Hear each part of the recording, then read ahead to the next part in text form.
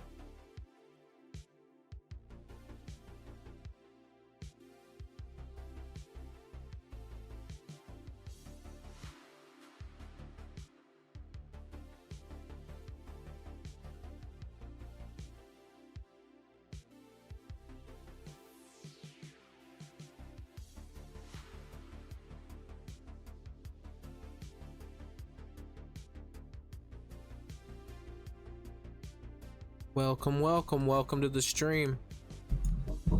We are gonna get started here real quick. And I apologize if there is construction noise. They are doing work on the building that I live in. I can't do nothing about that. If this is your first time here, we've been getting a lot going here recently. If you haven't been in a while, we've been doing a lot. We didn't want to dirty our main area up at the top. So what we ended up doing was we ended up coming way down here to another spot where we've been slowly. This is gonna be like our little formal, one of our little formal mines. And what this is facilitating is it's allowing us to either get dirt to dig out the road that we want to build, that we are building, or it gets us, sometimes we can get coal here, or if we get other resources, we can just load the dumper and then we can use it to make some profits. Because we have definitely come a long way with this world.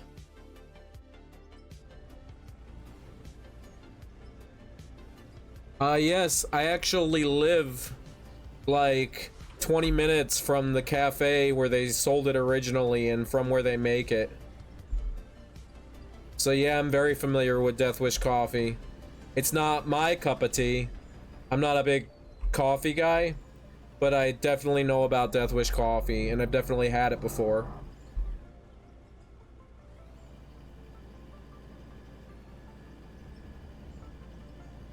I live in the capital region of New York, and that is a big deal here to a lot of people.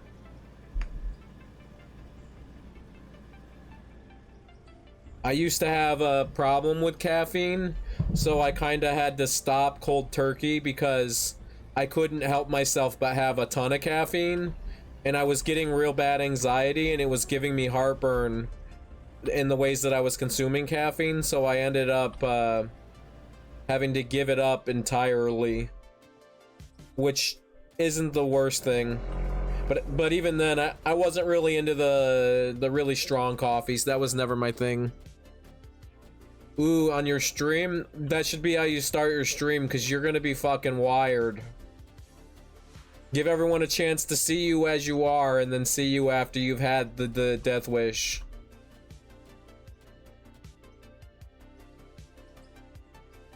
I mean, it definitely lives up to the name. I can tell you now, I'm not a coffee person, but I definitely appreciate good coffee, and I know that's considered a good coffee.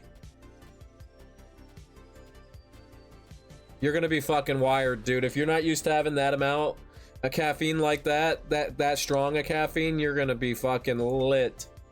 But if you're already a caffeine person, then it might just be like, I was expecting more from this.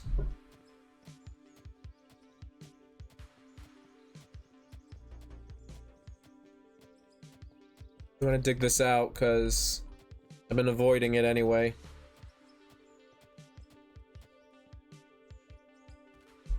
I did learn about this coolest new thing, Dark Tree. It's this website called Hammer Time. And I just learned about this today, and I wish I had known about it sooner. But I'll pull that up for you to see. It's this website where you type in your time zone and the date, and it can be it doesn't have to be right now. You can pick a future time, and then it converts it into a code. And then, so like, say that you wanted to start streaming, and let's say that your stream was going to start at 2 p.m. my time. I'm not saying it is, but let's say it was. You could set this to 3 p.m. my time, and then it'd do is it would give you a code that you could copy.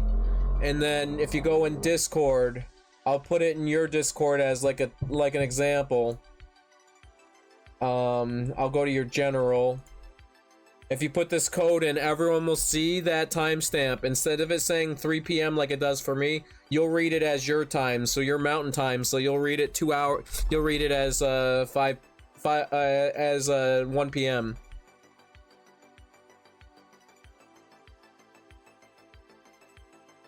It's a really cool, powerful tool I had no idea about that I wish I had known about sooner. Because when I post my stream in Discord, I have people that are from Europe that like to watch my streams and people from America. And I'm sure that I could get people from Australia too. That could happen. But what this allows is that you can send a link out with a timestamp, and then everyone gets to see their timestamp, and they don't have to worry about, it says Eastern Standard Time, what is that in my time? They can just see it in their time. And then with the same thing, you can get it, you get the date out of it too. It tells you you can get how many hours away it is. It's really powerful. I wish I had known about it sooner. I only just learned about that today. There we go. Shouldn't have turned around right here, but now we can, now that we removed that dirt I was avoiding moving. Yeah, it's literally just a website, dude. I found it, someone was talking about it, because I spend like an hour every day just watching tutorials on Discord, OBS, and like Twitch, and like stuff related to that. And I seen it, and I was like, I wish I had known about this sooner. This would have made my life so much easier.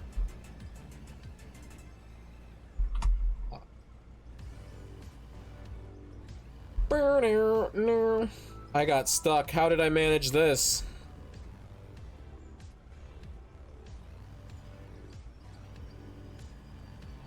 I didn't get stuck, but how did I manage that? I've never managed that before. It's this little tree that's not normally there that grew in. It's making me be more cautious because I don't want to destroy it.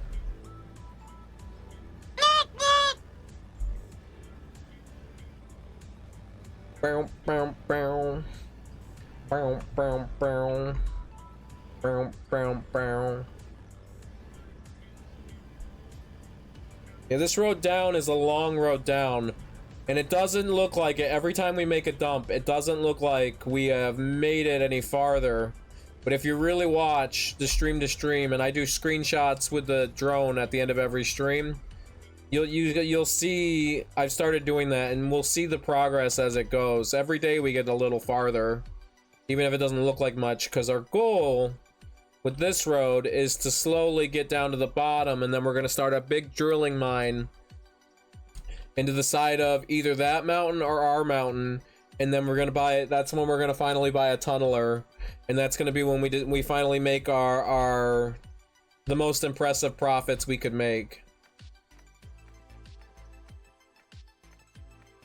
Because like the future is big profits. I just don't want to dirty the area where I am right now, and I'm just enjoying the time in our little machines, because in real life you wouldn't necessarily get in the real big machine for years. Maybe you would buy a little machine and maybe a few other little machines. You might buy different machines one by one, but you would not go right to the big machine. Most companies, when they start, they'll start in the little machine, and they'll be like, I can make a lot of money with this machine. Someday I'll be able to afford a bigger one, and I won't have to worry about it. And while I am in this like mid-size loader, we're working up to the big one, and the same with the dumper. It's just you got to work up to it, because it does not make sense to break the immersion of real life. So like some things you have to. This game can only do so much. It can only emulate running a mining company so much. But I try my hardest to make my playthrough feel like you're really in this seat, and you're really driving this machine, and you're really living your best life. That's why, like, even though people make fun of me, I put a living quarters in my building. I was like, I know I can't decorate it with nothing, but a living quarters makes this even if you just know it as a living quarters, it makes this whole world just feel more alive.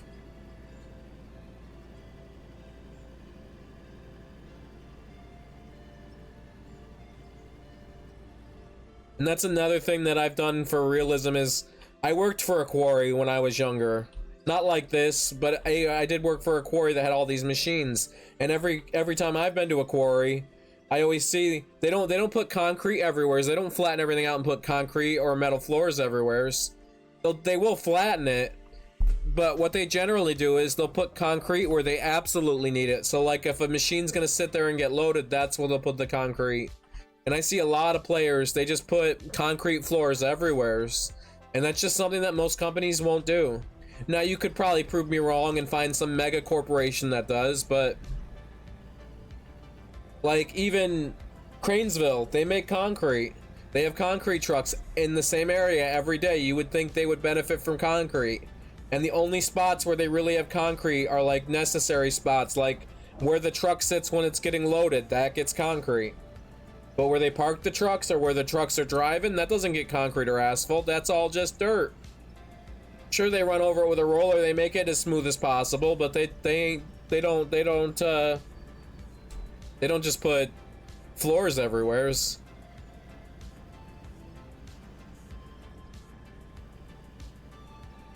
Oh my god, I bet. Death Wish is intense. Like I said, I used to be a real big caffeine guy, and not necessarily a coffee guy, but a caffeine guy, and I do know the satisfaction of. And why did I come up here? I did not mean to come up here. We did not need this dirt to go here. Fuck it, we'll sell it. Because all this is gonna be dirt. There's no pay dirt in this. There's no coal, I don't think. Yeah, look at that. That's all just regular dirt. I didn't mean to bring this up. That'll get us a little bit of money, I guess.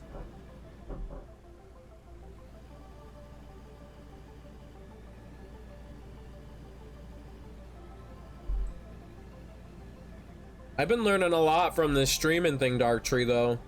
Oh. And I've been enjoying every second of it. I'm learning a lot. The last frontier that I really have to face, that isn't even like, and then that's like no pun intended, but the last thing I have to do is learn how to set up a webcam and then have that going, and I will. Someday Bongog's cat will be a webcam. I just don't have the money to buy a webcam, and I don't have one yet, and I want to work up to it. I like the thought that my stream has like eras. Like there's the first era is like I did 4 or 5 streams where I just played games and had my mic going, and I didn't learn how to do anything except make it so OBS could show my gameplay on, just show my whole screen on Twitch. Then I did the second era, was kind of like where I am now. I'm getting towards the end of this era, but it was like I was figuring things out one by one, and I set up an overlay and the stream looks a little nicer, and that's kind of where I'm at now. And someday I'll be in a different era. I'm gonna keep streaming whether I get people to watch me or not, because I'm just having a good time. And at the end of the day, these streams are... Oh my god!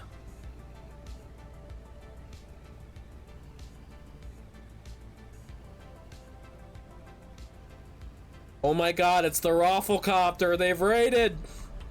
Oh no! Oh my god. Thank you guys. I know when I guided the raid earlier when I was chatting with you, I said a smaller streamer. It didn't have to be me, and oh my god, thank you for the follow. I gotta pull up the stream manager so I can see who's following me. Thank you, thank you. Thank you for the follow, Spiffy, Domino, and Molo. How's it going? Oh my god. Tito. I hope I'm pronouncing some of your names right. I think that's Tito. Tito 25. How's it going, everybody? Right now we're just digging some dirt and building a road and talking about our Twitch journey. Pickle. All right. Pickle it is. Now, I'll have to remember that. That could be a challenge.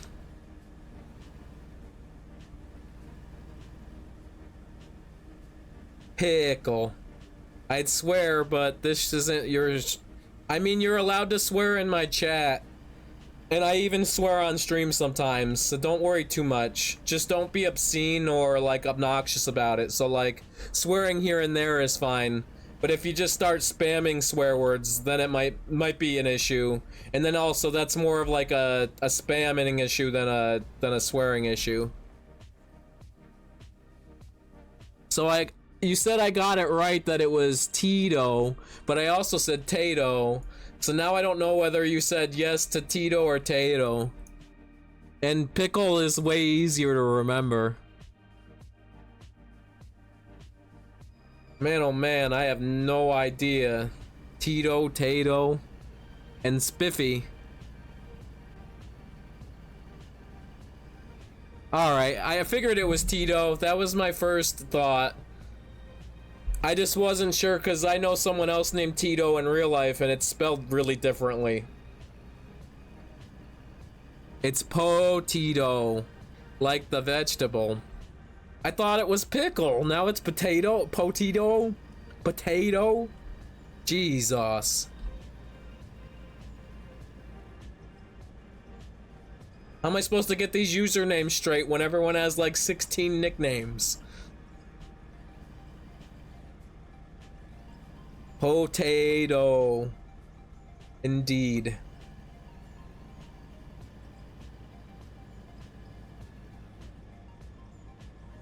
I hope that your podcast went well, Graham, and everyone over there. Graham and Bibby. And whoever else. I was able to stay for most of it.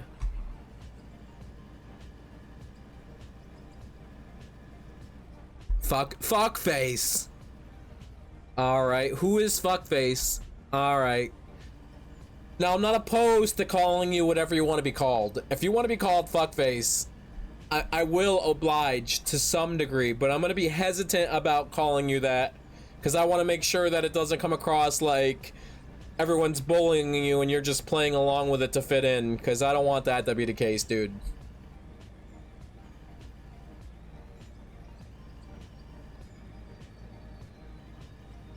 He's just asked for him.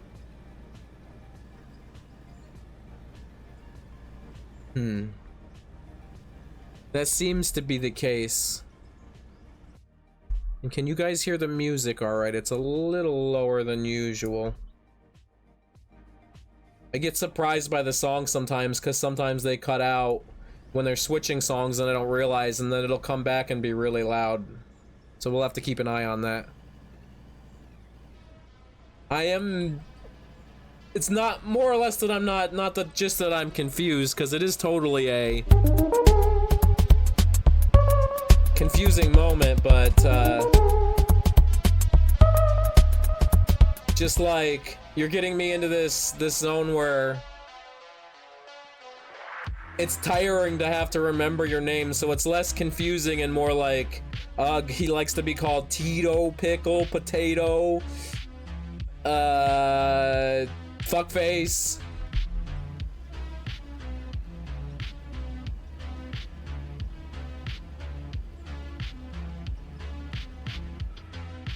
Tito calls me Fuckface. It's an inside joke. I see.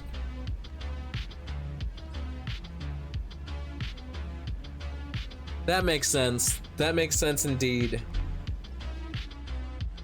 Dark Tree, are you still there? How did the coffee treat you? Are you wired yet?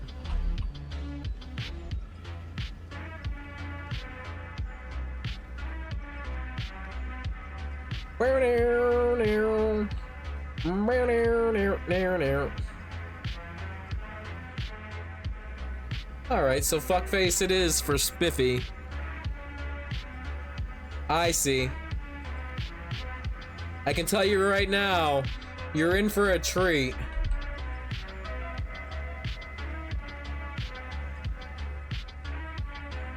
Death Wish coffee ain't no joke, dude. Oof. Alright, let's keep digging this out.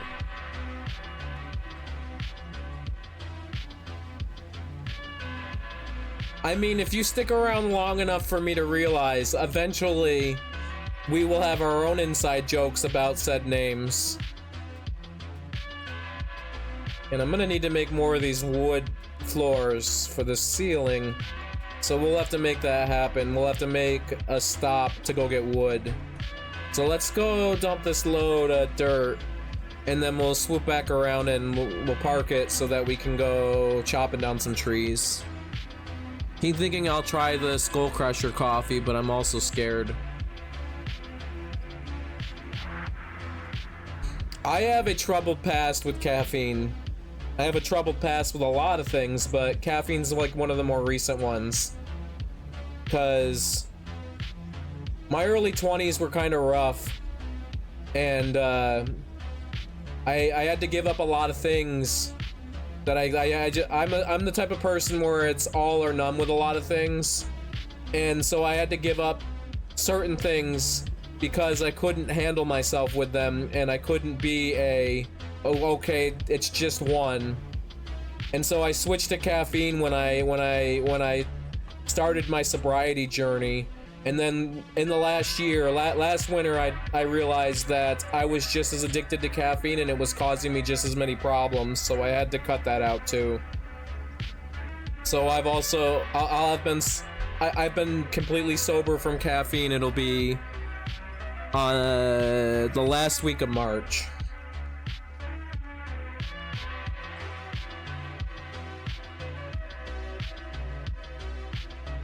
Because I switched to caffeine because I had a problem with alcohol, among a few other things that I don't want to get into.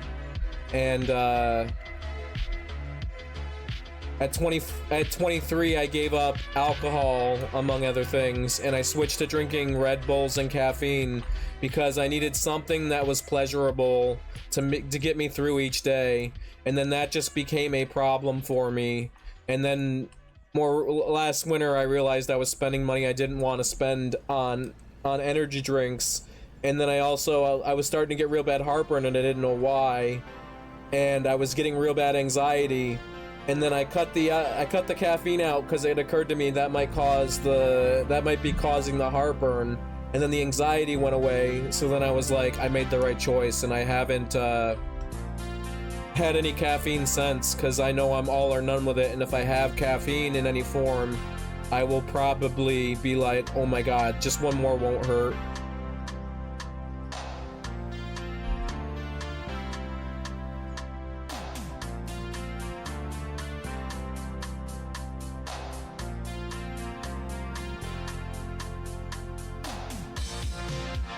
That's life though, right? We can't all have the same skills. Energy drinks are really bad, but for me it's like, some people they can separate coffee, energy drinks, and this and that, but if I just had a Coca-Cola with caffeine in it, it's gonna be like, well, I can just have one Red Bull, which isn't the case for me. It wouldn't be just one.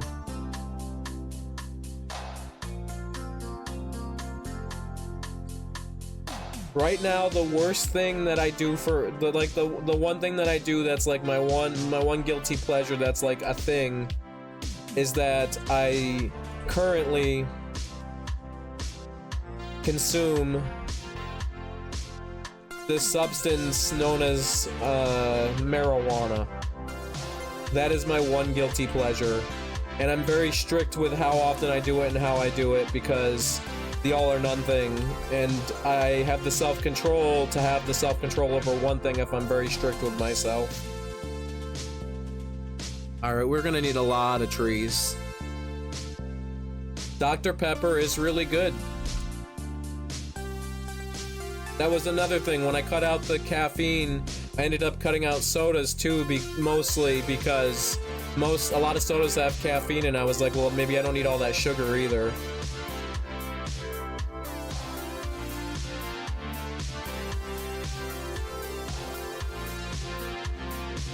You want a newt?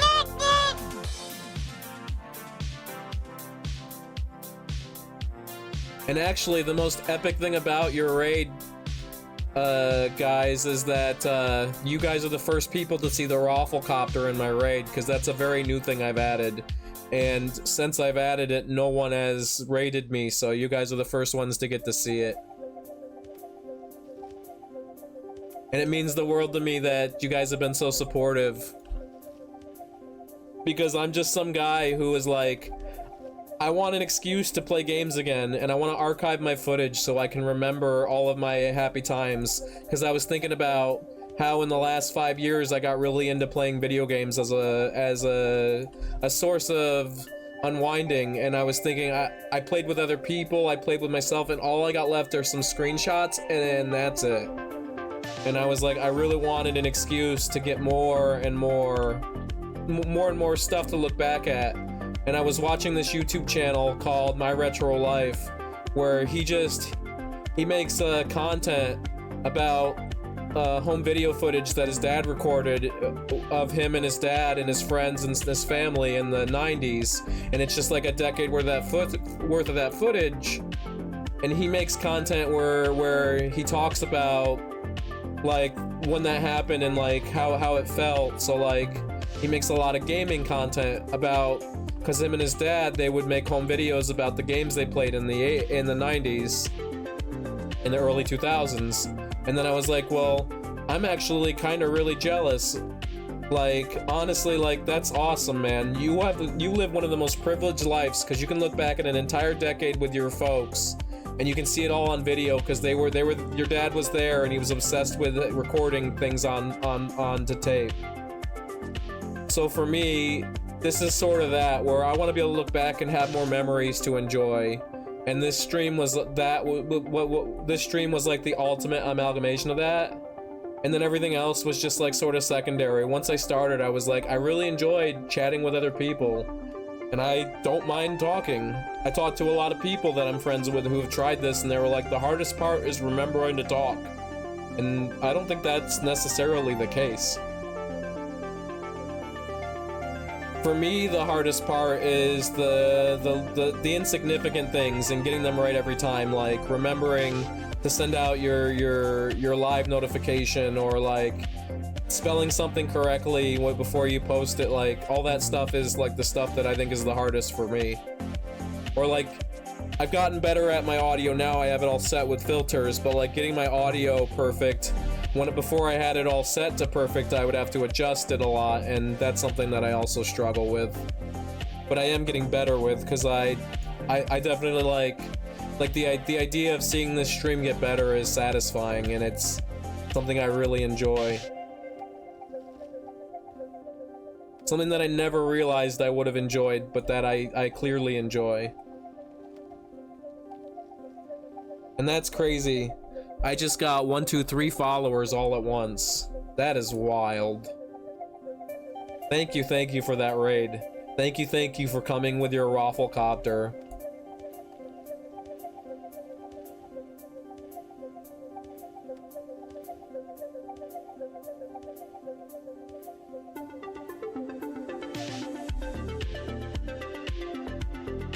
Maybe in a different life, I would have realized when I was younger, because I had all the tools in front of me that I could have done this, and I would have started streaming sooner, but hindsight is 2020, and I wasn't 18 years old, at 20 years old, even at 25, I wasn't in a place where I could reliably sit down for 3-4 hours a day, 5 or 6 if you count all the off-screen time, so it's really worked out. Oh, I never would. I would never choose to self-promote. One, it makes you look like an extreme douchebag, and I just don't want to look like that. And then 2, it doesn't work. Like yeah, no one wants to look like a douchebag, and that's good motivation not to do it. But like the second reason is just as important. People are gonna look at that and think you're a douchebag, and then not go to your stream anyway, or not want to raid you anyway.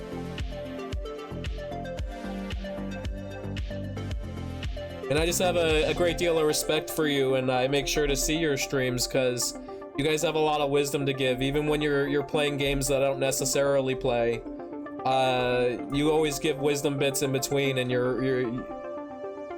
there's this thing I've noticed with anything, with a lot of things, but like with my trade at work, I work in a trade. I've learned that the people who are the best teachers are the people who have gotten there, but they've just gotten there, so they haven't been there very long.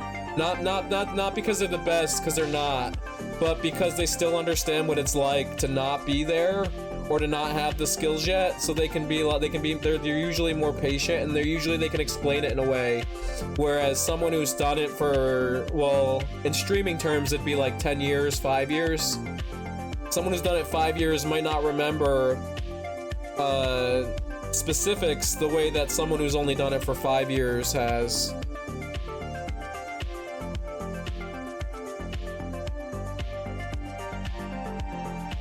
So, someone who's done it for a lot less.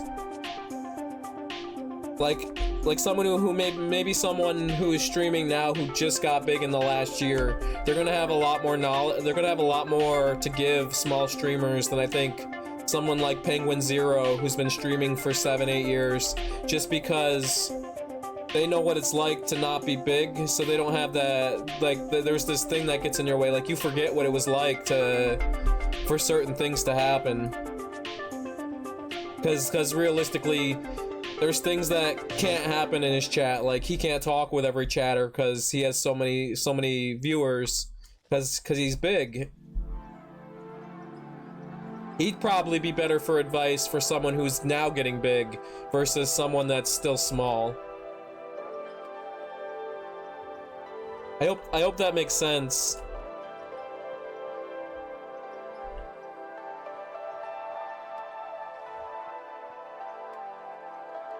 We're gonna need a lot of these trees. Not that we need a lot of trees, but the more trees we have, the more wood pieces we can make, and the less we have to worry about it later.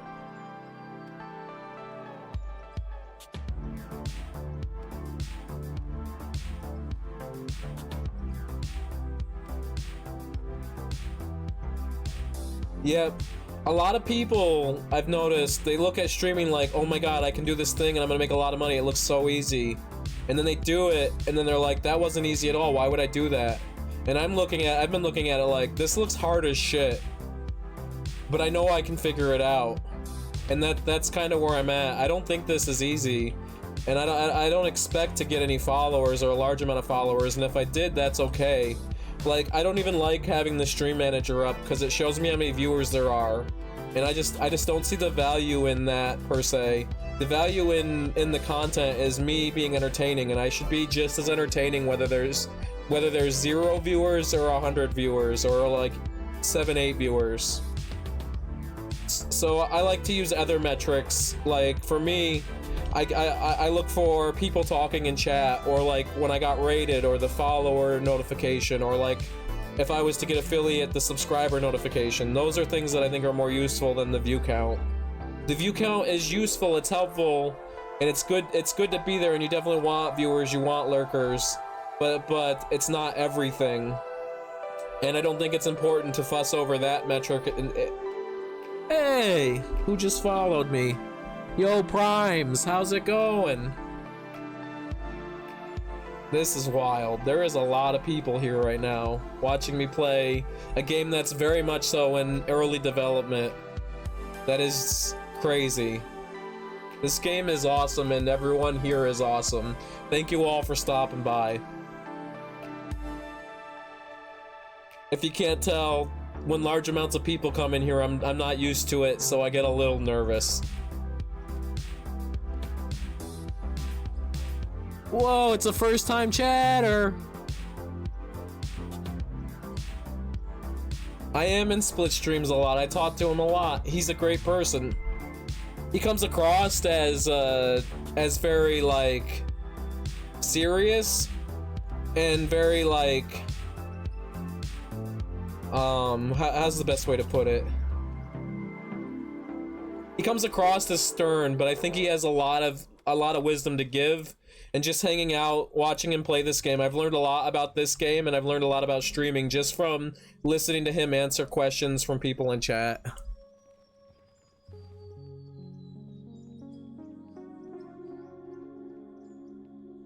I don't think I could talk like I had 1 million viewers. I would probably piss myself. So for me, I have to, like, in my head, talk as if there's like 20 people. I can compartmentalize that. The one day I got a raid and I hit 20 people, and then another raid happened and I hit like 30 something people, and it just freaked me out. And so like a million people blows I couldn't picture that. I can reasonably picture 20 people because I could see myself in a classroom when I was 20 years old in college. I could picture myself doing a public speaking, like doing a report or something in front of a class. But a million people, I couldn't imagine talking to a stadium larger than most stadiums. Jesus. And the thought that I could impact that many people, or like make them think some sort of way, or like say something that I can think of as something innocent, but that they could take in the wrong way, that freaks me out. I'm not ready for that yet. But I get the energy and I get the momentum. You're right. I gotta talk as if everyone there is here to have a good time, and as if everyone is here whether they are or not.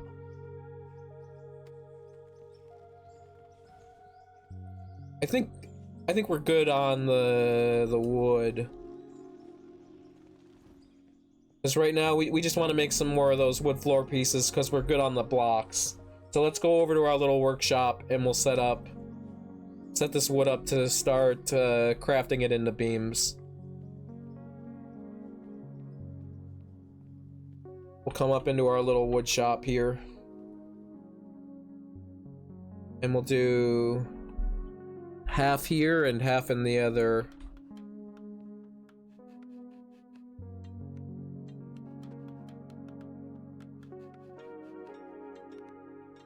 Half here and half in the other bench, and we'll let this go for a little while.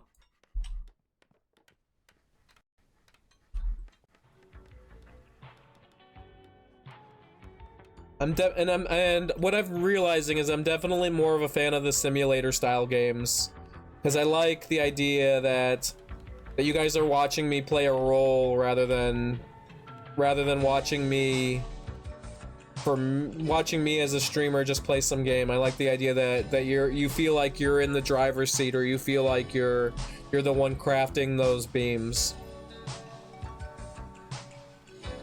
When did I get this pay dirt? I don't remember that.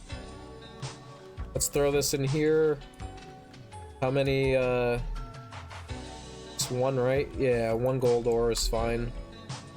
And we'll keep the dirt on us. That's fine.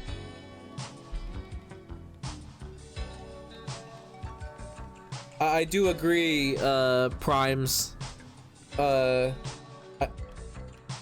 kind of like, I've known about him for a little while because I'm friends with Varus, and Varus talks about him a lot because like I started streaming on Twitch.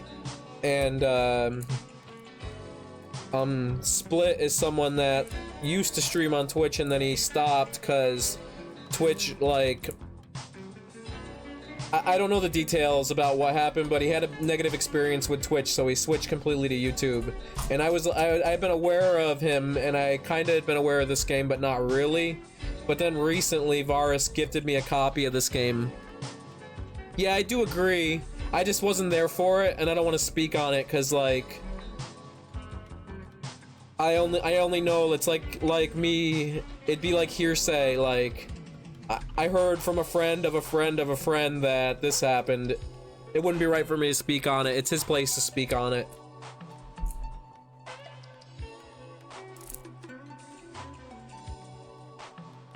And I'm also not opposed to YouTube or streaming on YouTube. That's not something that bothers me. I chose Twitch because I've always liked the community in Twitch a little better.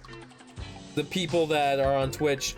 But I definitely like listening to Split talk about Twitch and YouTube. I can definitely see the flaws and such. He was talking the other day about how people lurking has become like this problem where people are so concerned with being in someone else's stream just to make sure they get them one viewer, that it becomes this thing where people are just sending all these viewers that aren't adding much to the table. And I see it as a problem because some people, they'll do that and then they won't even watch real streams because they're too busy trying to find as many streams as possible to lurk in. So like, while I'm not opposed to lurking, I definitely see. Alrighty, Ice Cream. Thank you for stopping by and thank you for the raid. It's always a pleasure.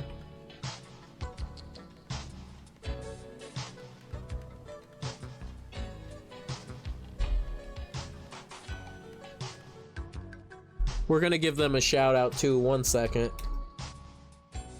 I can do that. Oops.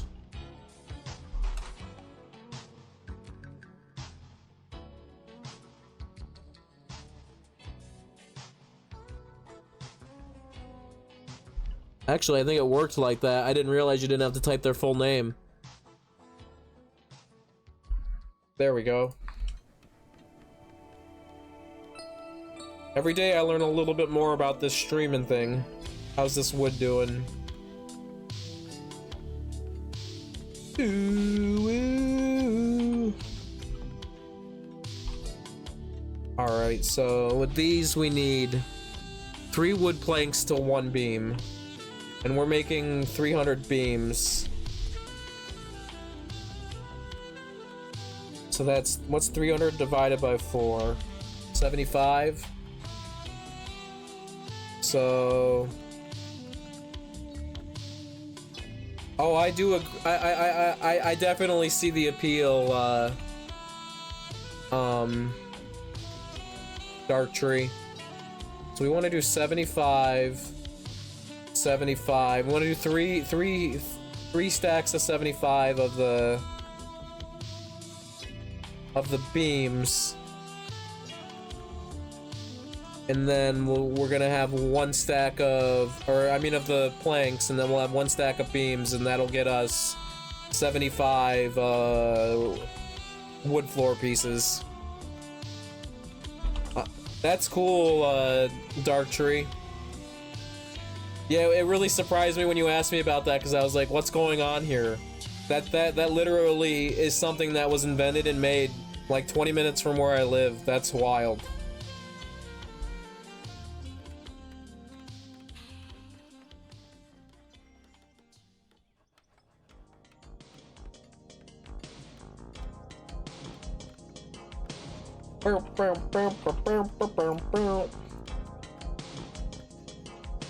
We do have 2 more of these. I don't mind using them, but I don't like leaving them out and about because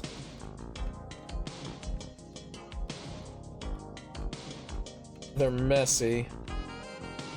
Let's take these and these, and then can we get another set of 75? We can. Because what we'll do is we'll do 75 in here. 75 in here. And then we'll do 1 more stack of 75 that I was able to do 75. 65. So I need 10 more.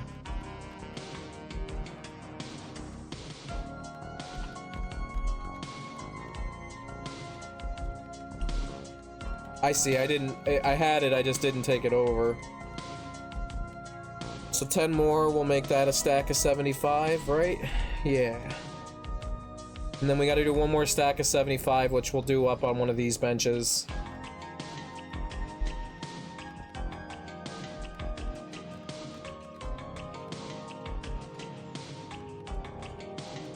And then we should be good to make 75. One of my community members said I needed to get it for tonight. Oh, well, do you feel wired yet? It also depends on your tolerance to caffeine, because like, a lot of people who do Death Wish think that they're coffee people and they're not, but if you're already a serious coffee person, it might be good, but not, like, great. It might not give you that high that people are hyping it up to be.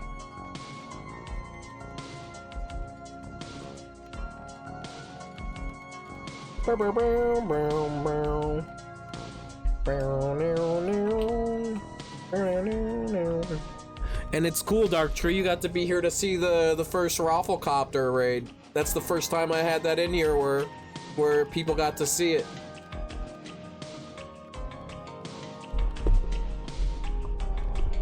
Which is awesome. Because I like that I'm slowly improving the Slowly but surely improving the stream. What's half of 75? We could do like 30 and 25. Or no. 30 and 35. 45. I can come too. I can speak. Yes, 37.5 is correct.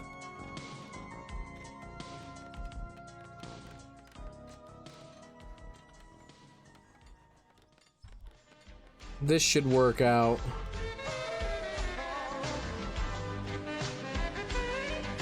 That music's a little loud again. I that's one of the biggest things I struggle with, is getting the music at the right level, because I'll see it when we're between songs and it'll be way low and I'll be like, how long has it been that low?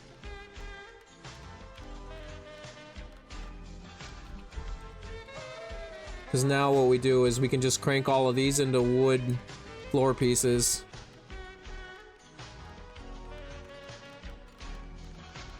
Yeah, it was just something cool I've wanted to try, because it seemed like I looked and I looked and I looked and I didn't see anyone else who had a raid like that, and it's just such an old iconic internet meme.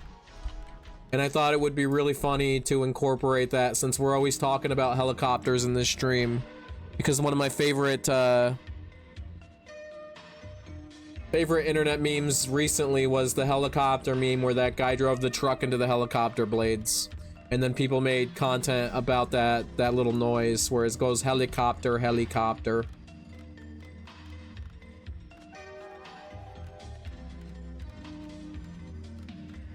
Helicopter, helicopter.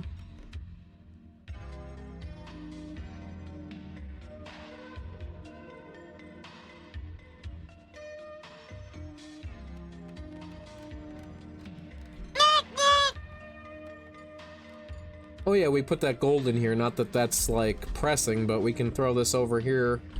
Let's get our gold bar so we can make the smallest bit of profits, $100 or so.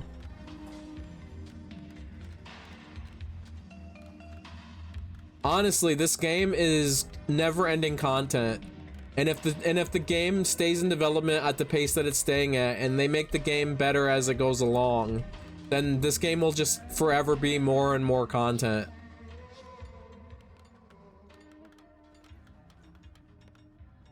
Like, I have no doubt in my mind that this game has all of the right, so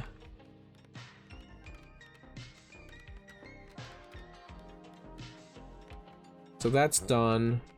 How many more is there here? Okay, so that's done.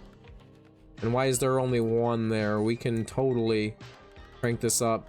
2 more. I knew we were gonna have a few more beams because we didn't quite have... We didn't quite have 300 wood beams made. We made like 310 or something like that. So we want 3 for every one, so we can make 5 more. That'll put us at 7, and then there'll be 2, 6, 7. Yeah, that'll work. Or we could even get away with 4 more. But where do we want to do this? We can do that over here.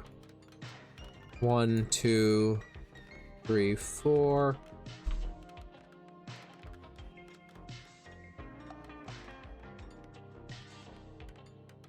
Oh wait, I forgot that these planks aren't exactly one beam, are they?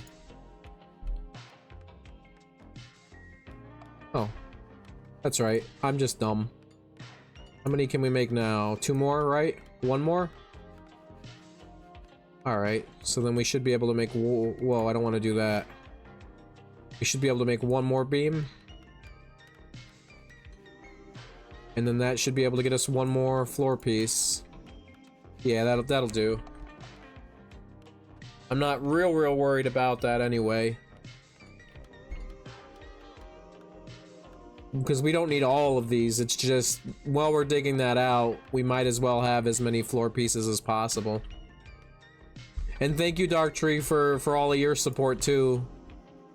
It's real fun hanging out with you in your stream, and like, you were one of the first people to welcome me when I started streaming this game. to the little out of org community that there is, and I very much so appreciate it.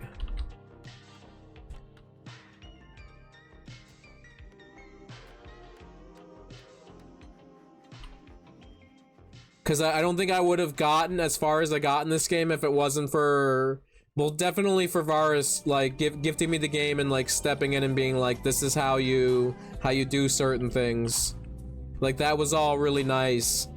But then everyone in the community, like, being there when I had questions, or, like, streaming it so I could see how things work. Like, that's all been so useful. This game is very much so, in my mind, not a game that's for everyone, and also I don't think it's necessarily a game that you can just pick up and play. Now, the learning curve is easy, you just gotta learn that learning curve, and once you do, it's easy. We're really coming around with that road. It didn't feel like it at first, but man, we're all the way down there now, and pretty soon we'll be at that bottom like we want to be.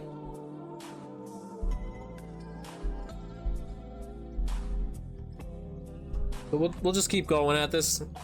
We're having a real good time here, learning a lot. Just shooting the shit, kinda.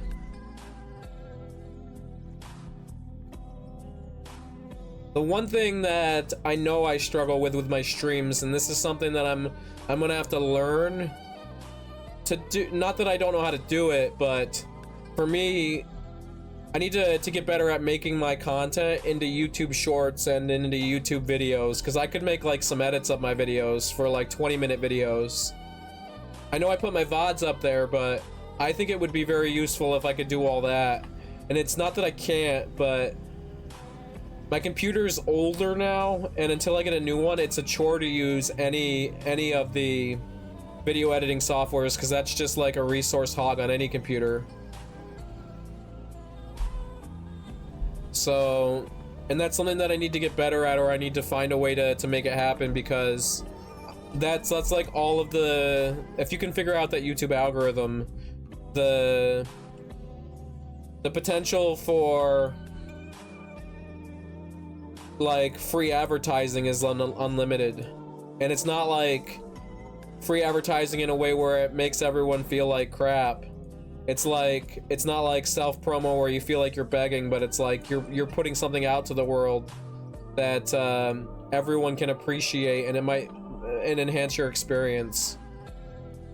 Because I also realize, and I also know that watching streams isn't for everyone, and then the VODs isn't for everyone either.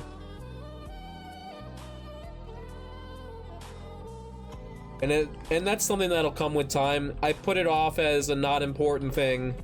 It's like on my priority list to learn how to learn to get better at that, but it's not on my required list right now. It's a someday I'll tackle it thing, or I'll try to tackle it. As far as they go now, I've done a couple of shorts as like a test where I just learned how to do it, because I know like right now I can do /clip in the chat, and it'll make a clip of like the last 30 seconds. But again, it only means so much. I gotta get better at remembering to do it at key times, or just like sitting down and watching the whole VOD and finding moments that I think would make a really good short.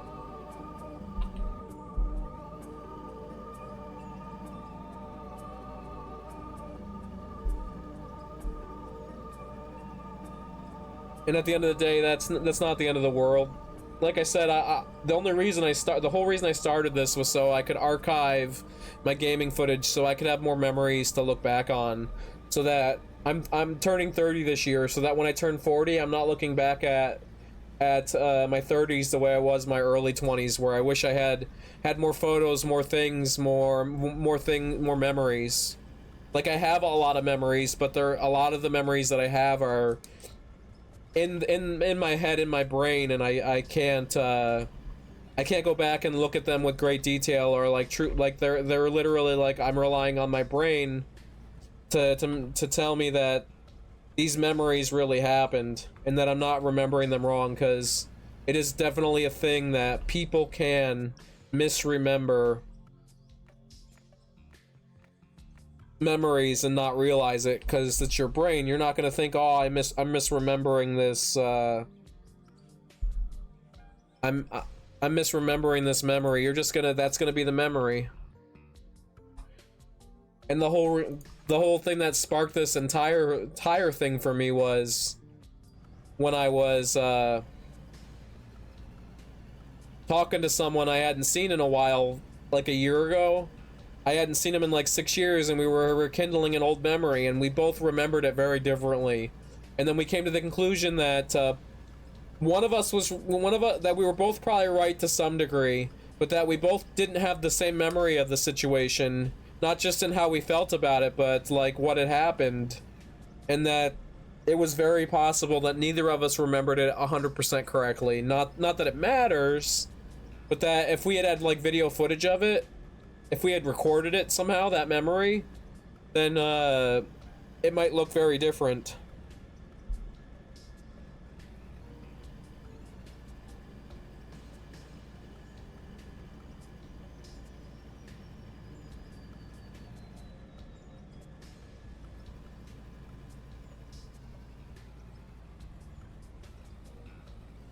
Let's see.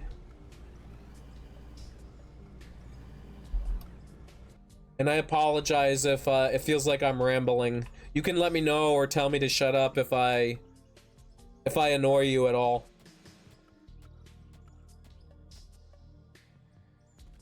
But I'll also get the message, because like if I start being annoying, people will just leave. That's a very real thing.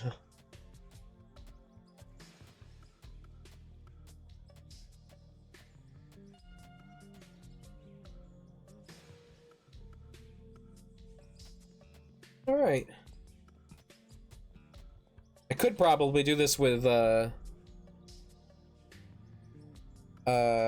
is it? Equipment, explosives. We'll try the cheapest one. Because I could probably get rid of this like this, and I don't think it would destroy my wood. We're gonna find out. If it does, then we don't have to ever do it again.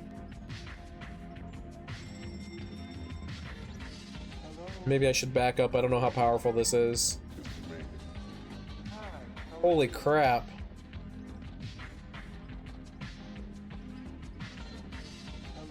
What did that do to my roof? Did it put a whole bunch of dirt on it? I don't think so. But it did a bigger explosion than I thought it was going to, for sure. Hi, how are you?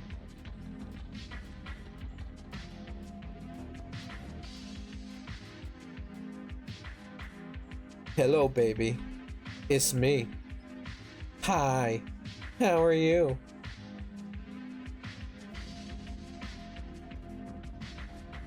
One thing you'll learn about me is that my biggest fear of all fears is not like some people have like a fear of death or this or that or not existing it someday, and that's not stuff that I have a fear of. My biggest fear is forgetting things, that someday I could grow old and people and that I wouldn't remember my life. Not just, I'm not like worried that other people will remember my life, but I'm worried. My biggest fear is that someday I might forget something that means a lot to me, like I had a childhood dog from the age of 4 until the age of 18. He lived to be 16 years, or no, from the age of 3 till the age of 8 to the age of 4 to the age of 21. He lived to be 17 years old, and he was a really good dog.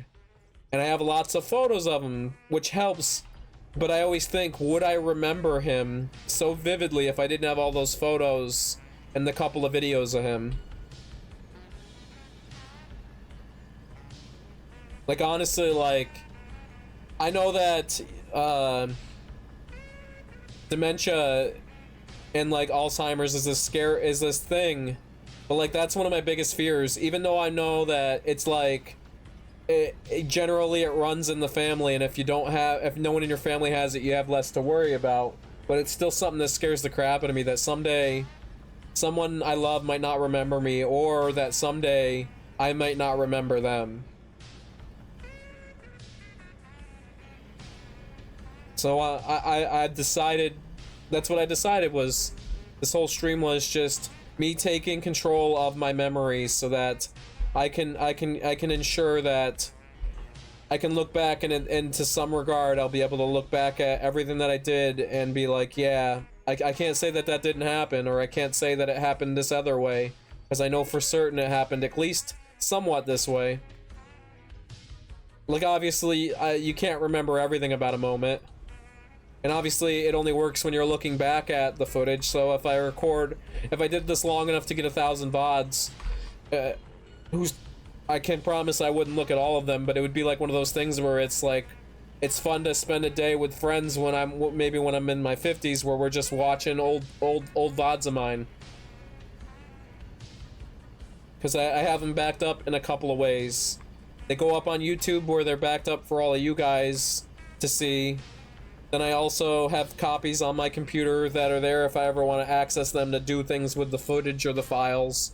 And then I made another I put backups onto CDs so I can look back at these whenever.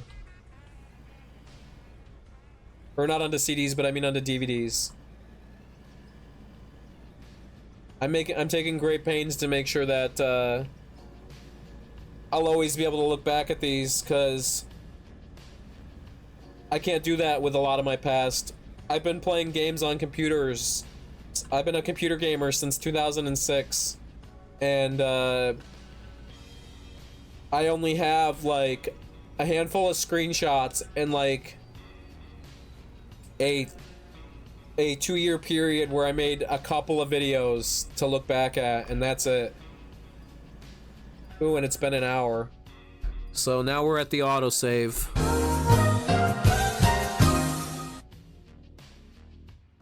I hope everyone is having a good Friday, and I hope you've all had a really good day. My week's been pretty good so far. It has. And oh, another thing that happened yesterday, or within the last couple of days, that is like a real big reminder about how finite life is, was that the creator of Dragon Ball passed away. And while Dragon Ball wasn't my biggest cup of tea growing up, like, it definitely affected a lot of people, and it's just a reminder for all of us that life is finite, that we don't live forever. Oops.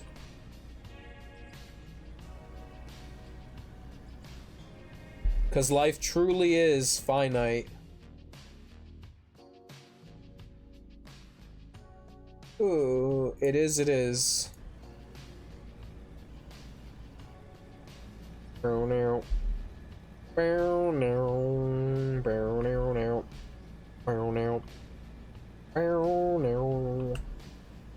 Alright. This road is really coming together.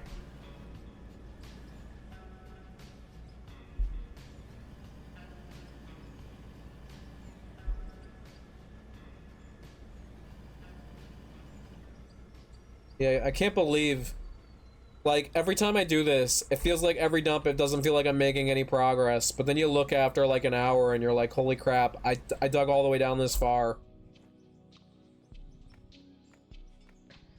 And I'm sitting on a little bit of money right now, so I can afford to, well, not a lot of money. I've definitely been burning it down. It's definitely down to like not a great place financially, but I'm still chilling, so I can still work on my road. I don't have to pivot and try to find a way to make money right now, which has been nice. Because one of the earliest things we did in the stream was like episode 3 or 4, when we had gotten familiar enough with the game that we felt like we could make money, was we took out a loan on an excavator so that we could experience what loans were like. And then it was like, it put us in this grind set where we were just forced to grind for iron so that we could make steel floor pieces for profits, and then it stressed us out a little bit. And at the end of the day, that's cool. It didn't bother me. It was definitely like one of those things where it's like happy memories. Like, it was cool because it forced us to be more productive, But at the same time, I'm glad that I don't have to do that right now, because I wouldn't be able to work on this road if I was worried constantly about the loan ticking down, taking away money, all that interest. And I might start digging down with this a little bit, because we're good now, but I want to make sure that we're not, like, brushing close to the ceiling, because I don't want it to be, like, where we're worried about getting stuck, or we're worried about breaking something like the wood.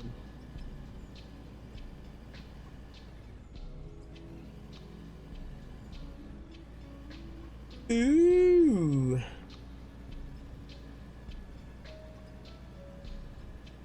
I hope everyone is having a good Friday, though, that you're all zooming in your own little world, having a great time. Because all we could ever ask for is that we're able to live our own lives in the best way possible, and while we're not always guaranteed that, and while it's good to be not okay sometimes, it's good to have your ups and downs. I do hope that everyone is having more ups and downs right now, and if you're not, I hope you're able to find your way to the ups again soon.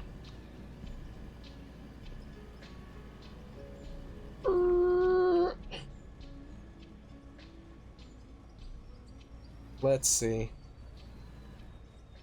I'm just gonna dump this here.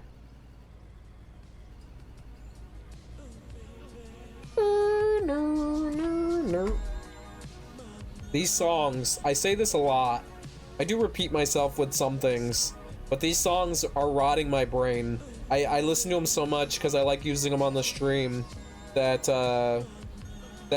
they get stuck in my head, and I end up singing them on my commute to work, or when I'm working at work, or like when I'm out with other people. Especially the one song where the lyrics are, "Hey baby, it's me," and then the lady's like, "Hi, how are you?"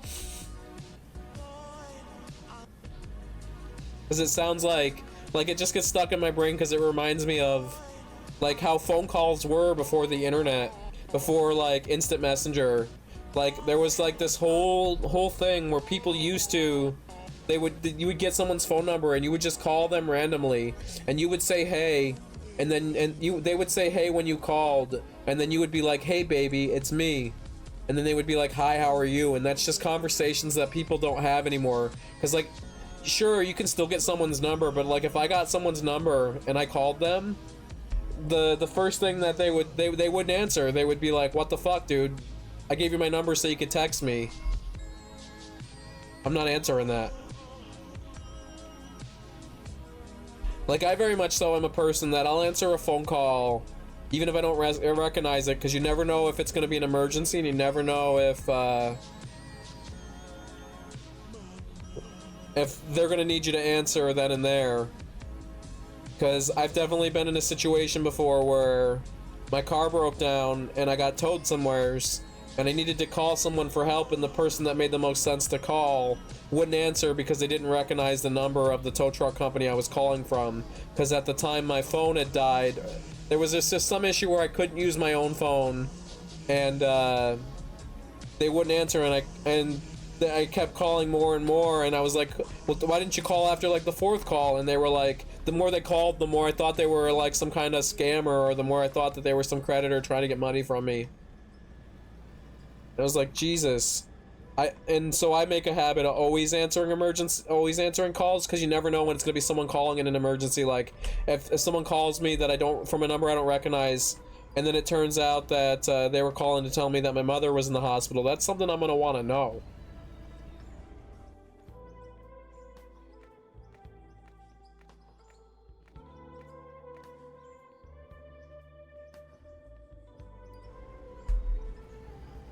Plus, like, who doesn't want to hear someone's voice?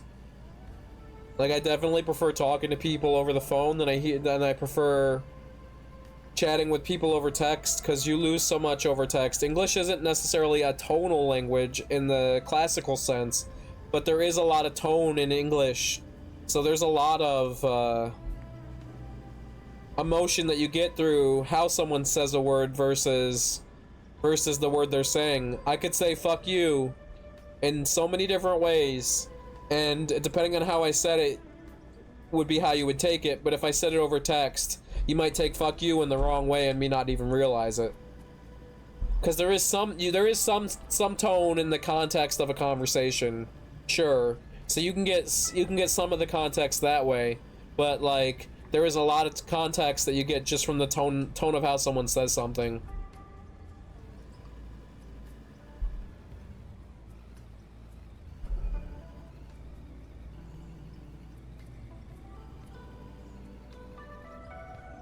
And if you haven't noticed right now, the question of the day is, have you considered your existence? That's what we've been talking about on and off this week. Because it makes a lot of people uncomfortable, sure, and it can even make me uncomfortable to some degree. But I found that talking about it, usually if it makes me uncomfortable, the talking about my existence, usually by the time that I have talked about it, I feel better because I talked about it. And existence is this really crazy thing that I just don't understand, that a lot of people just don't understand. That maybe we're not meant to understand. But talking about it definitely makes me feel like I understand it a little more. If that makes sense. Ah, yes. Definitely should have been doing this a little more. We totally just risked this huge cave-in, and we're gonna fix it now because, believe it or not, I do not want to die. Like, on my list of priorities, death is not one of them. I don't want to be digging here one day and just have the entire wall of dirt collapse on me and I start suffocating, or worse. The pressure, or worse. Because I feel like the pressure from all the weight of the dirt on top of you would break some bones, and then it would also like crush your chest, so that would be probably a pretty terrible death.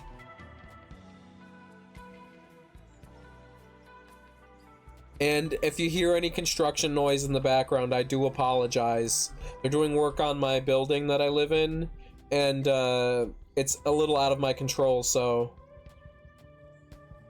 I definitely have filters on my mic audio that definitely mitigate it, but it's definitely something that we have to contend with. Let's we're gonna want to bring the roller in here in a little bit and smooth that out a little bit. Someone messaged me. All right.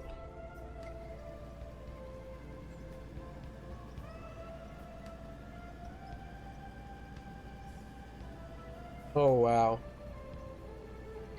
We'll park this here. Maybe we'll even put some fuel in it so that we're ready with it. Undo the gas cap, grab the nozzle, and stick it in. And then the only additional step is, in this game, they require you to refuel inside. And then we'll take that and we'll set it back here. And then put our gas cap back on.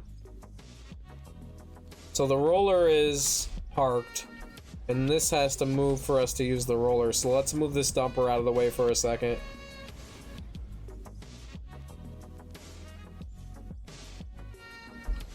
So I want to do this now before we forget about it, so that we don't keep, well, not even just so we don't forget about it, but because my lazy ass would just keep putting it off if I could.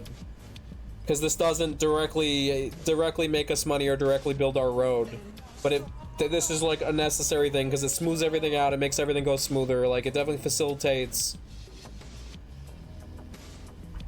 our mine in a very positive way, and I'm definitely glad to have it. But you'll see, I can neglect using it because of the things I mentioned.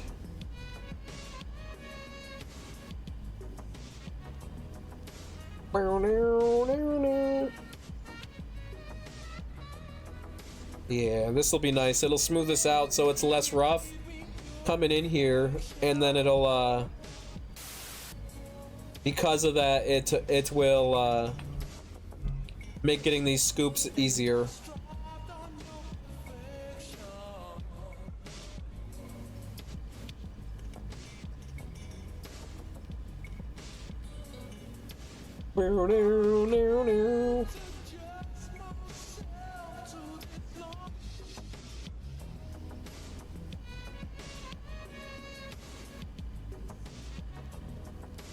We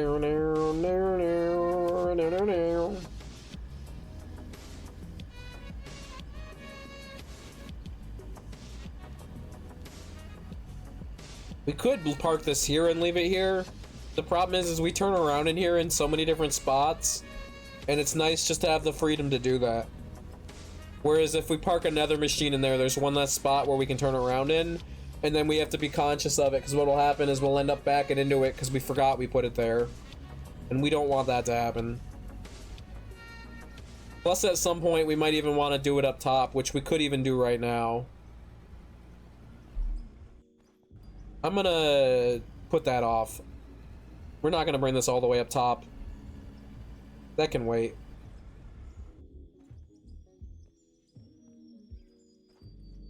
Oops.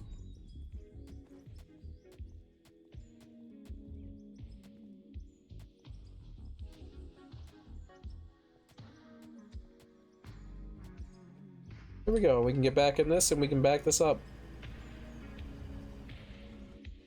There we go. If we ever need to dump in it, it's there and ready to go. And we're all smoothed out, so we're good.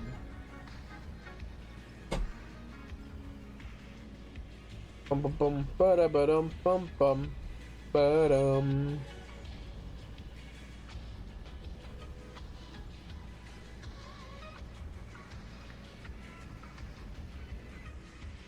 The biggest thing that I would be excited to see in this game, because I know this game is very much so, like, in the beginning stages of its journey, and I know that these aren't high priorities, and it's not something that necessarily everyone wants, but I really like micromanaging, so I really like data management games, and I would really love to see this game add more of that, to add, like, maybe you could toggle it on and off, have it be an option, but it'd be cool to have there be, like, living expenses, because, like, realistically, there's going to be more than just fuel and interest rates that burn through your money. Like, you got to think, you got to at least buy food. At least food. And then you also got to think, well, you want to shower, so you need, like, soap. Like, there's just things you'll need. And it would be cool to implement, like, have it so every so often it takes a little money from you to account for that. Maybe not make you go as far as having to buy food or eat food or having to buy things, but even if it just took like, let's say $55 from you every so often, maybe not real often, but every so often to account for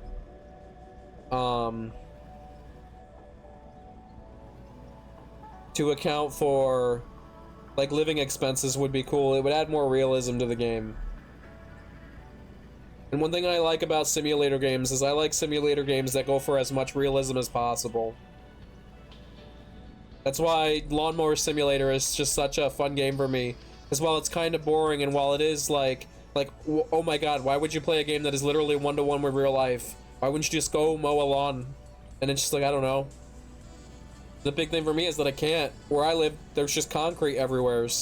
Like, there isn't grass like that, so I don't get to mow a lawn, and that, like, so for me it's like scratching that itch, I guess.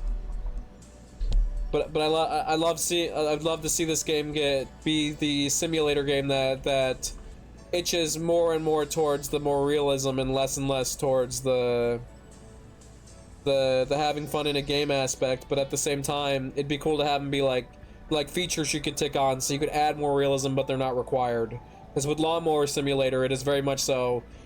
Every little bit of this is as much realism as possible, and we're sorry, but you gotta play with the realism. There is no turning the realism off.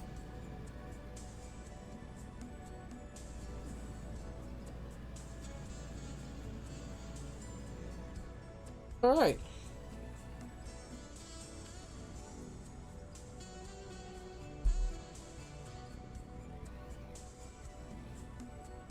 Oh yeah, look at that. And you really can. In this game, you can really affect the world in a way that a lot of other simulators can't. Like, this is a simulator game where they're trying to make it so that you're simulating riding in machines and using them. Like there's all sorts of machines in this game, and everyone is trying to vie for realism. But at the same time, this is the first ever simulator game where you can really like build out as much of the world as you want. And that's really cool to me because a lot of their simulator games just can't or don't do that.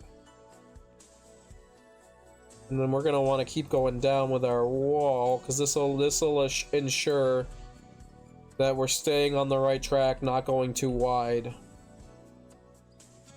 want to fill that in.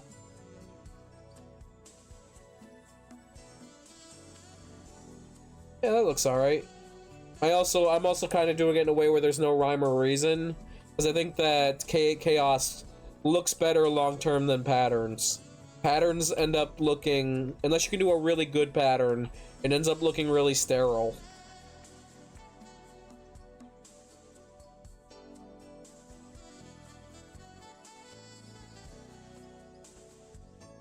And I will throw these back over here because we don't need them.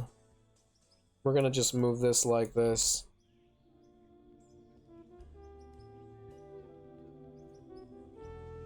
Just fill this in. It's easier to do this now like this than it would be if I dumped a load.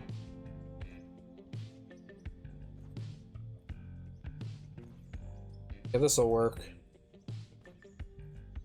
And again, I can't say it enough. Thank you everyone who followed, and thank you for stopping by.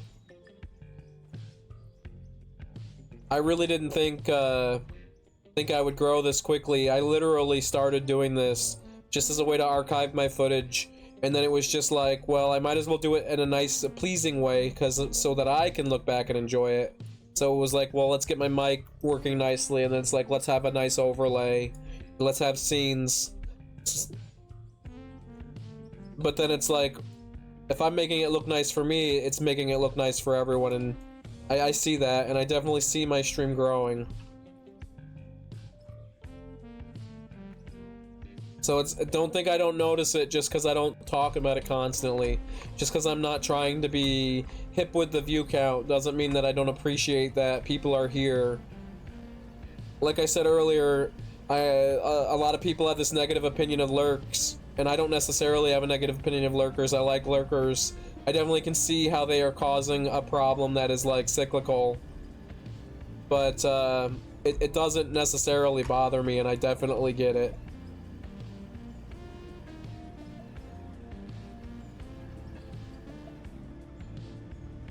And also, I appreciate Ice Cream Uploads a lot right now because I've been getting to see them a lot, but at some point, when it's not this time of year, I work a lot more, so I can't be on during the week, and a lot of their streams are on when I would be at work. So like, I'm getting to learn a lot from them now, but there might be a time when I can't be on as much, and I don't want them to. I want them to know that I appreciate their content while I still can. Because like when summer comes, I just don't have off time the way I do now, so then I can't be as connected because I just can't. Because while I do love streaming and I like streaming, it's not my job. It can't be my job. And I wouldn't necessarily want it to be my job anyway. Like, it's one of those things where I understand that part of it is that I could someday make money from this. But I'm not trying to make money from it. It's like one of those things where if it happens, it happens.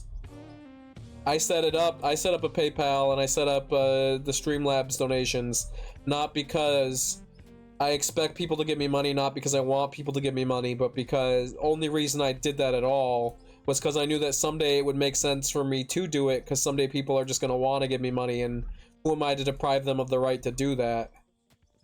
And then it was just like, if I do it now, I don't have to worry about it later, and I had the time to do it, so I did it. And then the only other thing that's kind of money related that I set up was the affiliate marketing. I set up some Amazon affiliate links, and I set up that not because I want people to buy things and use my link to get the thing, but because I thought it would be really funny to affiliate and to like share beanbags with people, because I always tell people you should come grab a beanbag chair and just chill for a while and hang out. I don't care if you talk or not, but it's really cool when people hang out. So that's where the beanbags come from, is like, I want you to be able to get your own personal chair where you can hang out and listen to the stream, is kind of the thing. So it's not even for me, it's not about the money, it's just like, I thought it would be real cool to try to encourage people to get a comfy chair. And so I started an affiliate channel on my Discord. And it was also just like I said, getting it done now, because I know that it doesn't matter to me now, and it might not ever matter to me. I'm not saying that it never won't, but it might not ever matter to me. But I could see it mattering to other people, because I see that with other streamers where they're like, I don't really feel comfortable taking money, but I also know that people love giving me money, and I'm not going to deprive them of the feeling of the donations. So I figured I would set it up while I still could. Because if this stream was to take off and I was at a point where now I need to have, where it makes more sense to have it, but if my stream is doing way better, I might be way busier. I might be streaming more or working on other things. Like, I might get to a point where that little time it takes to set that up might be a nuisance, and it wasn't a nuisance when I set it up. If that makes sense.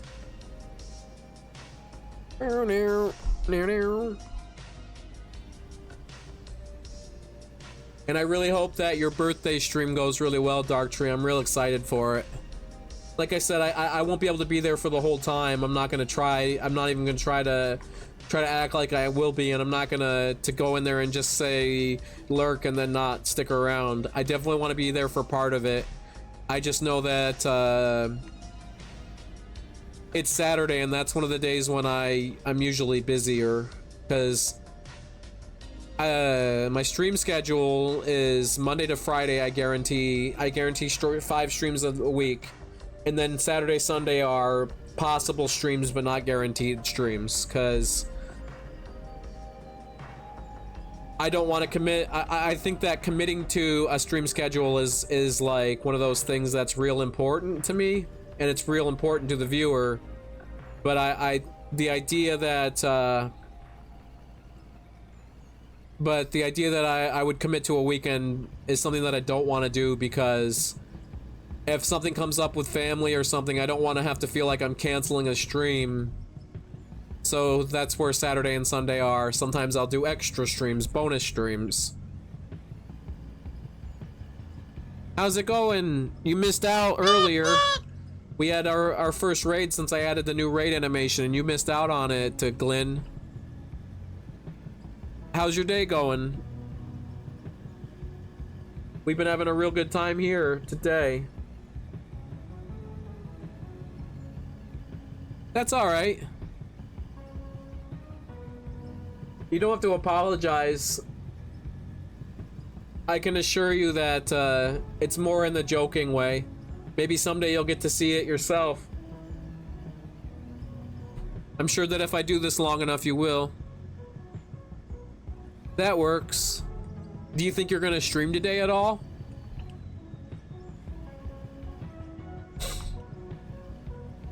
Because I do always enjoy hanging out with you in your stream while I'm working on stuff or at my computer. That's true, because it ain't going away. I definitely like how it came out, and I'm definitely gonna leave that way for, at least as far as I'm concerned, the foreseeable future. Couldn't see it changing. Alrighty. Because I'll be live here for another 3.5 hours or so. I said I would be on from 12 p.m. my time to 5 p.m. my time, and I'm sticking to that. Plus, there's no reason to stop while it's going pretty good. I'm having a real good day today. Not just because people were in here chatting with me, but because I was just in a good mood, period, this morning.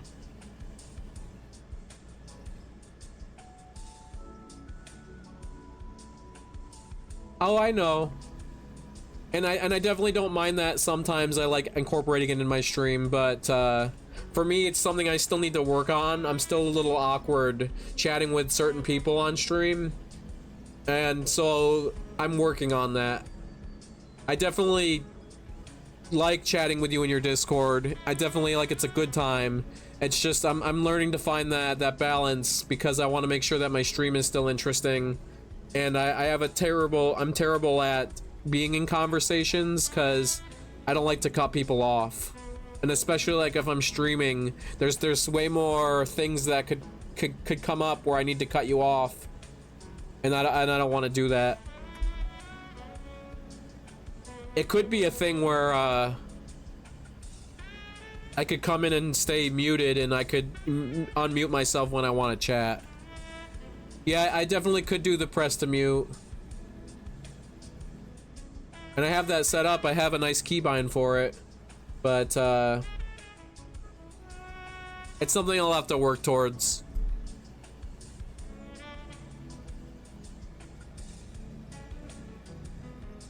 Yeah, that makes sense.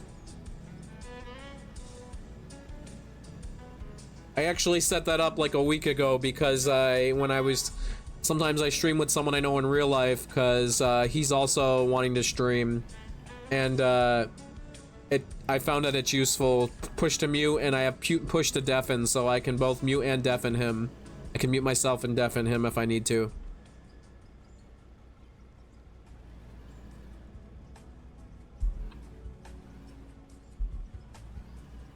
And how's it going, Split? I hope you're having a real good day.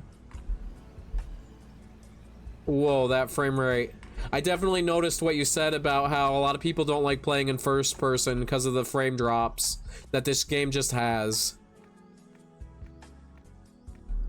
I like playing in first person just in games like this in general. So I'm like hopeful that at some point we'll get an update that'll make that happen less. But we'll see. I'm willing to settle on that, compromise on that in the stream, because I like that it makes everyone feel like they're more immersed. It makes us feel like we're driving the machine.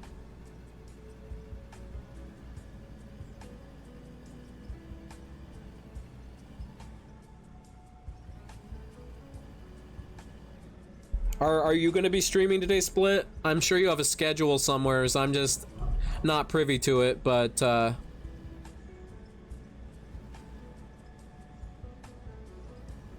I don't know quite when you stream and when you don't. I happen to see you on, I always stop in. Because one thing I've learned for sure is that I've learned a lot from you. Just from listening to you chat, even if I don't ask questions, listening to you answer other people's questions. Like, you have a lot of knowledge to give about a lot of things to do with this game in particular, but also with streaming, which is really useful because I just so happen to be streaming the same game. You've given me a lot to think about which platforms I stream on and such. I see. I hope you have a good weekend, and thank you for stopping by. You did miss it earlier. I finally took the time to create a proper raid animation that's not just one of the default ones. And it was really cool, and a whole bunch of people got to see it earlier because I got raided. Maybe someday you'll get to see it.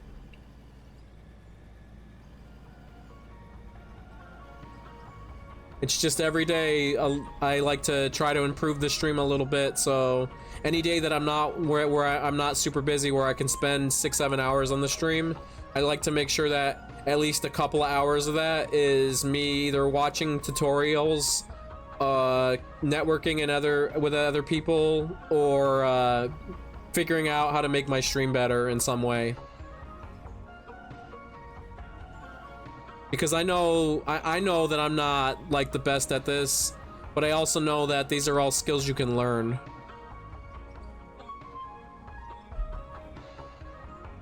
Yeah, that's for sure true.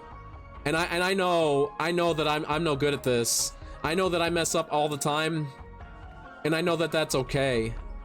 And I think that I've definitely seen it where I've seen other people that are doing pretty good get in their head that they're doing great, and then when they mess up, they like freak themselves out. And that's just not me. I don't want that to be me. I'm more than content with knowing that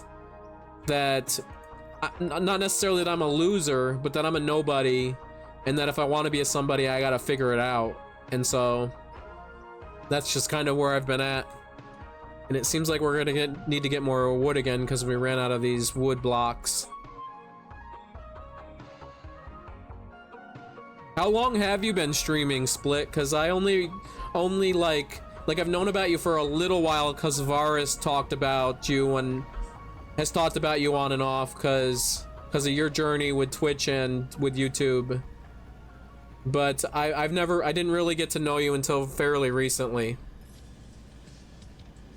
Because it wasn't until Varus gifted me this game that I was like, and then he was like telling me that he put me in your Discord and he was like, you gotta play this game and you gotta talk to these people, that I was like, I need to take the time to actually get to know some of these people. And that was when I started hopping in your stream, and I was like, I should have come in here sooner. This guy makes really good content. Even if I wasn't into the game, just listening to him talk is like been so great. 7 years is a long time. That means that you've been in the streaming world since kind of early on. Maybe not like real early on, because there was definitely people doing live streams and like Google Hangouts in like 2011, 2012. But 7 years isn't nothing. 2017 was a long time ago, and streams were very different back then. Because I definitely remember talking with a friend online, and like him saying he should do a Twitch stream. I remember trying to figure it out with him, and like 2015, and OBS, or it was Streamlabs OBS at the time, was not like it is today. Like, it was not straightforward streaming back then. Like, the only thing that was straightforward about it was getting your Twitch code in there and then like sharing your screen, but we couldn't figure anything out beyond that.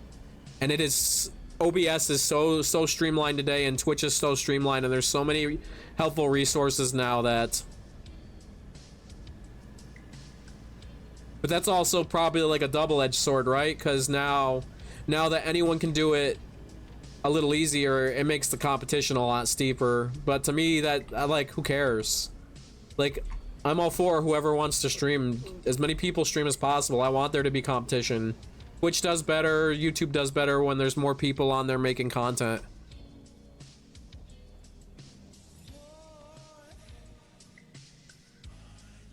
Well, that's definitely a good way to look at it. For me, it definitely wasn't me wanting to be a streamer. The only reason I started doing this in December was because I had been given a little bit of time off from work, and I had free time, and I was just like, I wanted to play a game again, and at the time, and I'm not afraid to admit this, but I wanted to play some Minecraft again. And I was looking back and remembering I had created all these memories on a server. Then that server got taken down and he deleted everything, and it wasn't a server where I had access to the file. He wouldn't give it out. So I had built all these builds and done all this stuff, and it was just gone, and that really left a nasty taste in my mouth. So I was like, if I'm ever gonna do this again, it'll be, I want to play single player. But then I was like, looking back, and I really stewed on it for like 3, 4, or 5 months, where I was thinking, I want to do this when I have the time again. And then I was like, well, I really gotta do it. I was like, screenshots aren't even enough. Being able to go back in the world isn't enough. I should just like screen record everything on OBS, and then I'll just have these archived videos to look back at on my computer whenever I want to look back at them. And I was like, and then it just came up, I was like, if I do that, I might as well stream, because then it'll be like some kind of motivation for me to talk better and to like make better quality videos, so that I can go back when I'm like, say I'm turning 30 this year, so maybe when I'm 40 in 10 years, I can look back at my footage and then like get some laughs out of it. So for me, this whole streaming thing is, yes, I am streaming, and yes, I wanted to be a streamer, I guess, but not in the way that I wanted to stream to other people. I'm definitely cool with other people being in here, and I have a good time, and it definitely, like, I definitely feel how good it feels to see more people in here. I'm not gonna lie and say I'm above that. I don't keep the view count up. I don't like looking at the view count, but I definitely like when people chat or like people follow me. That does feel good, but really I'm streaming to my future self. This is all for me, so that someday when I'm old, when I'm sitting around with some friends, I can look back and we can like watch some of these and laugh about how silly it was that I played this game for For what? I didn't even do the math, but I'm on like stream 26, 27. And I've done at least 2 hours on almost all of the streams, and I did 2 where I didn't, and it was in the same day, and I still did an hour and a half. So I've played a decent amount of this game. Because what's 26 times 2? That's 50 something hours, 52 hours. And a lot of these streams are 5, 6, 7, 8 hour streams. Plus all the streams I did when I was doing Minecraft before this. And then like, that whole thing is cool. And that's why, another reason why, one of the things that's come up is everyone's like, why don't you play music? And a lot of streamers, they'll just stream Spotify music or this or that. And I would be cool, I'm not opposed to it. And I know that Twitch, it seems that Twitch doesn't really pursue or strike people for doing that. But for me, it's like, I want these to go up as VODs on YouTube, and I want that to be as seamless as possible. If I put music in here, it adds a lot of extra steps because I have to remove the music, because YouTube certainly isn't okay with it. Because I've definitely tested the waters a little bit, and even when they're private, YouTube will give you a warning saying there's copyright material here. We could strike you for this. So like, I definitely don't want to lose access to being able to share my VODs in full. I'll be at 180 hours by the end of the day on this game. Well, actually, I can look, because Steam just tells me how many hours I've played this game. If I go to my activity, you won't see this on stream, and because I don't want to show this on stream. But I've played out of 180 hours already. 180 hours on record. So Glenn, me and you have been at this the same amount of time. I started a little before you, but you also do longer streams than me. But that's still cool that I found a game that captivated my attention for 180 hours. Yeah, it's not a good habit to get into worrying about the view count and acting different because more people come in. Yeah, I don't like looking at the view count. Now, for me, the things that I use, like, that are just unavoidable is like seeing people follow me, or like if I get a raid, I get the raid notification on screen, like all the Twitch alerts. Those are what I worry about. And like the chat, those will hype me up. But I don't like to look at the view count, because as far as I'm concerned, if there's only 2 people in the chat and they're not in the stream and they're not chatting, there's still 2 people there, and they need to, if I want to keep them there, I got to be as excited as I can be no matter what. Plus, like I said, I'm doing this for me, so I want to be exciting for me. If I'm looking at the view count, it might bum me out even if I don't think it will, so I just keep it off. Because I don't want it to affect my mood.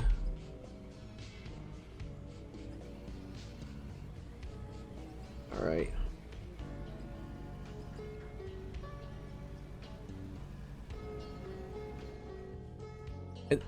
And that's crazy how you didn't want to be a streamer. You just streamed because it facilitated some other things for you. And it worked out better for you because you weren't trying to be some sort of way about it. It's almost like you were more able to get into the flow state because it didn't matter to you.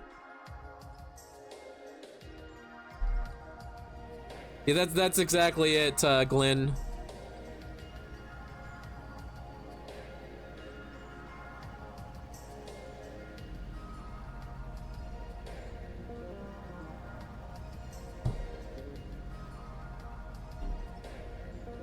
I feel like you've had the game for a little longer than a week. I could be wrong, but though I don't know how I would tell, but I know that you could tell because you could see when I followed you, and I followed you because you were playing this game. Or early off, I blew up in like 300 subs on YouTube and was with like 150 people. That's crazy. That goes back to what I was talking about with you in your stream a while ago, maybe a week ago, was how I knew someone who exclusively streamed on Discord and just plugged their PayPal and the Streamlabs donations because they were like, why would I let Twitch take a cut?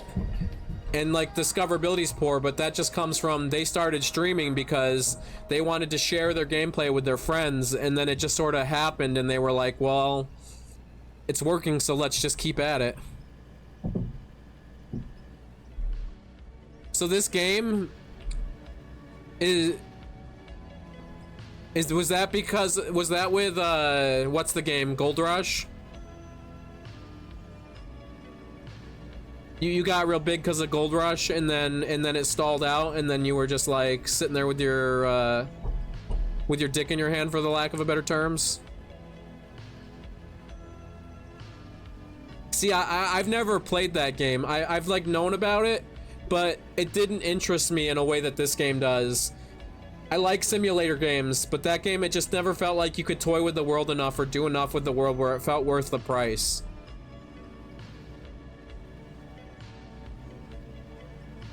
That also had to have been real humbling in a way, because a lot of streamers, they get big, or like a lot of content creators in general, if they get big really quickly, they won't know how to take it, and it'll just go to their head, and it can't go to, and then like you were humbled, like this isn't guaranteed, because and so you look at it in a perspective that someone can't, who has just always had success.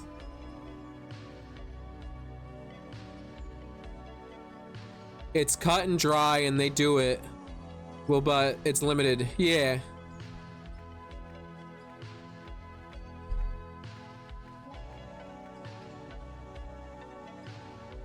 Like, honestly, this is everything I've ever wanted out of a game. Just, because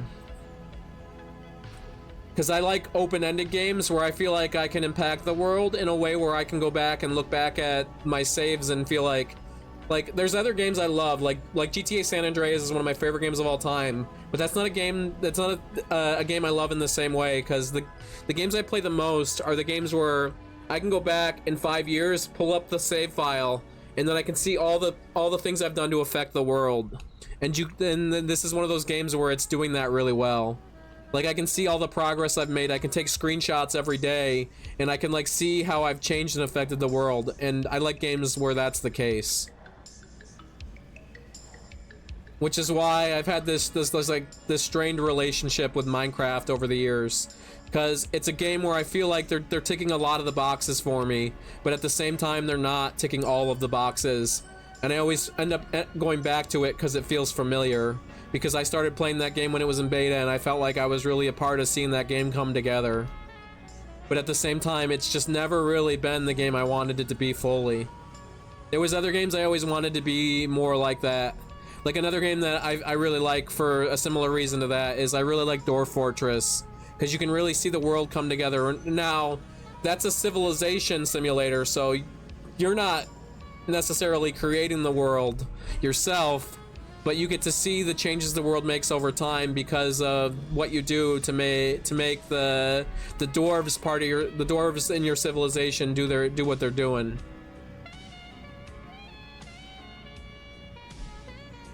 Because this just all loops back to my biggest fear is forgetting. Like, I know that like Alzheimer's is not like it's like a genetic thing where if no one in your family has it, you're probably not gonna get it. But it's still like that. The thought that thought scares the crap out of me, and I want to make sure that I create as many touch points for me to have memories, so that when I'm old I can look back. Not too dissimilar to how people of my grandparents' generation, they took photos of everything, like stupid things, just because they wanted to remember. So like when my grandmother passed away in 2009, we were going through, she had boxes and boxes of photos. And from the 70s, from the 60s, from all when our kids were all kids, all my aunts and uncles. And some of those photos were like one of my uncles when they were kids, they had photos taken of Mr. T, an action figure of Mr. T, just all over their house and shit. And while that's not necessarily like the coolest thing or the best memories, you get to look back at how much fun you had as a kid and think about how great it was that you got to play with Mr. T as a kid because of those photos. And it's not something that you would have necessarily remembered because why would you? But because of those photos, you were able to, and this, in a way, is my version of that. For me, is that someday I'm gonna get to look back at these streams, and be like, I completely forgot. I'll just pick out a VOD at random and watch it with someone, or maybe watch it myself, and I'll be like, I completely forgot that I used to think that way. And the streaming is really facilitating that, because it really does, how do I put this? Like, force me to come out of my shell, because talking to the chat, like not that I'm not a bubbly, talkative person, but like it encourages me to talk more. If that makes sense.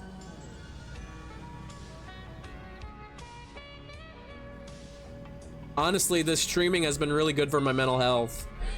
And I'm very keenly aware of all the negatives and all the downsides and all the risks if I was to get like become a big streamer. And I'm okay with the calculated risks. I know that there's a lot of scary things that happen to real big streamers, and I understand that that could happen to me, and I'm just gonna take it in stride, because I know the upsides are me getting to be 40, 50 years old and getting to be able to look back at 180 hours I played this game. How many other people who play this game have 180 hours of footage to look back at? Alrighty, Glenn, I hope you have a real good stream. I definitely love when you come and say hi. It means the world to me, and I definitely enjoy your streams too.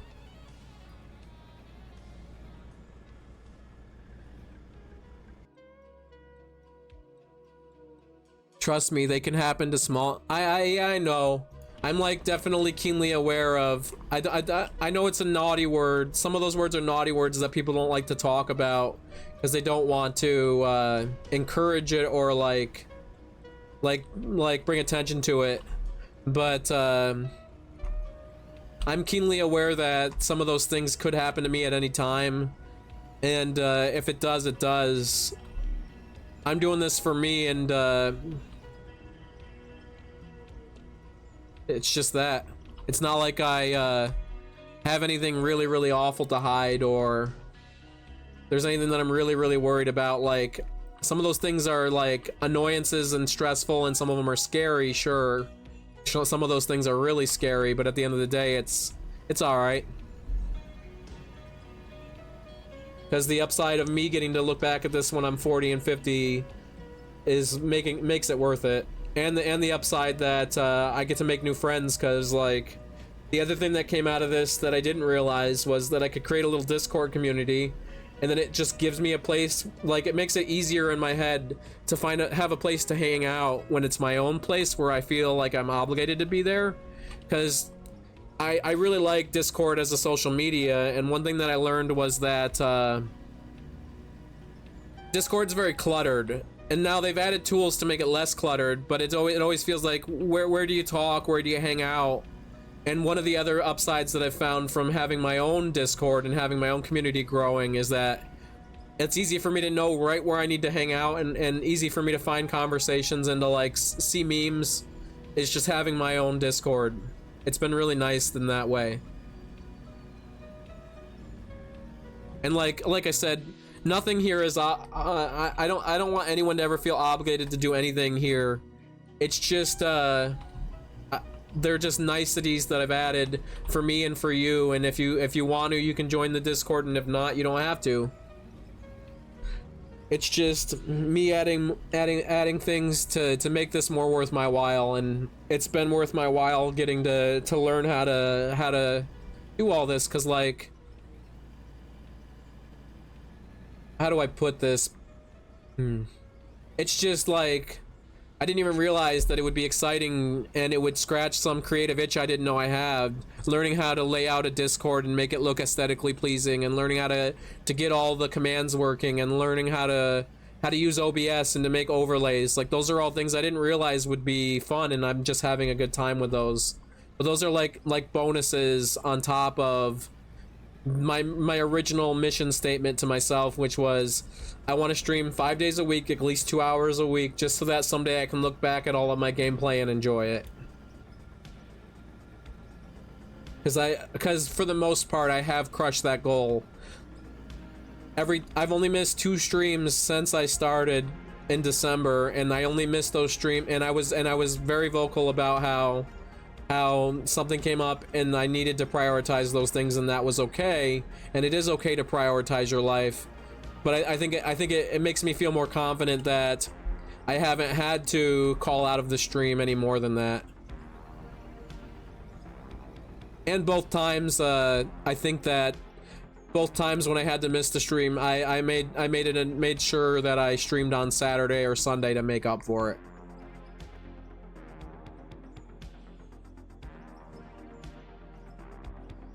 Which is probably like the least healthiest thing that I do with my streaming, is that I set a schedule and then I stick to it. But at the same time, I'm not doing it for the viewers. I'm not doing it because I'm trying to get this huge view count. I'm doing it for me because structure is good for me and it makes me better myself. Like, I'm learning all these skills. My one friend wanted to start streaming and I was like, you need to do it. You'll have a good time. It'll give you something to do when you're not working, and then there's a potential that you could make some money out of this. And I'm not trying to say that anyone should want that or should strive for that. It's just like a thing that could happen. And I was like, you should start streaming. You're a really talkative person. You tell the most interesting stories, and you're really entertaining. If you could figure out how to do that in front of a camera, I think that people would enjoy watching your streams. And because I blazed the trail, and because he's not very technically inclined, I can now help him get his stream going because I figured out OBS, and I also am someone that's willing to share my knowledge with other people. And while I wouldn't say I know it to any great degree, I know it enough where I feel like I can set him in the right direction. And that's cool. A year and a half ago, a year ago, 6 months ago, I wouldn't have been able to do that.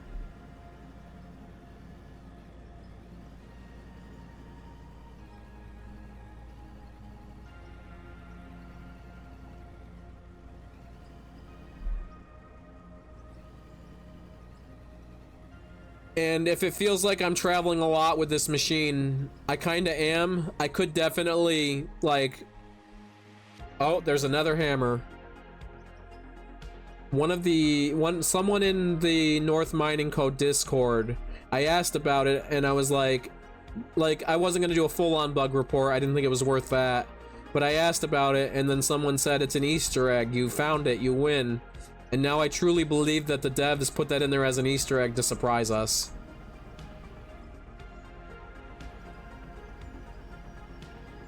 I got distracted too. The whole reason why I'm traveling so far is because one, I already dirtied my initial little area a little bit, but I know someday I'm gonna want to build out buildings, and I want them to be where I started. So I didn't want to like make where I started really filthy, so I wanted to have my mines be farther away. And then two, I decided I wanted to dig down this hill to get to the bottom to do a real big mine. And the reason that I'm traveling even further now, and it gets further every time, is because I decided that I wanted to I didn't want to keep taking dirt from here and make this ugly either, because this is like my little roadway. So I made the mine on the opposite side farther away. And then the other thing I could do is I could get into an even bigger loader, and I'm definitely considering that. But it also adds a layer of realism in this game to me, because when I was in my early 20s, I worked for a quarry for a little while. And while I didn't necessarily operate the machines to that degree, like, one of the tasks I had was cleaning all the machines and fueling them. So I would drive some of these machines. I drove some mid-sized loaders, and I drove some pretty big excavators just to take them to get them washed or to move them. And so one thing I learned from that is that most companies, they use small machines for a very long time before they get to the big machines, because they like getting this mindset where it's like, why would I buy a bigger loader when I could keep using my small loader and making money with my small loader, and I could buy a smaller bulldozer. So they go from small machine to small machine for a while in a lot of cases.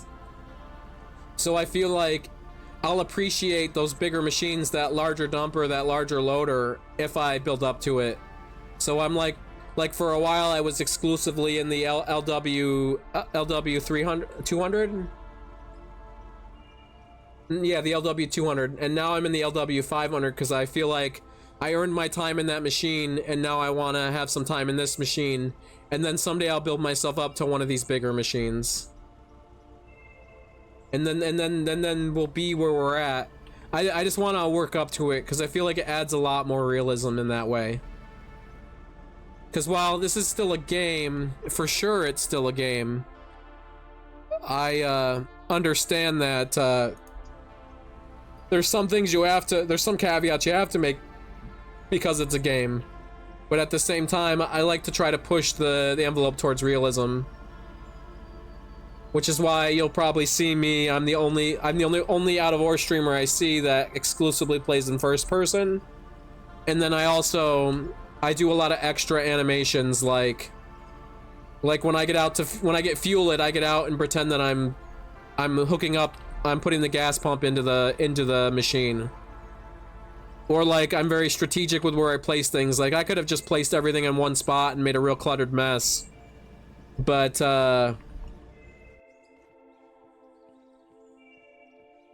I don't want to do that. And then there's also with the shoring, like you said in your stream the one day, someone was like, I thought I had to shore these walls, and you were like, nah, I'm just doing it because it adds like a little bit of realism. And for me, it's the same thing with a lot of this stuff.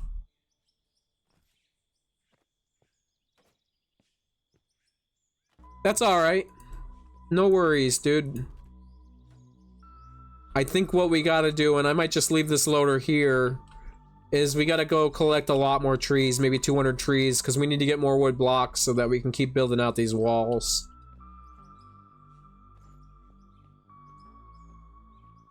Have you had this hammer appear in your world at all, Split? In this way? I asked someone in the North Mining Discord the other day, and they I don't think it was a developer or an admin, but it might have been, but they said that it was Easter egg. That the devs did it on purpose as an Easter egg to make it happen like randomly, and now I can't stop thinking that it's an Easter egg. I look at it like, oh my god, that's totally an Easter egg. Let's start mining some trees.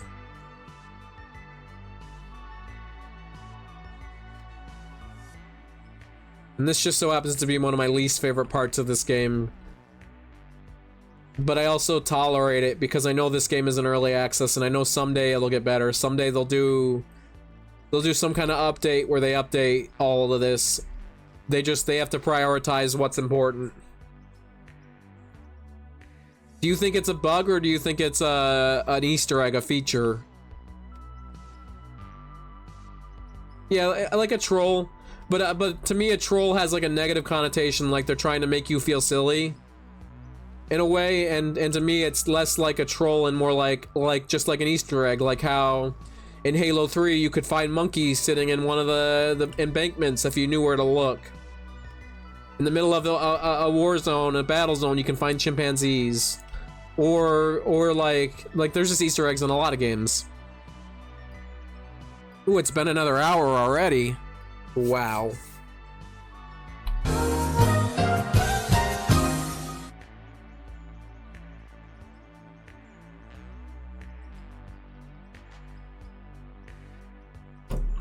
Yeah, it's definitely random, but it could be like a random Easter egg, like they wanted that to appear. I was thinking maybe it was like an Easter egg because they're alluding to the fact that there's going to be even more crafting in the future or something. Yeah, it definitely could be a bug. It definitely probably is a bug. But where I thought maybe it's an Easter egg is maybe they were nodding to something that they're working on in the future that they don't feel comfortable talking about yet because it's just not that far along. Like maybe they're like, yeah, after the ones we already talked about coming out soon, we're also going to be doing this update that requires this hammer. And having it randomly appear. Yeah. Plus you're the person who would know, because you're like the guy, you're the streamer for the game. Not to say that everyone isn't as important. We're all integral to this community, but you know what I mean.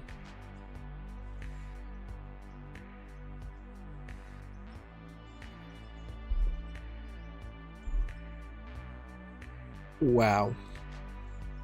Yeah, that's what I mean. I was coming to words. Cause like you're a tester, you're like a full-on tester, but like you use your streams as a way to test the game per se. Maybe you do more than that.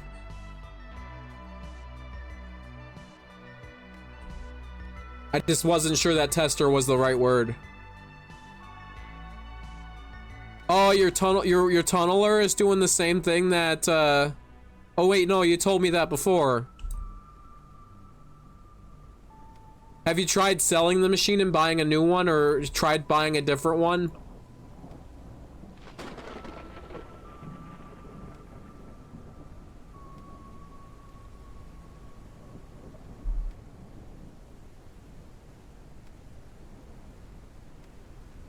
Ooh, that's a good idea. I hadn't thought of that. I wouldn't have thought to give you that answer, Glenn. Let's see. Give me 1 second.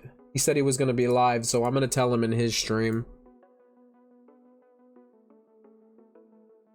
Try resetting your controls on that loader. Sorry about this little derailment from the game, but I think that he might find that useful information, and I knew that he might not see it in the chat. All right.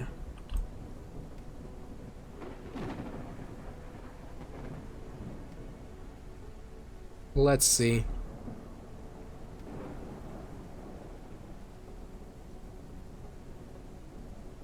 You think it's just your wheel that's causing the issues? Have you tried using it with a mouse and keyboard?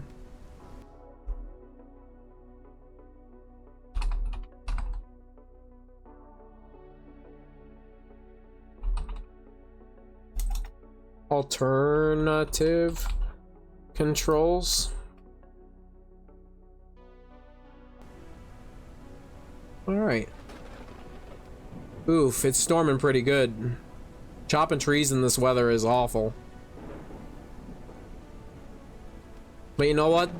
As they used to say, this might be a toxic term today, but as they say, this is what makes boys men.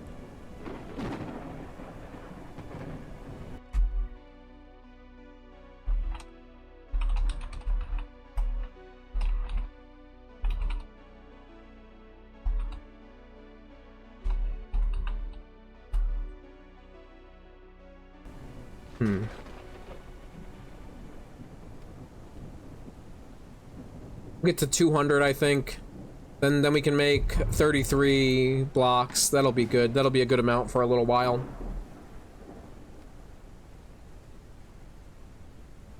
This is like the only task in this game that I don't really like yet, because and I understand like this game is an early mode, so it's not in early access. Like from a technicality, it has a full Steam release. But as far as I'm concerned, this game's like in very, very early development. So I know that this is something that'll change with time, so I'm not real worried about pressing them about it or being mad about it. But I can't wait for the day that they definitely make this a little different.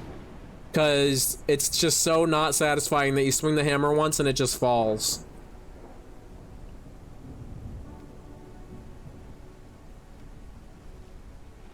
It's EA but not EA on stream.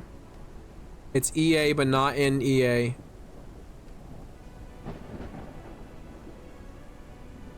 I don't know what you mean. Could you rephrase that? Or, like, give me some context? Because maybe it would make sense with some context.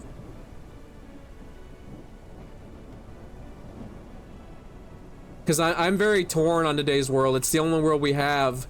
I know I can't change it, so I could totally reminisce about or like daydream about how it would have been cool if I could have been an adult in the 90s when I had my best memories. But it's possible that those are some of my best memories just because I was a little kid. Oh, I see. Oh, you said it's early access, but not early access on Steam. I misread that word as stream. I thought you were talking about EA the company. I understand now.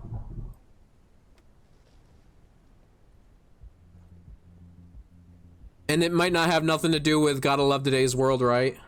Unless you mean the world in game. And like, I think the world is fine. It'd definitely be cool to see there be more stuff added with time. But the main thing for me is just this animation for cutting down the trees is so unsatisfying.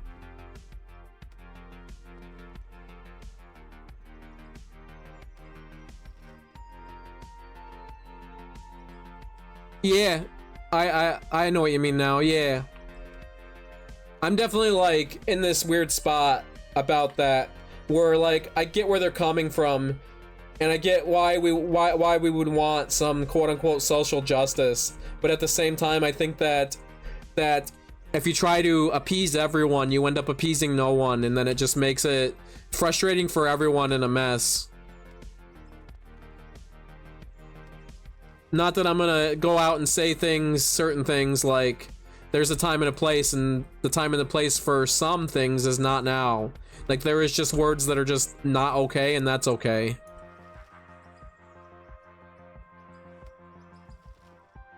But the boys to men thing, that's something where I definitely could see someone coming in here and saying, you're promoting a misogynistic stereotype that boys need to be men. And that's not necessarily the case. I definitely think that, and definitely appreciate anyone who has the confidence to be whoever they want to be. That doesn't mean that, just because I say that phrase doesn't mean that I don't respect your beliefs or your opinions or who you are as a person, who you decide to be. I just don't, I get annoyed when it becomes controlling speech, because then you feel like you're walking on eggshells no matter what, and that sucks.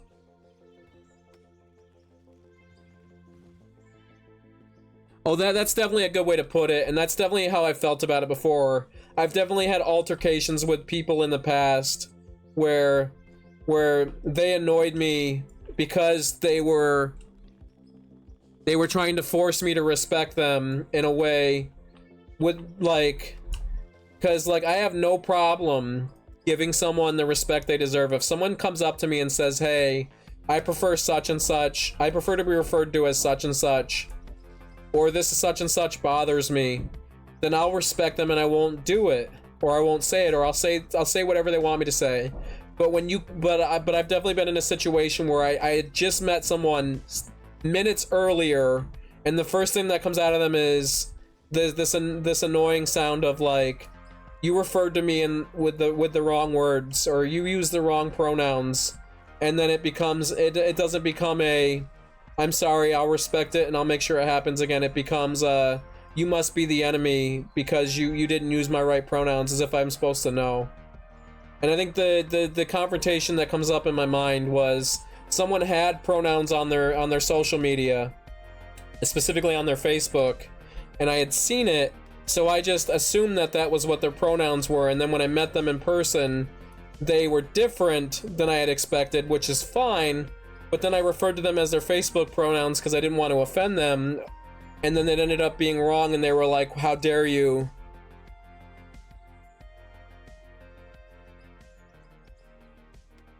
Like it definitely doesn't bother me. I definitely know people that definitely have decided that their truth is different than the typical male-female truth, and that is okay.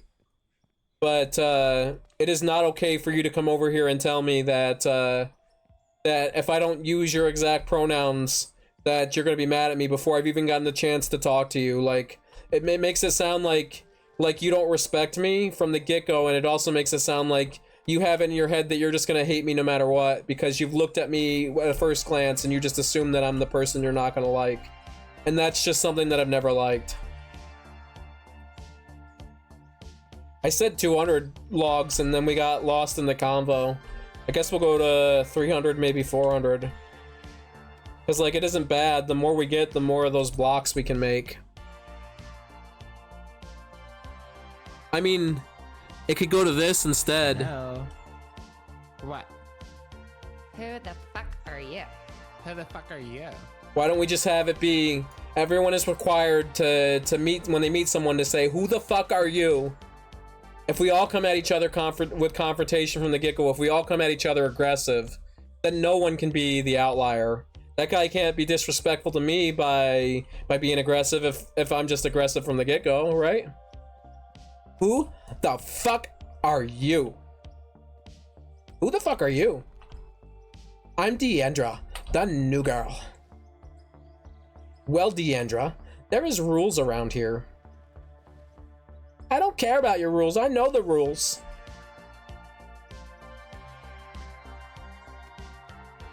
God, that is such a stupid and such a good show. And for a while, I was like ashamed to admit that I really liked that show.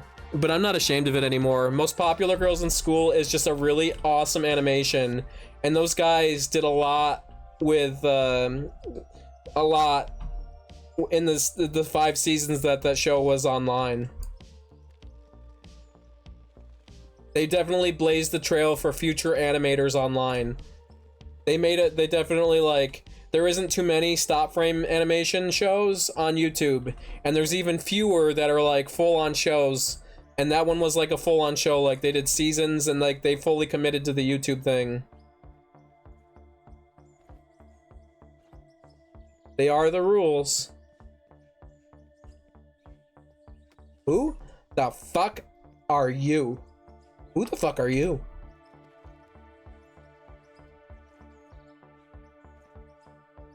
And I would definitely like recommend that show to people, but I also wouldn't because I know it's not for everyone. So like, take it with a grain of salt, because that's like a very vulgar show.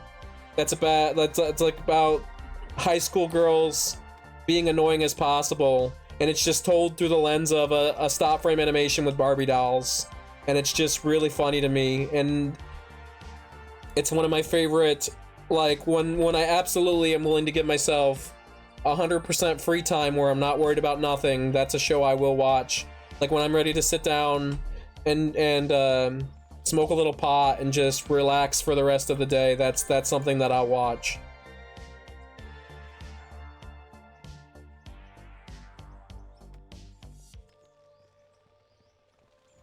Plus, I've just always had a great deal of respect for anyone that makes online content, because it's not an easy task, and even if you're not doing it because you want to get anywhere with it, it's still monumental to go online and to put yourself out there like that. Like, I have a great deal of respect for anyone that's willing to put themselves out there, unless of course they're willing to put themselves out there in an awful way. But for me, it's I'm gonna respect you first for making content, and if you do something awful, then I'll decide later that maybe I can't respect you anymore.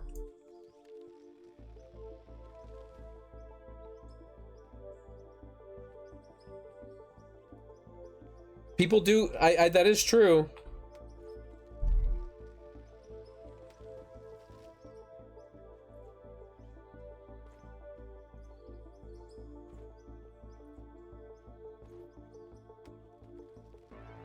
Pronouns are just this very weird thing where they became like, they were something that didn't really matter for most of my life. Something you never really thought about.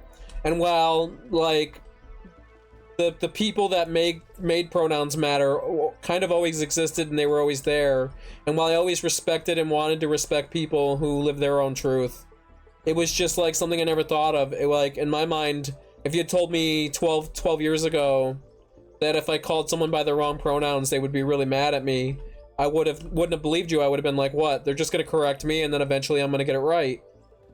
Or I'm not, and we're not gonna be friends. And I thought it would have been that, but the world's just gotten really weird in that way.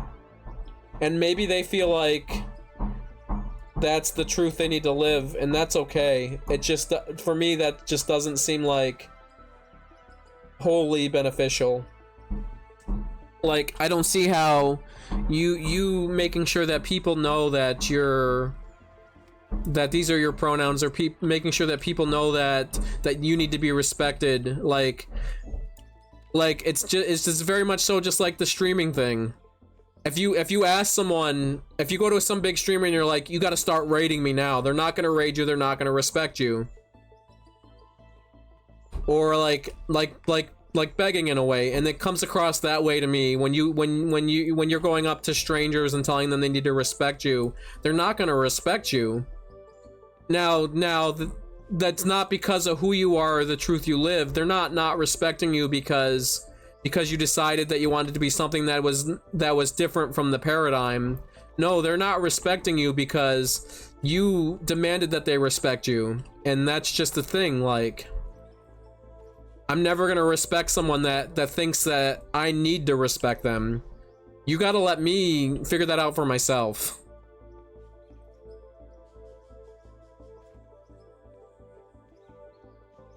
I definitely tread that line sometimes though. Like, I definitely make mistakes. Like, I've definitely gone in your stream and asked questions that had to do with streaming to where it came across like I was almost begging, but I definitely don't want to be known as a beggar for a multitude of reasons.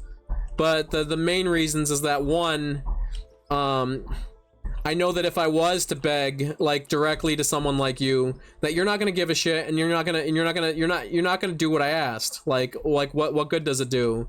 And then the other thing is that I've learned is that, like, if someone sets up a promote your stream channel, I have one, a lot of people have them. I'm okay with it because I know that it makes people feel better.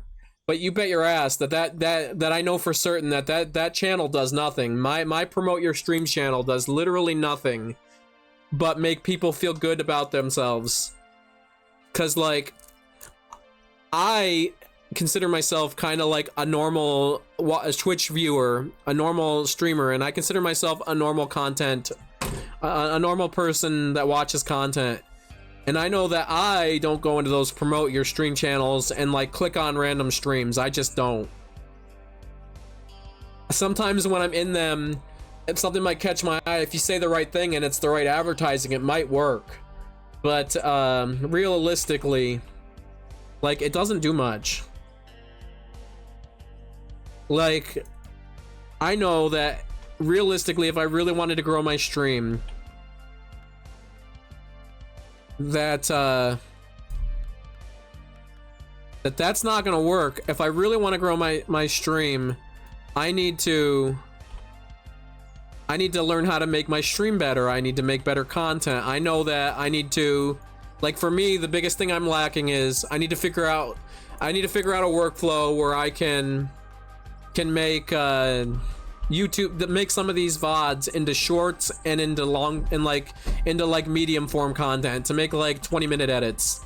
That's where I feel like I'm missing out. That's the advertising that I'm missing out on, because YouTube has it built into their algorithm that if you make good content that people like in the category that they like, that they will show it to people. So like, I'm not stupid. If I really wanted to advertise, it wouldn't be going to other streams. It would be, I need to spend a few hours every night watching my VODs back, finding key spots that are interesting and making them into short content. But like, for me, that's just not it. I don't have the time in the day, and I'm streaming because it feels good, because it's like, it's something that I enjoy. I enjoy learning how to use OBS. I enjoy using GIMP. I enjoy learning how to use Twitch elements, stream overlays and shit, or like learning how to tinker with Discord.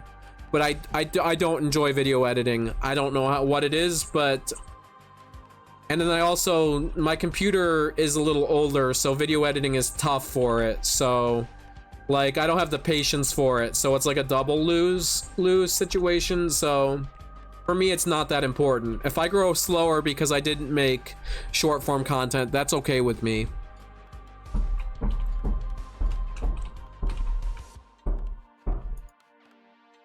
Oh, I'm a big dummy. I was wondering where those were. Not the end of the world, though. What we probably will do, this snow is a bit of a drab. So let's get a nice cup of coffee going. So we'll get the coffee maker started. We'll grab the top of it. Grab the coffee grounds and the filter. We'll throw that in top.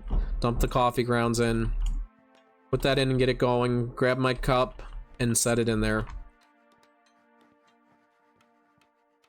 Sit on our bed while we wait for that wood and while we wait for my coffee. Oh yeah. Like, you can definitely be a homeless person or a beggar and you can get respect from people, but it's harder to get respect, and the only beggars who get respect are people that people feel really, really sorry for. And I'm not in that position, and I don't want to be in that position. So now I'm gonna drink my coffee. So I just don't even do it. Like to some degree, I've definitely have friends Discords where they're like promoting their streams in my Discord, and I'll promote mine in there because I'm like, on the off chance that someone that they're friends with sees it and like, what's going on? I know him. That's fine. But like, it's kind of pointless. Like I don't fret over it. Like if I go over to my Discord, I'm in a lot of I have a lot of Discords that I'm in because I'm friends with the streamers or because I like watching their streams. And a good portion of these, not all of them, but I bet you like half of them have a share your stream channel.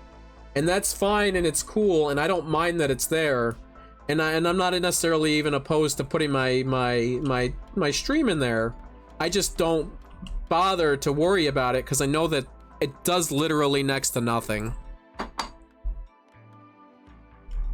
But like going out of your way to like earlier, Ice Cream uploads, he rated me, and it meant the world to me. And he's a cool person who's been very supportive of my stream goals. And I do truly believe that the reason that he rated me, and the reason that he's comes in my streams and he chats sometimes and he has a good time, is because one, I make good content, because I'm trying to make the best content I can, and then two, I don't go in his stream and beg. He has a channel perk on Twitch. They have points and you can redeem them for things. He has one that costs a lot of points that says guide the raid. And most people, when they see that, they're like, I'm gonna guide the raid. I'm gonna tell him to raid me. It's gonna be great. He's gonna raid me. I'm gonna get a lot of viewers. And I didn't do that today, and I never would do that. What I did was I was in his stream for a while before I got off to go stream myself. I was just chatting with him. And what it is that I hang out in his stream all the time because I think he's a good person that has a lot of information that I really truly believe is information that I could learn from just being around him. I don't need him to directly have a conversation with me for me to know that I can learn things from him. So I go in and hang out in his streams and hang out with his viewers. And I think that he likes and respects that I'm just there. And then when I guided his raid, I was like, I said, go raid someone smaller that's in your streams all the time that you like and respect, that you think deserves it. And I didn't tell him to raid me because I didn't want him to raid me. Someone else needs this more than I do. He did raid me, and it's nice, and it meant the world to me, and I got 3 followers out of it, and it was great. And like, he's a really cool person, and they're all really cool people, and I'm real glad that he did it. Like, it definitely makes me happy. But I in no way feel like I'm the one that's the most deserving. Like, when it come down to it, I want him to raid someone else. And I did the same thing with Old Man. He has a guide the raid thing, and I told him, I picked someone else out that's in the Out of Ore community that's streaming, and I was like, go raid them. They need it. They need more viewers than I do. They definitely are putting out content where I feel like their content is high quality content. And he didn't, because they were no longer online when I got done, and he ended up raiding me, which is cool. But I in no way expected or wanted him to raid me.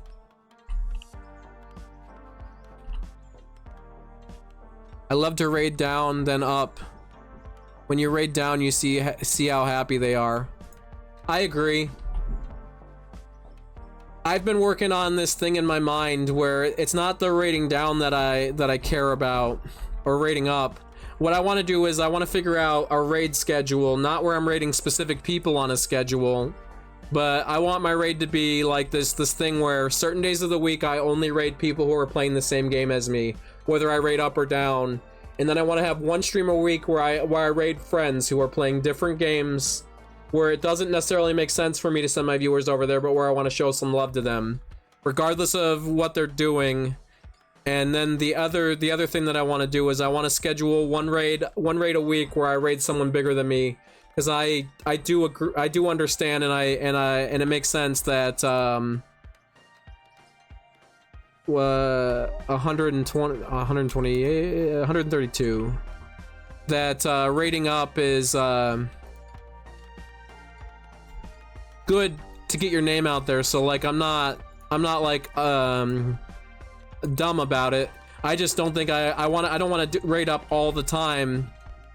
And usually when I do rate up, it's to someone else that's streaming that rated me previously, or I'll raid someone that has been kind to me. Like, if I'm gonna rate up, it's gonna be to someone like you, Split, because you come in here and you chat with me, you have a good time, because you've been really supportive, and not because rating up makes sense strategically.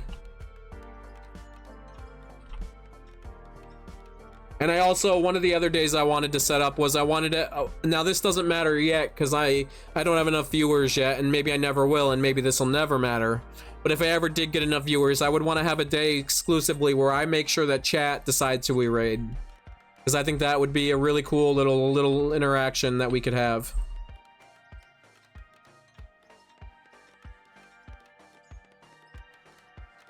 If you know what I mean. So like, that guide the raid thing is really cool to me. Wait, I don't want to do that. I wanted 120 and 120, which I did. And then I want the rest to be beams so that I can start making the blocks. That's right. I'm only back on Twitch to help people promote out of ore. Being back on Twitch is kind of a trial. That's fair. I definitely, like, took in what you said about YouTube being better, and I definitely am not opposed to going to YouTube or streaming on YouTube. And if I could right now, I would simul stream on YouTube, but I can't. And I definitely for me, it was a sitting back and thinking about everything and being like, you know what, I really want to, I chose Twitch because I really liked the people who were streaming on there in the community, and I had specifically had IRL friends who knew how to use Twitch and knew how to stream to Twitch, so it was useful in that regard. And I always figured that I can go other places later. So like you said, YouTube's probably the best one, and it probably is, and someday I will better utilize my YouTube as more than just a landing spot for my VODs. I just gotta work up to it. Because if it were up to me, I would stream on as many platforms as possible just to do it if it didn't cost me too much money, because why not? Now I maybe not every platform, like I'm not streaming to OnlyFans, even though I could. But you know what I mean. That one's still going a while.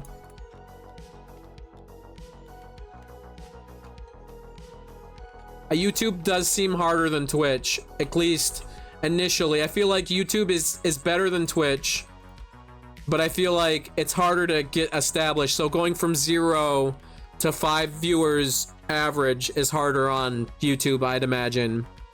Now this is just me imagining, because I've never tried to go from 0 to 5 viewers on YouTube.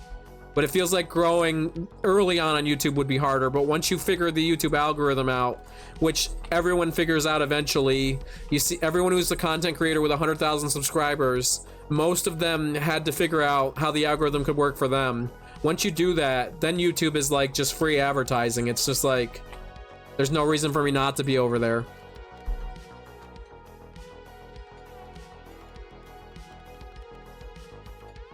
If that makes sense.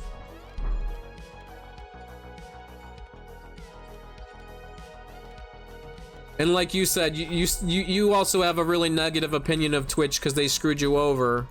And they could screw me over like they did you. It's very possible. And I'm not saying that I want that to happen or that it will happen.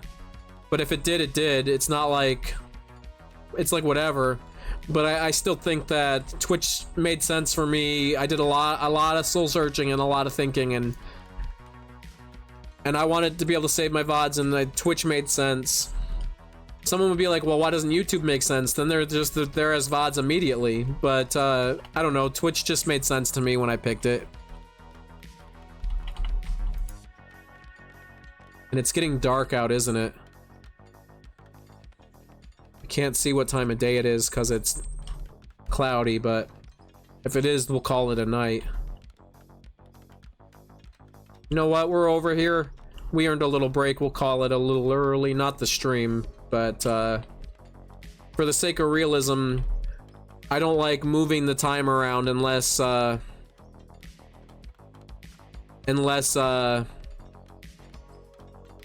in my bed, because I like the realism it adds. And what time of day did I set it to? This day starts early. 6:18 is fine. I hope someday that they add a day-night cycle that has like a yearly cycle, or like maybe something like that, where certain days are longer than other days. So like when it's snowing out, the days are shorter than when it's really sunny out. It'd be cool if they added like seasons almost. Ugh. Waking up early sucks, but it's well worth it because you know that you got your eye on the ball.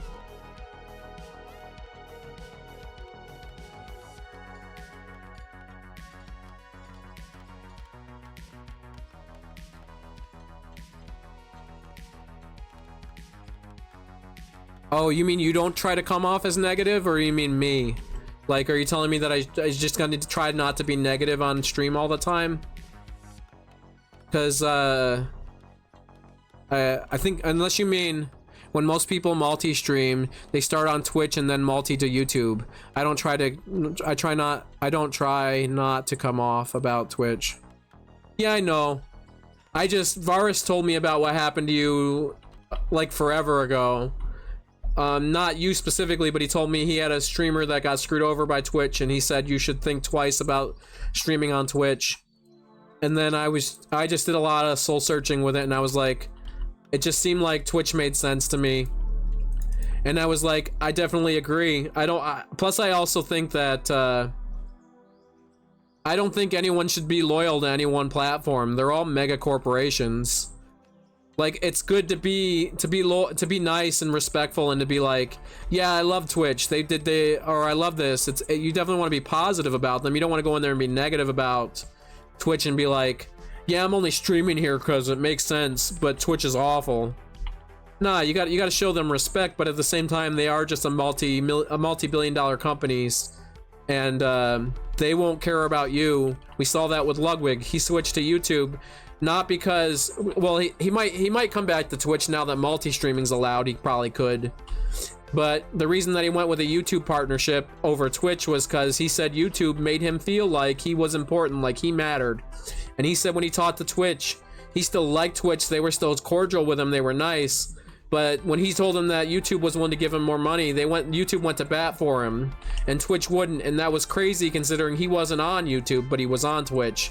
And YouTube didn't care if they lost him. And I think that was a big L for Twitch. Maybe not across the board, but you think they should probably try to go to bat for some streamers. And you would have thought that they would have went to bat for Ludwig. Like, they would have at the last minute realized that they were losing him and been like, hey, we will give you more money or this or that.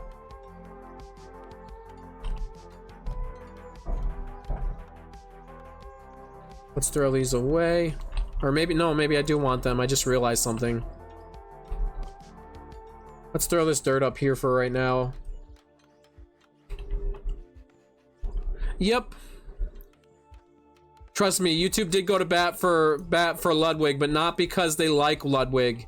More likely it's because they were smart enough to see that it made sense from an optics perspective.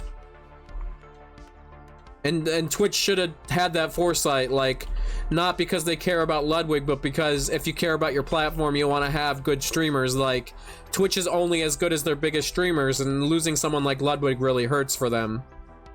Because he is, whether you like it or not, whether you like his style of content or not, he was like a big deal for Twitch for a long time. And Twitch doesn't have too many streamers right now that can hit 100,000 viewers more than once in a while. Like, the only one that comes to mind is Jinx right now. Now, there's probably a few others. Maybe Soda Pop, and he's pretty big. But there isn't too many streamers now that can hit 100,000 viewers and hold them and have them 2-3 times a week. Maybe XQC, maybe. But like, that's just like, why wouldn't you want to have a streamer like that? And yes, he is more of a YouTuber. Yes, he always made his streams in a way where he made his streams like they were YouTube videos, like, so that he would schedule his, he would lay out his streams in a way where he's gonna talk like it's a YouTube video for a little bit, and then he's gonna go in and he's gonna do things where he knows he can chop it up into a 20-minute video. But he also had streams where he knew that he had to have 4 or 5 streams a week where he would just do a regular stream where he's just talking to chat the whole time. Like he is big brain. He is very big brain. And YouTube really gained something by having him exclusively stream over there. And Twitch really lost something big by losing him.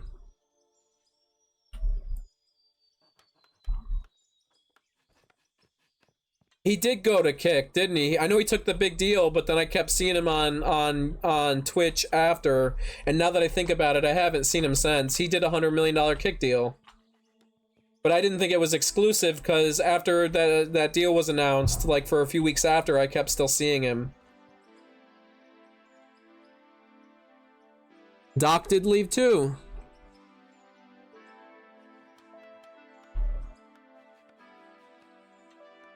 They got Charlie to come back, which is cool, but Charlie won't stream exclusively on Twitch, and he probably never will again, and that makes sense. And Charlie, Moist Critical isn't big like that. Like, he's always been like he's definitely an OG in the space, and he's definitely like the guy. Like, he's one of those, he is the streamer, he is the face, but he never, I don't think he pulls 100,000 viewers, and I don't think he wants to or does or ever will. Certainly not on Twitch, but I bet you he was close at one point.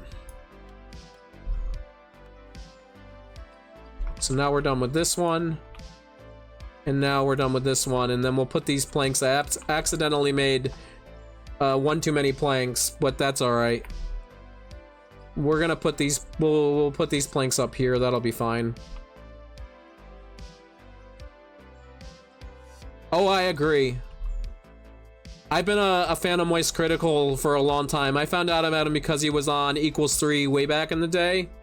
And then I was just like, I was like hooked from the get-go. When he made that QWOP video that Ray William Johnson was able to react with, I was just like, this is the guy, and I've been like a fan of him ever since. So like, a lot of people don't get social media, and I think he got it really early on. Like, he understood it like in 2010, and he just wasn't at the place to make it happen, and YouTube wasn't in the place, but he definitely earned everything he got. Like, he's a real awesome person. And I only ever see him showing love to his homies. Like, he hired a lot of his hometown friends to work for him. Like, he definitely like a lot of big streamers, they'll talk about streaming and they'll talk about specific streamers, but then there's like this tier of streamers right below that, like Soda Pop, and where there's all these streamers that are really big, but they're not like the biggest, and they don't get any love, and Moist Critical constantly shouts out streamers like that. Like, he shows love to the homies who are like a step or two below him, who people forget about.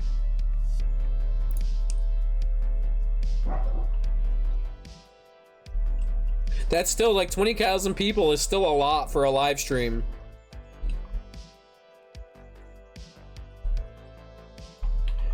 Who else did Twitch lose? Twitch lost Destiny.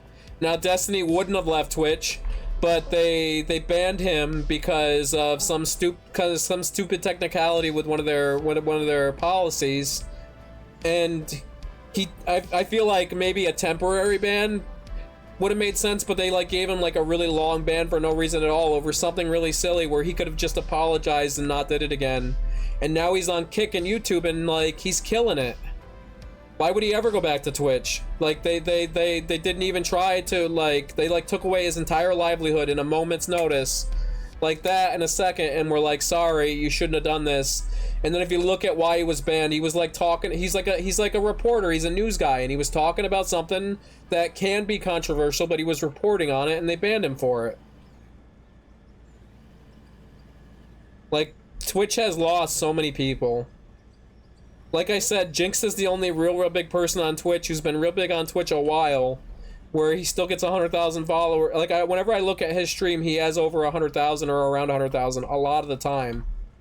And there's not too many people on Twitch that are still like that. And there used to be, like 4 or 5 years ago, there was constantly like 5 or 6 people on Twitch at any given time that were around or hitting 100,000 viewers.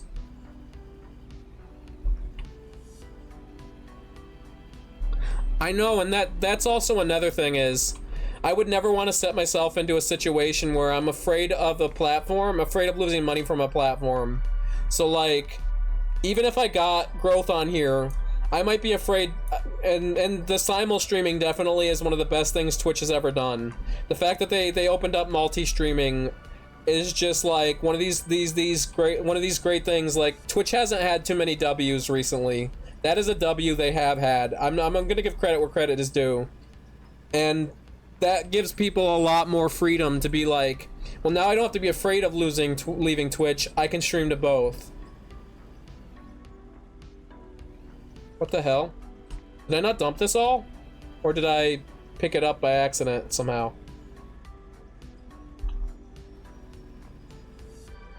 To be fair, they were only platform that did not allow it. They were the assholes. I definitely agree. Like, just because like it is a W, like I'm glad they did it. They took a W where they could when they got their new CEO and such. But at the end of the day, they took a W because they were the L for so long. Like, it wouldn't even had to have been a W if they allowed multi-streaming, because I think even Facebook allows multi-streaming, and you wouldn't think they would. That would be the platform where you would be like, Mark Zuckerberg's a prick, he's not going to allow you to multi-stream. Like, that makes sense. But no, on Facebook you can multi-stream. I mean, I'm sure that you could point out, I'm sure someone could pull up some little streaming platform and say they don't allow multi-streaming, and that might be true. But as far as I'm concerned, Twitch was the only one, and you were right about that. So the fact that them taking that away and allowing multi-streaming is their W, that says a lot. You're right.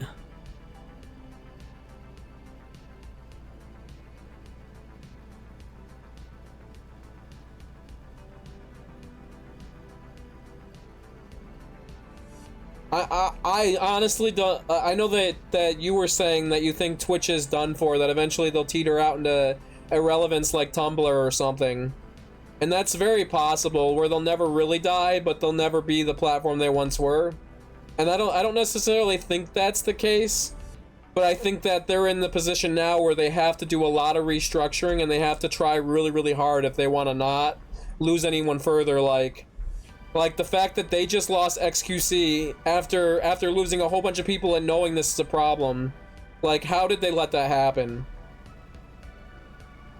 Now, I know XQC is just an act, but he comes across as not very bright, so like, him of all people, you were able to lose that guy? The guy who mumbles, who doesn't like quite understand?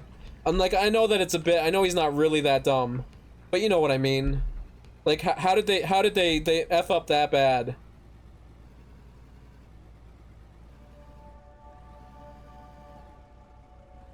Like, that's wild. Especially knowing that they're owned by Amazon. Like, is Amazon that incompetent too?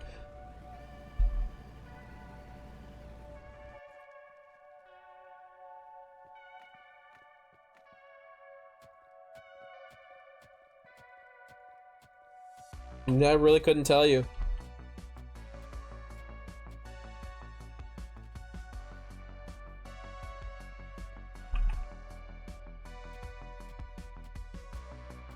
It does seem that way. But then also, like, you know what, when I think about it, most big corporations, once they get set in their ways, they get behind to, like Apple. Apple was really, really, like, on top of their game for a while as they were growing, because they were, like, the underdog, yes. But, like, they also had Steve Jobs. And, like, the reason that they could make all the innovations they did, and Steve Jobs could get away with what he was getting away with by, like, being so demanding and making sure it went his way, was because he had proven himself and he had been there since the get-go. Most big corporations can't do that because the CEO they have wasn't there from the get-go, and they don't know. They might say, well, we do believe in this guy, but we don't really know. And so they'll be more gun-shy, and then they'll have to answer to the board of directors, who is going to be like, the board of directors was looking at Steve Jobs. Well, he's definitely proven himself 8 or 9 times. He definitely saved us. So we kind of have to do what he says until he fucks up. And so, like, Twitch CEO, he isn't like that. He's not a founder. So, it's possible that there's just so much red tape in the way, you know?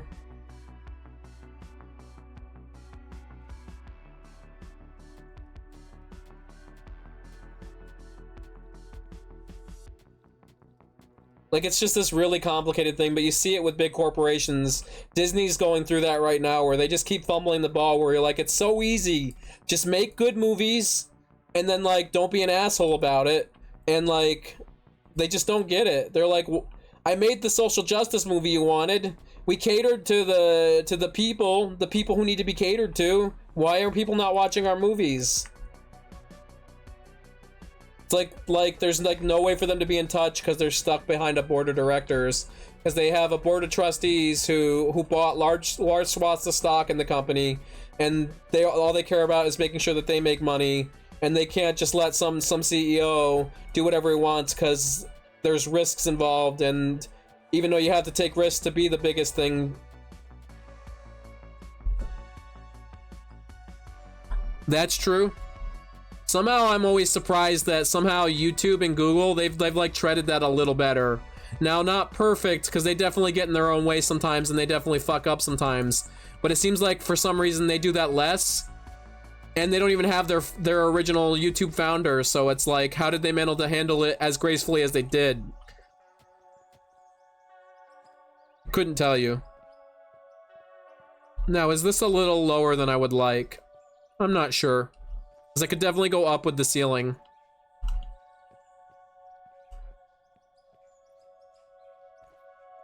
I'm not sure what I want to do with the ceiling. Maybe someday I'll do like a little bit of a peak ceiling. Like, that could be cool if we went in and the buildings. I'm not gonna buy them, but if we made roof pieces and we made it so that it went up over here, maybe I'll do that in a little while.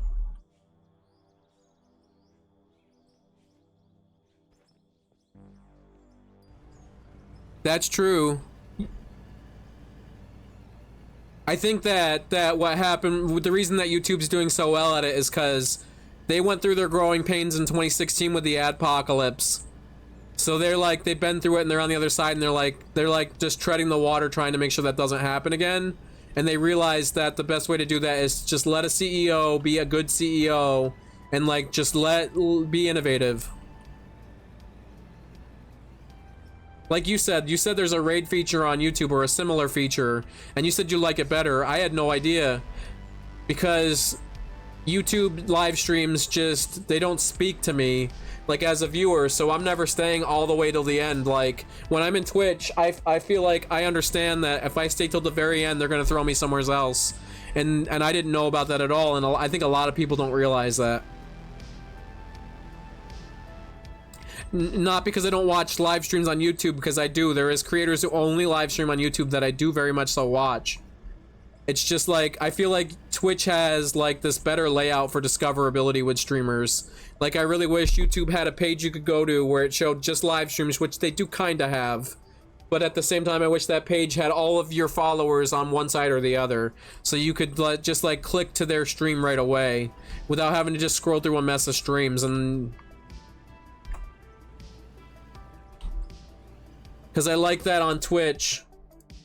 If I go to Twitch, and we'll just go to the homepage on Twitch.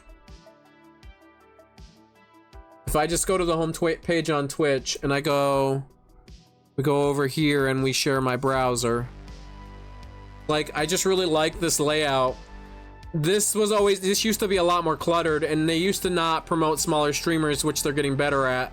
Like, I'll see streamers with only, like, see right here, 6 viewers. Like, I like that they're doing that a little more, but I just always like that all of the people you follow are over here, and you can see when they're live and when they're not live without having to click off the page, which is something that YouTube just doesn't do. So like right now, I can see that old man is live. I can pull up his stream. Let's mute this so that he doesn't show up, and I can just say, hope your stream is going well. And that's just something that isn't as easy on YouTube. And then we can do... Well, I'm not going to do any of that because I like saving for that guide the raid. Because I like finding people for him to raid. Let's go back to Out of Ore.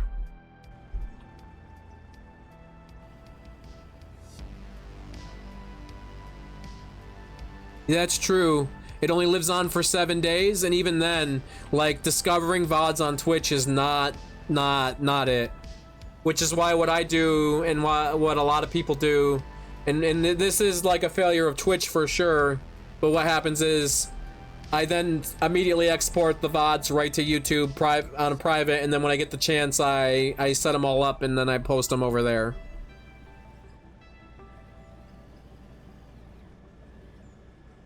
Because, like, I have a part of my stream, as part of this whole streaming thing that I have, is I have things I have to do at the end of every stream.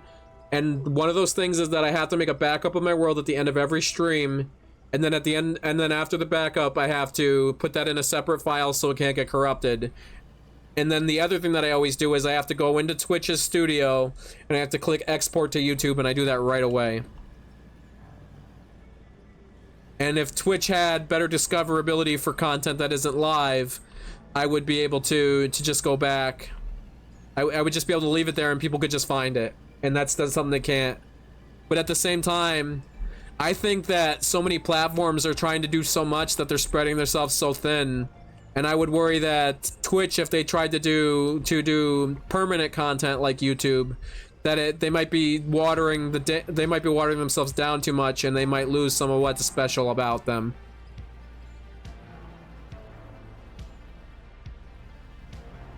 Oh, I'm sure that's true, and that doesn't bother me. Right now, it doesn't bother me, because I also do record them to my computer, so I could just upload them that way, and I would.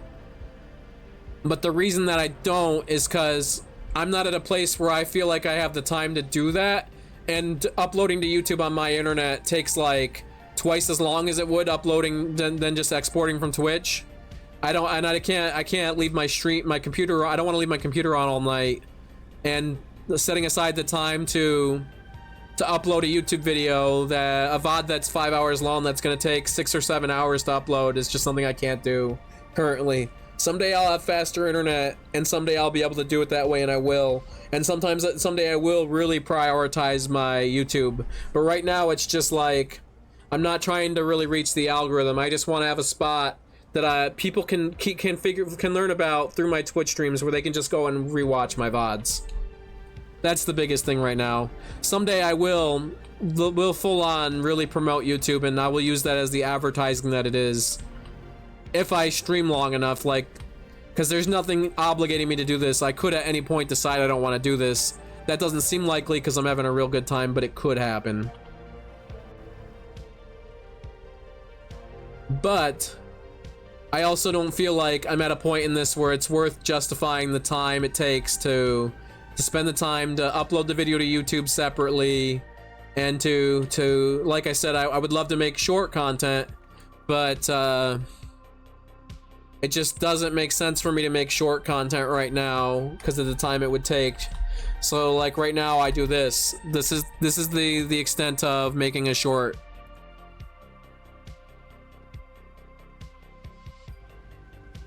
That's true.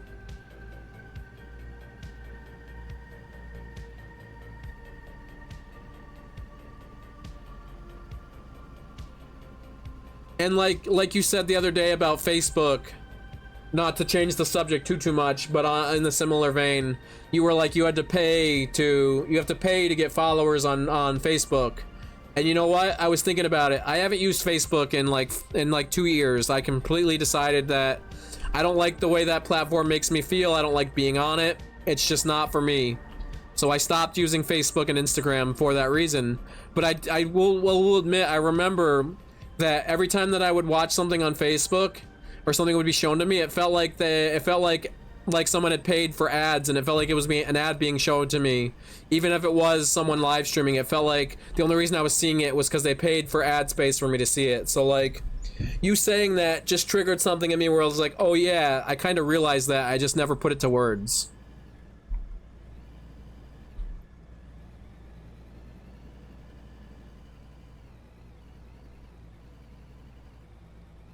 The only other platforms that I would consider worth streaming to right now if I could is I would simul-stream to my Discord in some small way. Now I do simul-stream kind of there because I hang out in my voice chat and you can hear everything that's going on in my audio. You can hear the game, you can hear the music, you can hear me. But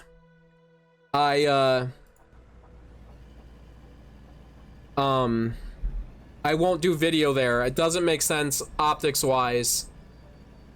But I would love to make that more of a thing where people who feel obligated to lurk, I would love for them to be like, well, you can be over on Discord instead. And then at the same time, I would also really like to live stream on YouTube, like you said. It's just setting that all up. Right now, I only have 100 megabyte internet from the router, and until I can get better internet and I can hardwire it, which I can't do at the moment. It's just optically I can't. Until I can get 1 gig internet, I can't live stream to YouTube. It would take too much from my resources, and it would lessen the experience of every other of my Twitch, of everything. That, and I also need to get a new PC, and I talk about how this year I'm gonna invest in a new PC, whether or not I have to spend my own money on it, which is true. But that's another thing that I've been putting off. My computer is aging out. My CPU is from 2020. It's a Core i5. It's a Ryzen 5. Not a Core i5, but a Ryzen 5 CPU. And then I have, but my graphics card is from 2017, and my motherboard's also aging out. It's just like, it's time. But this is the year I'm gonna do it. I just can't do it right now. When this, I'm a brickie, so I work for a trade. And in the wintertime we get more time off, and in the summertime I get less time off. So I make less money this time of year. So this is the time of year when I couldn't justify spending $2,500 or $1,000 or whatever amount on a newer PC. For me, I barely have the power to stream to YouTube because of my graphics card, or I mean to Twitch because of my graphics card. I tried when I first started streaming, I was like, I'll do 4K, and the bitrate was so choppy because my graphics card couldn't handle it, and the bitrate was so choppy because my CPU just can't do that, and if I put the stream onto my GPU, it would make my game lag so much, so I had to settle for 720p, and while that's not like optimal, it does well enough that I feel like it's gonna get me by until I can get to a place where I can stream at 1080p, and then maybe someday stream at 4K, and it's just getting there. This makes sense for me to stream at 720p for my desires.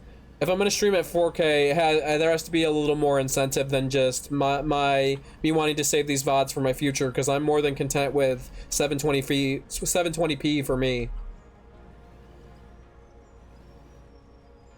They do. Not to everyone. I can't do 4K at all. I can only do 1080p. I might only be 4K to partners. But it's at least, you have to be at least an affiliate, but it might be partners. But either way I can't. I tried recording some YouTube videos at 4K, or like just doing screen recordings at 4K, and it comes across looking way worse because it's all like screen teared to shit because my GPU can't keep up with that bitrate. 720p is what my computer can handle, and that kind of makes sense. My graphics card's from 2017. Most people in 2017 would have been more than fine with watching something at 720p.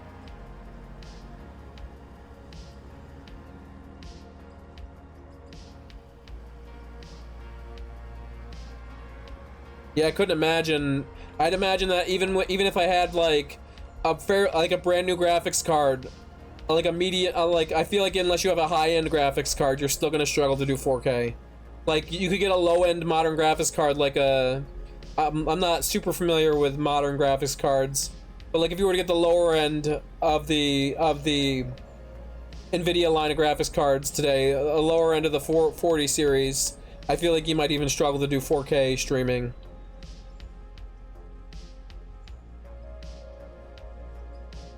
Oh, because of the 4K, it makes your delay so long?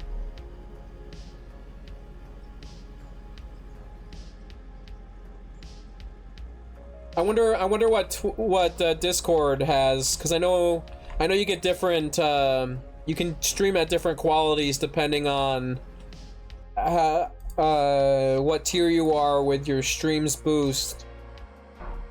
Level 3 is only level 3 is 100 megabyte file uploads, highest quality audio, HD streaming, so it's only 1080p or maybe 1440.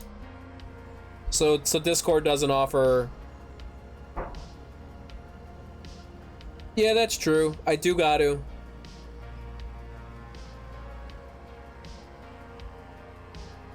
Yeah, I'm not encoding off my GPU right now, but I had seen other people say you should, and I tried it, and then my computer's performance just went into the ground. Because while the 570 was a really good price to performance GPU when it was new, a lot of people today say the RX 570 is one of the best GPUs of all time because it was like the best price to performance you got. Like, because like people say like how do I say this?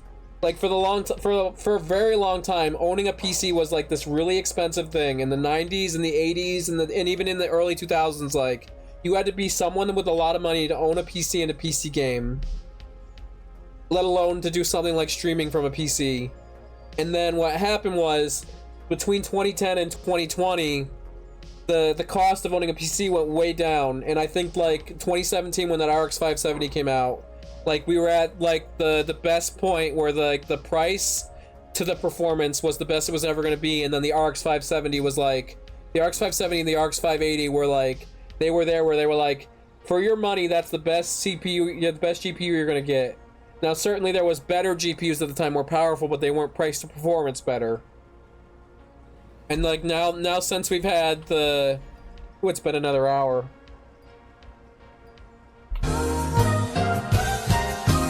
Now that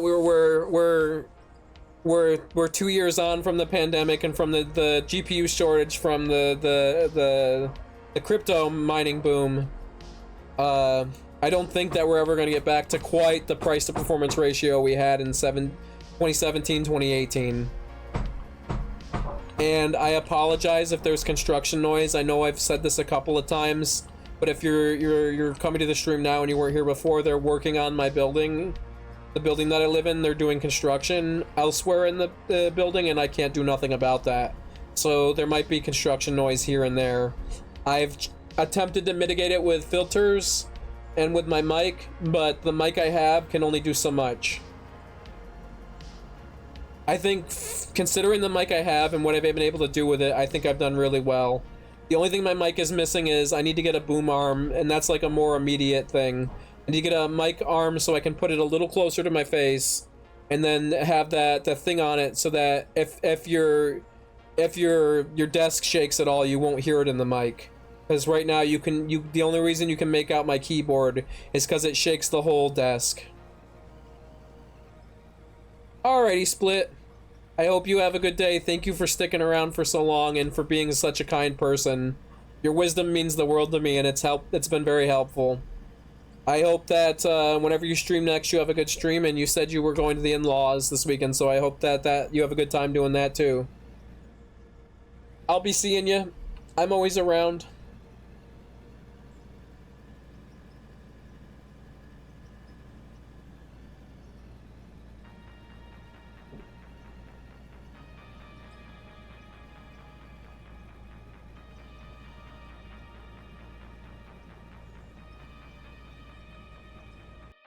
Give me 1 second. I'm gonna do something quick. I've been on here for 3 hours, so I'm gonna take. Let's see. I'm gonna take like a 5-minute break here because I've been on for like.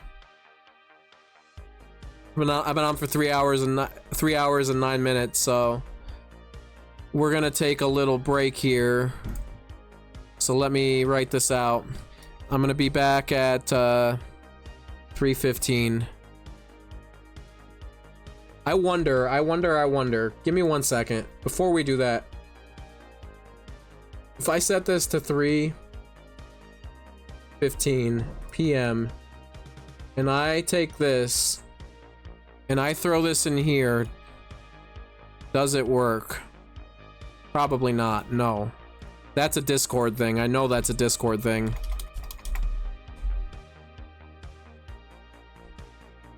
I'm gonna take a piss break and I'll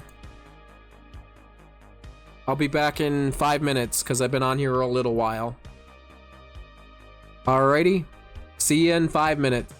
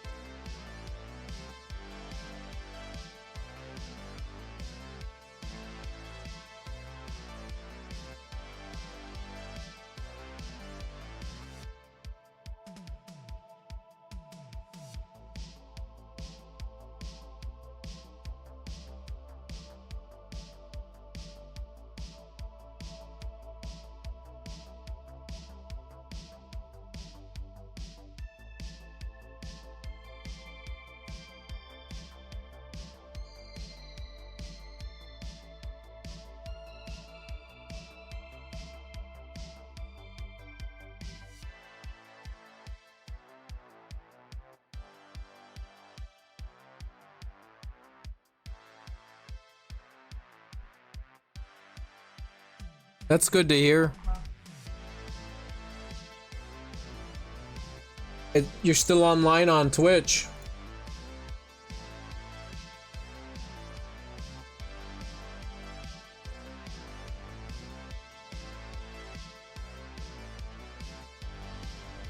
Yeah, I don't know. How's it going? Things are going pretty good. I've had a pretty good stream so far. Yeah. Sometimes for me, I have to go over and check if I'm lurking on someone's stream, because if my internet hiccups, it'll turn it off and I have to reload it.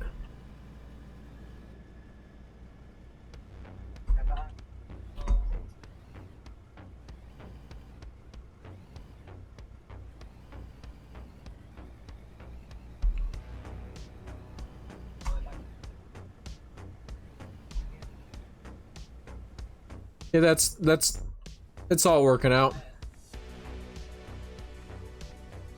Yeah.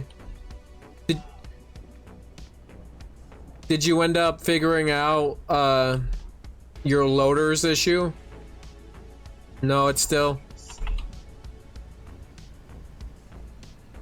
Yeah.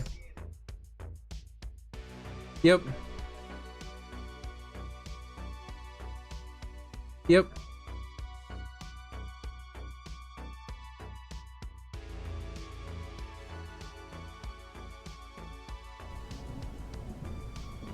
Let's see.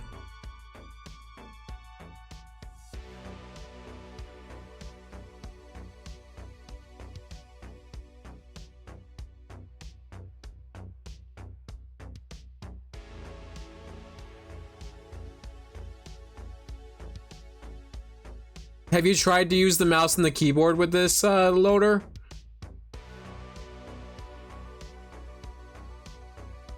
But you want to use your steering wheel. Yeah.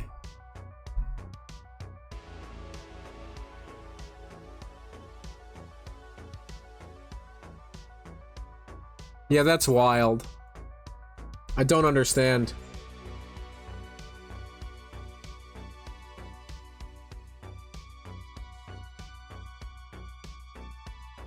Yeah, I don't get it either. I wish I had an answer for you, I just don't.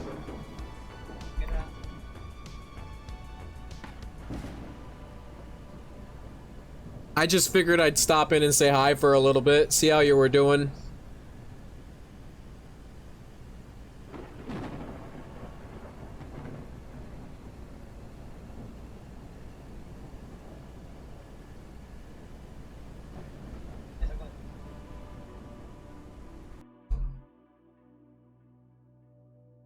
Is it?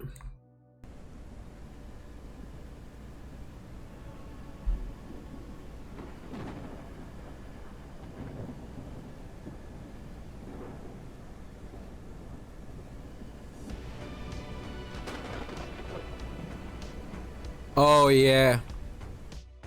That makes sense.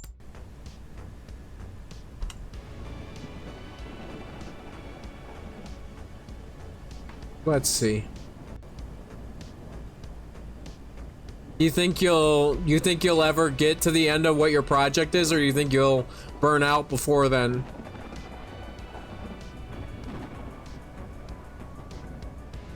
Cause your project's a lot bigger than the average project. That's why I asked.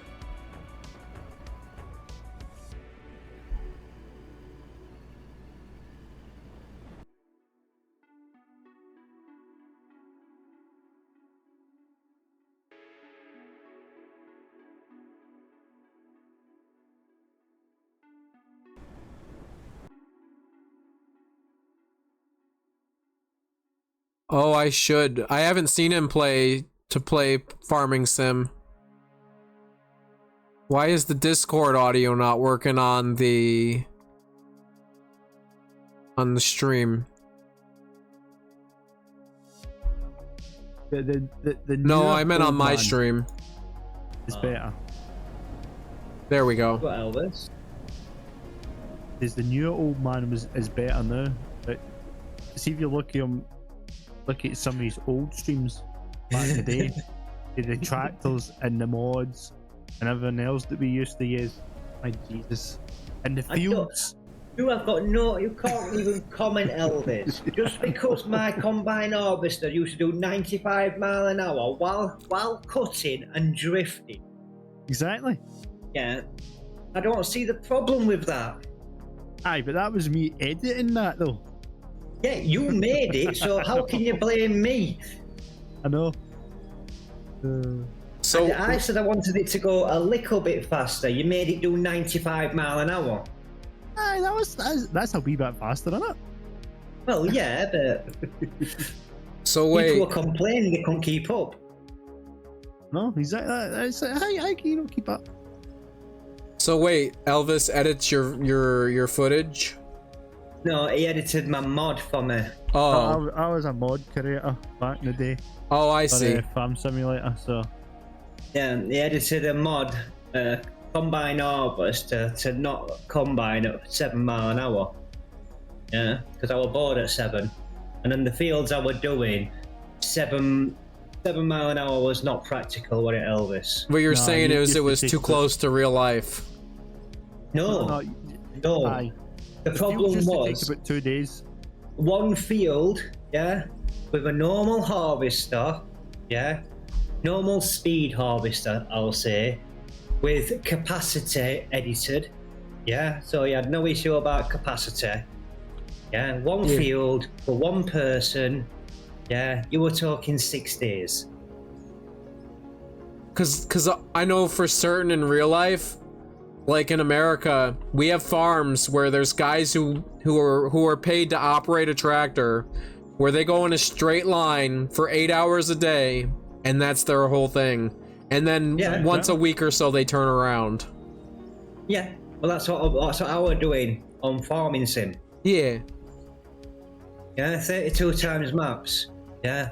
And then having like 4 fields on the whole map. Farming Simulator is we a game kinda- I like a lot. So we can. I'm just right now I'm into this, so Yeah, I am as well. But Yeah, we sort of like speeded up the process by editing the 50 times. machines slightly. one thing I've noticed is that a lot of people who stream are afraid to stream different games because they think they only need one game. Because like Twitch rewards people for having only one game, and I just don't like that. You're there? I don't know. People make it sound like they did. I know someone that's streamed a whole one game for nearly all the time there was live. Yeah? Yeah. And he never got a reward for streaming that one game. That's kind of what I'm getting at. Is like, people. You know what I mean? Yeah. People always, whenever you watch tutorials or you watch people talk about Twitch, they're like, pick one game and stick to it. And I don't think that's necessarily the case. No. That's alright if you want to be a Pacific Yeah. streamer for a Pacific game. Yeah? I'm a variety streamer. Well, that's what I was kind of getting at. Is that multiple things. Yeah, I was kind of getting one day at. I'll stream digging, one day I'll stream blowing somebody's head off. You know what I mean? Well, that's what I mean. Is that I think that people shouldn't be afraid to stream more than one game, because then if you only stream one game, you're only building audience for that game, and then you're really limiting who watches your streams. You're also going to burn yourself out on that game because you're just playing that one game constantly. I think that what's better is you should play one game for a little while, and then, but you shouldn't feel obligated to play the same game for years. Play whatever games you feel comfortable playing. Yeah? Yeah. Or even if you don't feel comfortable playing it, yeah? Play the game you want to play. Yeah? Mm-hmm. Yeah, it's good to ask your audience what they'd like to see you playing. Yeah? But you can't always go by what your audience wants, because they might say, I don't know, go and play Fortnite. Yeah, because your audience isn't necessarily right. You're gonna go by what your audience wants. You're gonna get a big donation, then they're gonna say play this game, and just because they donated a lot of money doesn't mean that they know what everyone wants to watch. Well, Elvis, it's in my Discord now. Yeah. Yeah, I will tell you now. He is one of my biggest donators to our stream. Yeah. That's cool. But he has never ever said, "Go play this game, go play that game." No. On stream, it's like, "What you're playing today?" You know what I mean? Yeah. I think the only way I would ever tell someone to play a game, or what are we playing today? I think, or can we play this? It's not Yeah. play this or do this. that's exactly right. The only way I would tell someone to play a game is if I felt like they would enjoy it, and then I would gift it to them so that they could figure out whether they would enjoy it. I wouldn't tell someone, go spend $30, you're gonna love this game. That's it, isn't it? See, I've said to people, get this game, I reckon you'll enjoy it. Yeah? I've said that. I'm not gonna say I haven't. Yeah? I've not said you've got to get this game. Yeah. You know what I mean? You need to play this game. Yeah? I just I've figure, said, get this, I reckon you're gonna enjoy it. You know what I mean? I reckon you should get it. yeah, because You know what I mean? that's been me with Out of War, and I'm like, I'll just let my gameplay speak for myself. So I tell people, hey, I found this game I really like. You should watch me play it. You might like it. Well, Elvis was watching me when I first started playing this.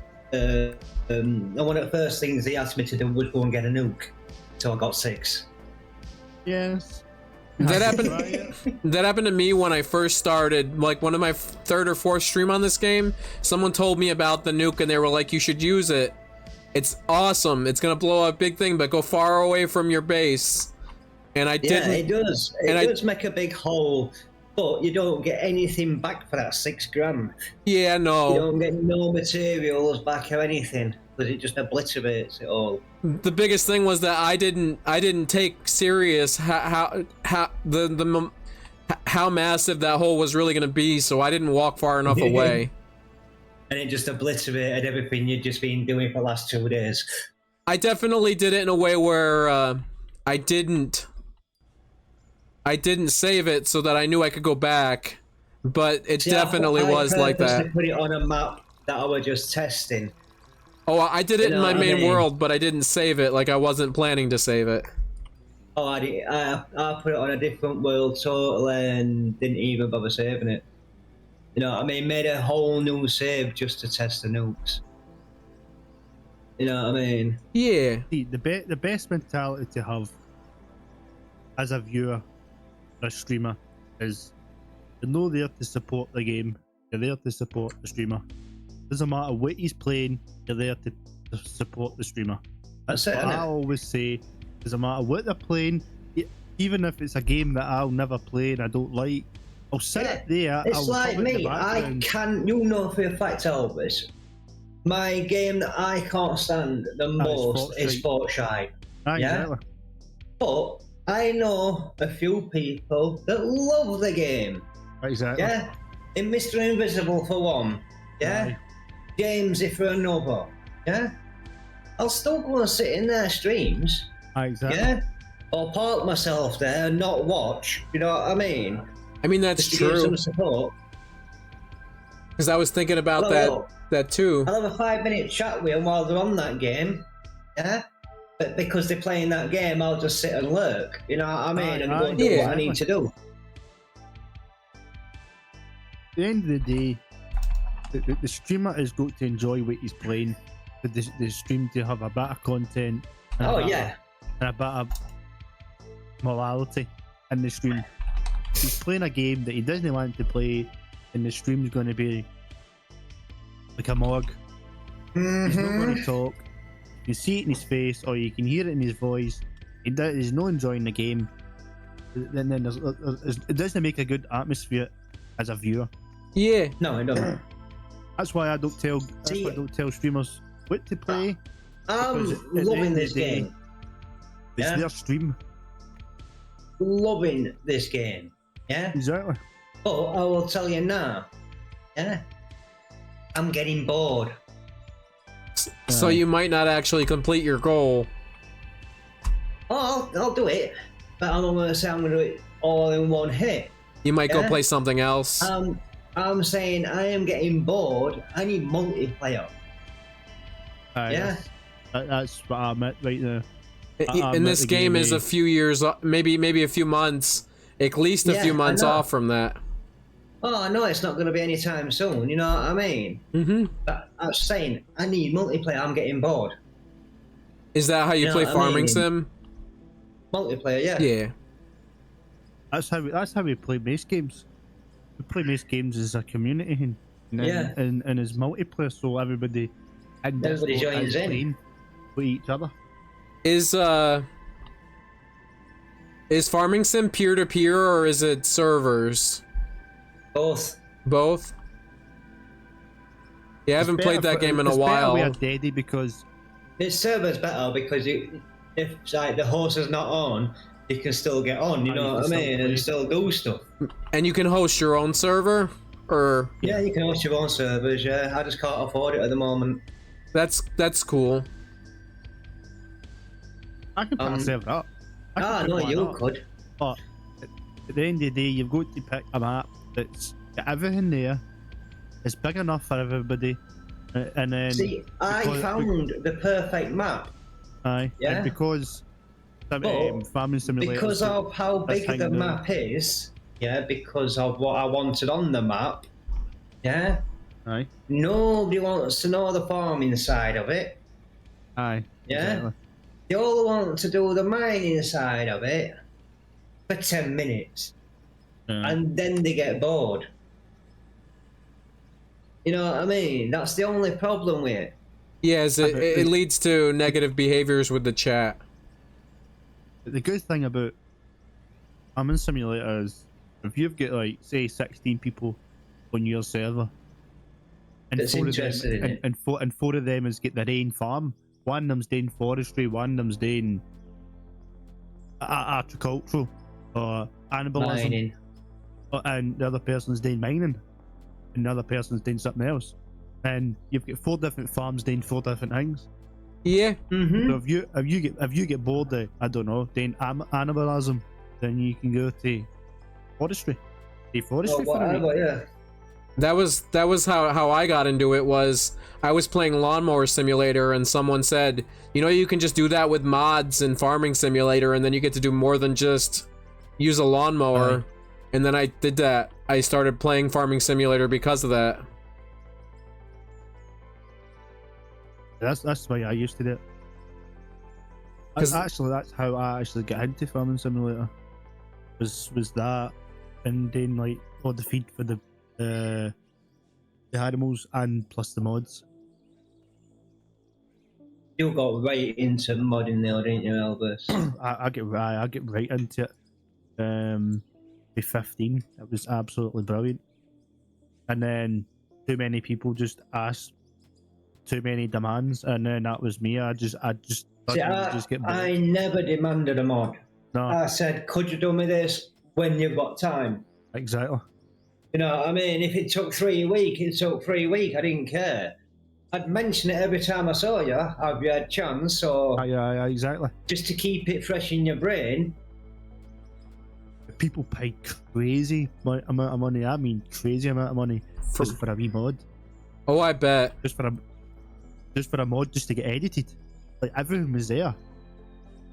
They just wanted something edited, and they would like charge. They would like, for instance, big streamer used to do Farm Simulator asked for the capacity to get done, the working speed just to get a wee bit increased, and to add variable colours onto it. He was American, and he I charged. can do all that apart from the colours. Aye, he gave me $150 because he wanted it there and then, Damn. and that's about 130 quid for 2 minutes work. Mm-hmm. And that's Not gonna where- lie, I've been paid for doing overlays. You know, building people's overlays Aye. and helping them set up their OBS. But that's where I get bored. I get bored at the fact that people started demanding and just wanted like money everywhere. Well, it also But- stems from people don't know what they want, and and they get frustrated and take it out on you. I didn't have the type of people now because they knew what they wanted and they knew everything what they wanted done, which was good because people that don't know what they want, or they half know what they want, and then you're waiting weeks on end for them to get back to you because they don't know what they want or they've got to have time to think about it and everyone else. And then when you've got somebody like that, and then you're working with 3 other people he knows exactly what they want. So there's 4 different people that's wanting mods already. That's crazy. It's mad. I think I And had you about- can't always go, oh, I'll just sort this guy out because he knows what he wants. exactly. You can't do that because that other guy's been waiting 3 weeks. But he still don't know what he wants. You know what I mean? But he's 35 expecting people. it done. I had 35 people. That's right, doing it, Elvis. One guy will waited there for 3 weeks wanting something done, but he won't tell you what he wants done. He doesn't know what he wants exactly. But it's moaning that it ain't done after 3 weeks. Let me know what you want, I'll do it. Oh, no, they never moaned about the time scale that it happened. They were just they moaned at the fact that they didn't know what. No, they I wanted. mean that there is people like that that know that this there stuff's is not people like done, that, aye, even though they haven't told you what they want. aye, exactly. Yeah, dealing I with had- customers sucks. I had 35. Oh, I know that. I had 35 people in the one go of mods, and I think I had 16,000 farming simulator 17 mods, one folder. And some of them, and most of them are duplicates. Like most of them are like fucking, I don't know, about 30, 40 the same vehicle, but just varied in They different edited ways. differently. Aye, just varied in different ways. And then after that game went away, and then the new game came out, they all wanted All their wants it mod- all done again.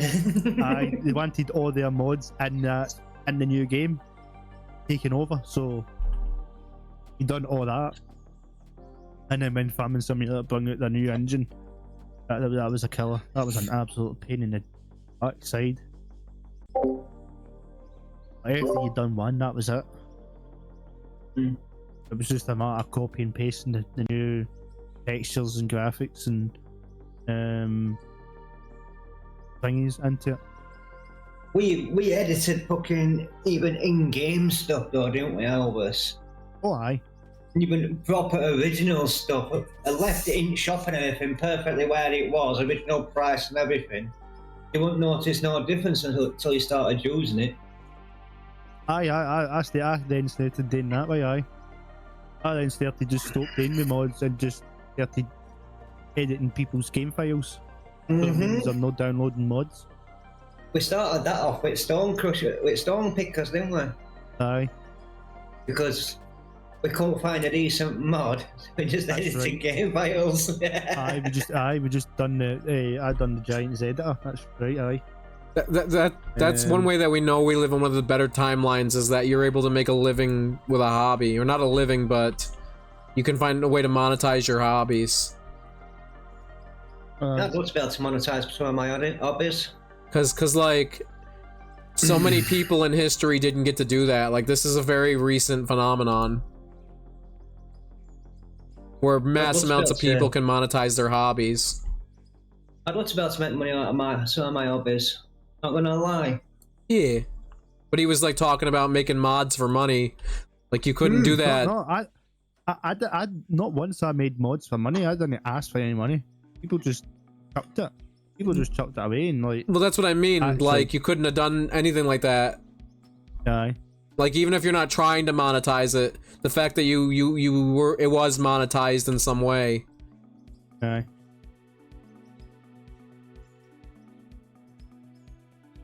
Here we go. I think the best mod that we had was the what was that one? Old Man the Cat. The old cat, wasn't it? Oh, that my cat, my crusher. No, it wasn't the crusher. Was it the crusher? Yeah, my compactor. The compactor, that's it. Yeah, with steel wheels and everything, Aye, man. the steel wheels, aye, that's right. That was a monster mod that I found, though. Aye, that Took was me a good mod. ages to find that, didn't it? Took And ages. then I found it, and then it needed editing. Exactly. Aye, it took ages to find it, then we found it, then the new game came out. And I know. Let's say it then again. it took a while to bloody. One sec, one sec. Yeah, love. Did I just leave? Or did I deafen everything? I did. I am still there. It worked. That's good to know. But I can deafen the... Life. Is it live now? Life. We're making a lot of progress here with this road. And I think that we're gonna be to the bottom before we know it. It doesn't feel like it. Every day, every dump, it doesn't feel like it, but it definitely feels that way. And we've had a pretty good stream so far. And like I said, I'm going till 5, so I'll be here another hour. Let's see.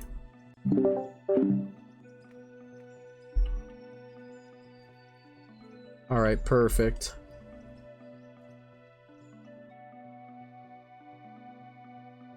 Huh?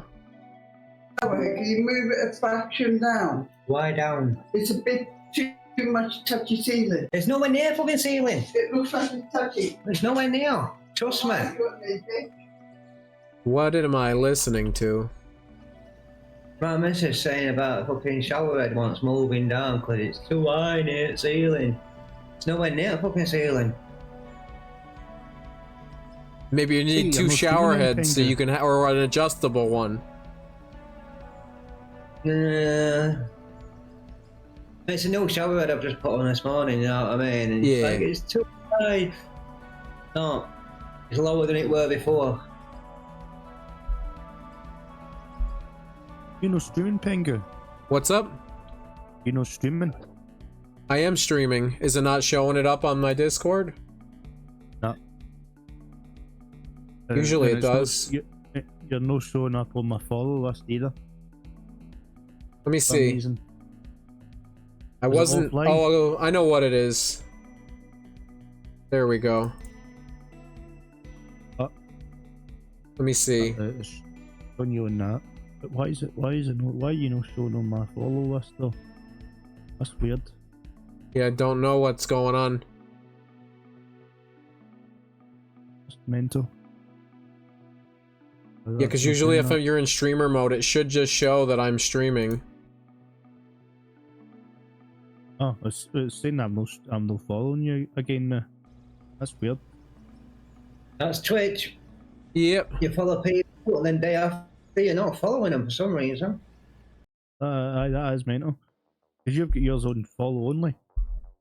Oh, Chat, I that's did why. set that recently because someone came in and said something That's kind of why. nasty. Aye. That's why I've got to. That's why I followed you, because when I first came in, I had it on follow only. I followed you. That's then. Yeah, when I hosted him, didn't I? And that's when you found him, wasn't it? All Aye. this. Aye. It was you. It was you that told me to jump out. Yeah, because it's not. Thank you. And I do remember you following me, so that's weird. I told you to jump on to help him get his affiliate, didn't I? Aye. There you go. I'll followed back again now anyway. So. I think my stream, it's wild how well that the stream has been going, like, overall. Because I wasn't like trying to make a really good stream. It's content, man. It's got good content. Yeah. Have you got any moderators in your channel, Pingle? I have one, but not anyone that's active. You need to try and get a couple of people that you trust. Oh, Yeah. I definitely want to. I just don't know anyone like that at the moment. That isn't like busy with their own streaming career. Yo, even if I'm on, yeah, I will try and moderate as much as I can.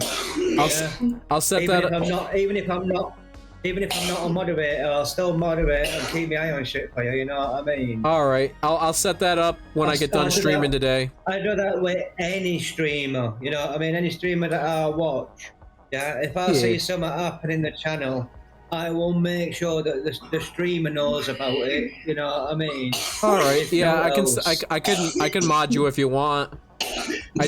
I'll do it when I get done streaming.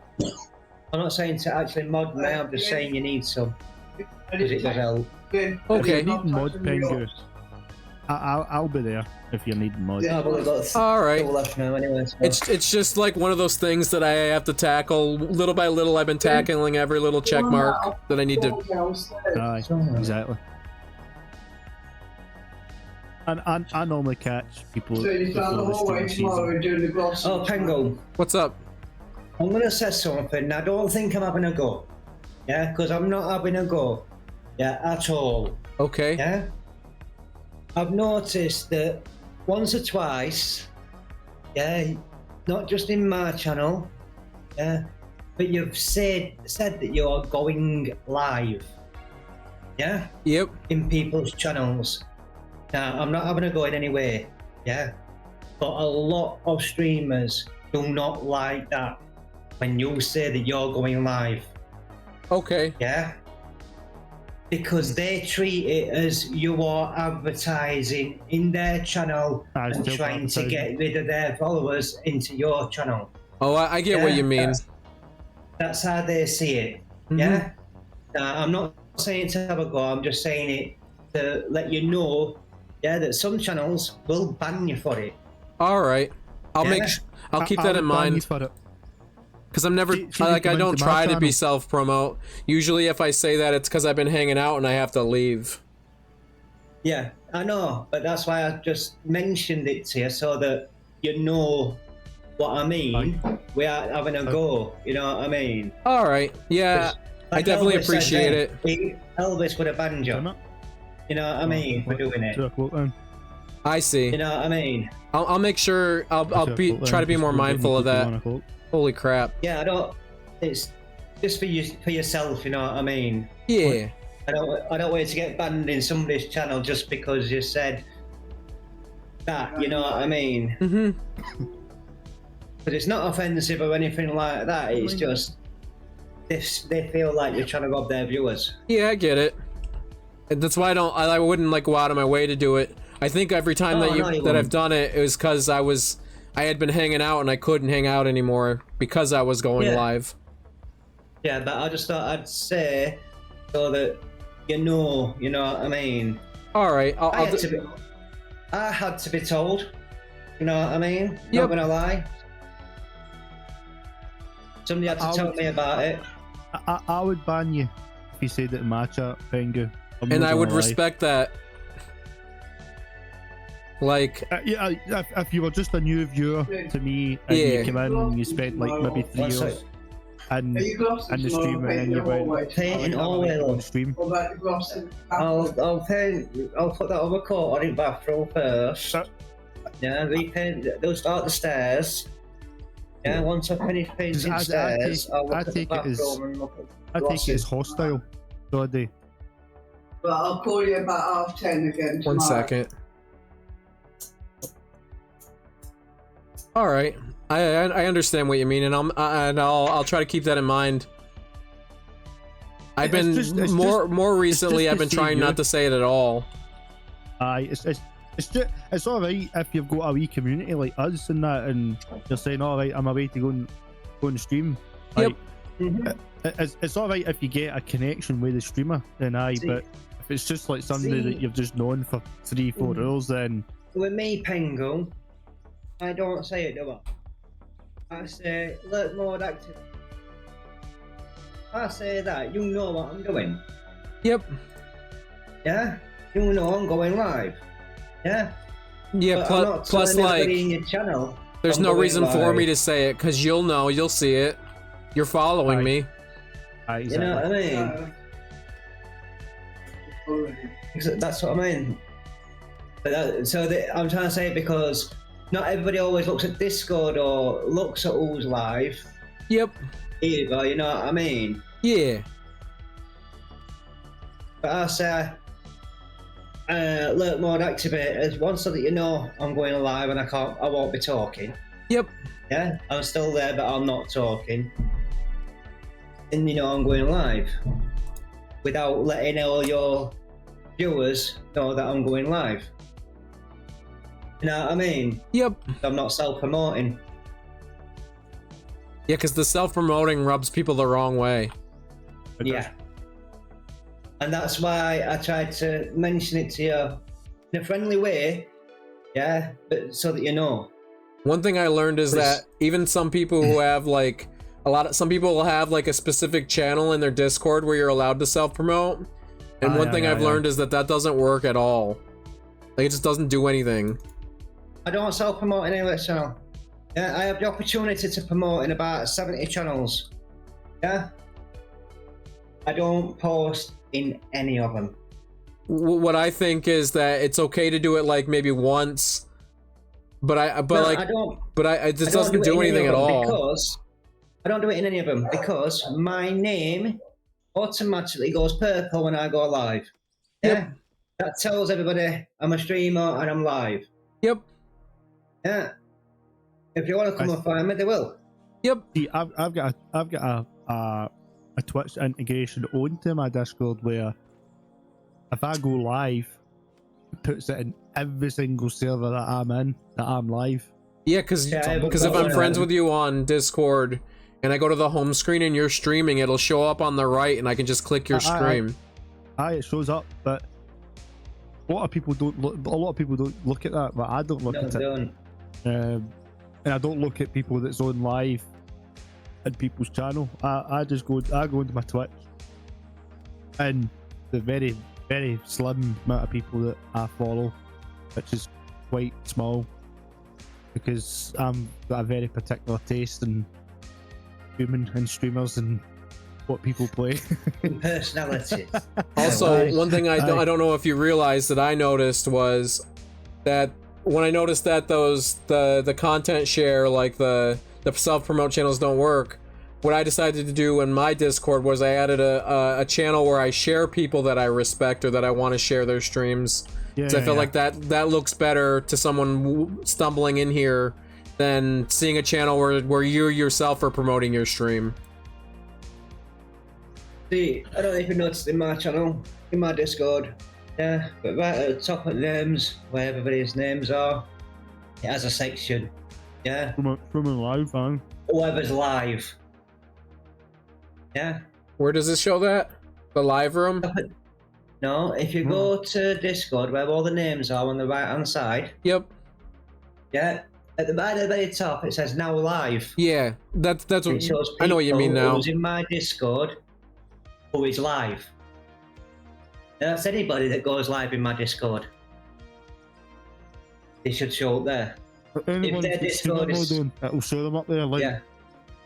you didn't have it on, so you weren't on that streaming list.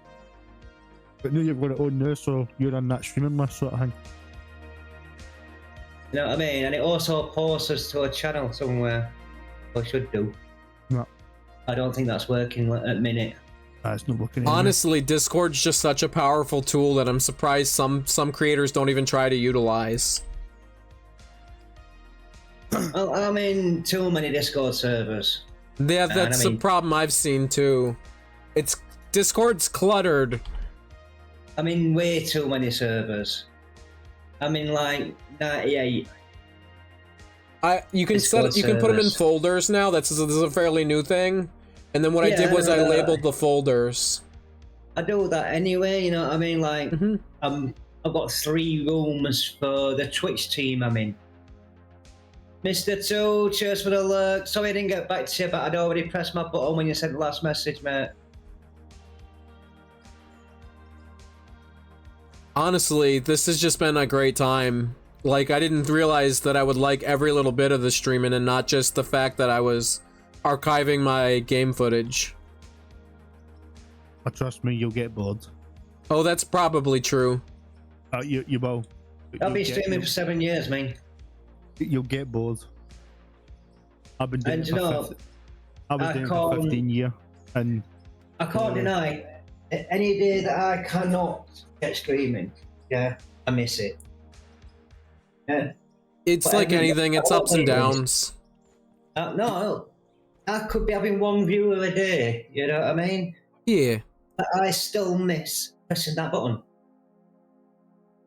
You know what I mean? Even when I've been having really bad days and not getting You no wish you could have viewers, streamed. I still miss streaming. Like I couldn't get live this morning. Yeah, because I had stuff to do. I Yeah. was gutted. You know what I mean? There were nobody streaming this game or out, you know what I mean? And I was gutted that I couldn't get on. I know exactly what you mean. I look at this way, streaming is a good way of meeting new people, helping people, which is why I do it. Yeah, and that's great. If I can help somebody while enjoying my game, great. One thing that I really like is that since I started streaming, it made it very necessary that I have my own Discord. And now instead of being like my conversations being like spread out among 100 different Discords, I know that most of my conversations will be in that one place. Mm-hmm. Yeah, I've had my Discord since I got my PC. The day I got a PC, I opened a Discord chat room myself. Yeah. And that's because when I had a PC before, yeah, I started streaming. I was always in chat rooms. Yeah. Mm-hmm. When movie streaming and music streaming was a big thing, music sharing and all that, I was in chat rooms back then, every day. Yeah. Watching movies with people or chatting with people.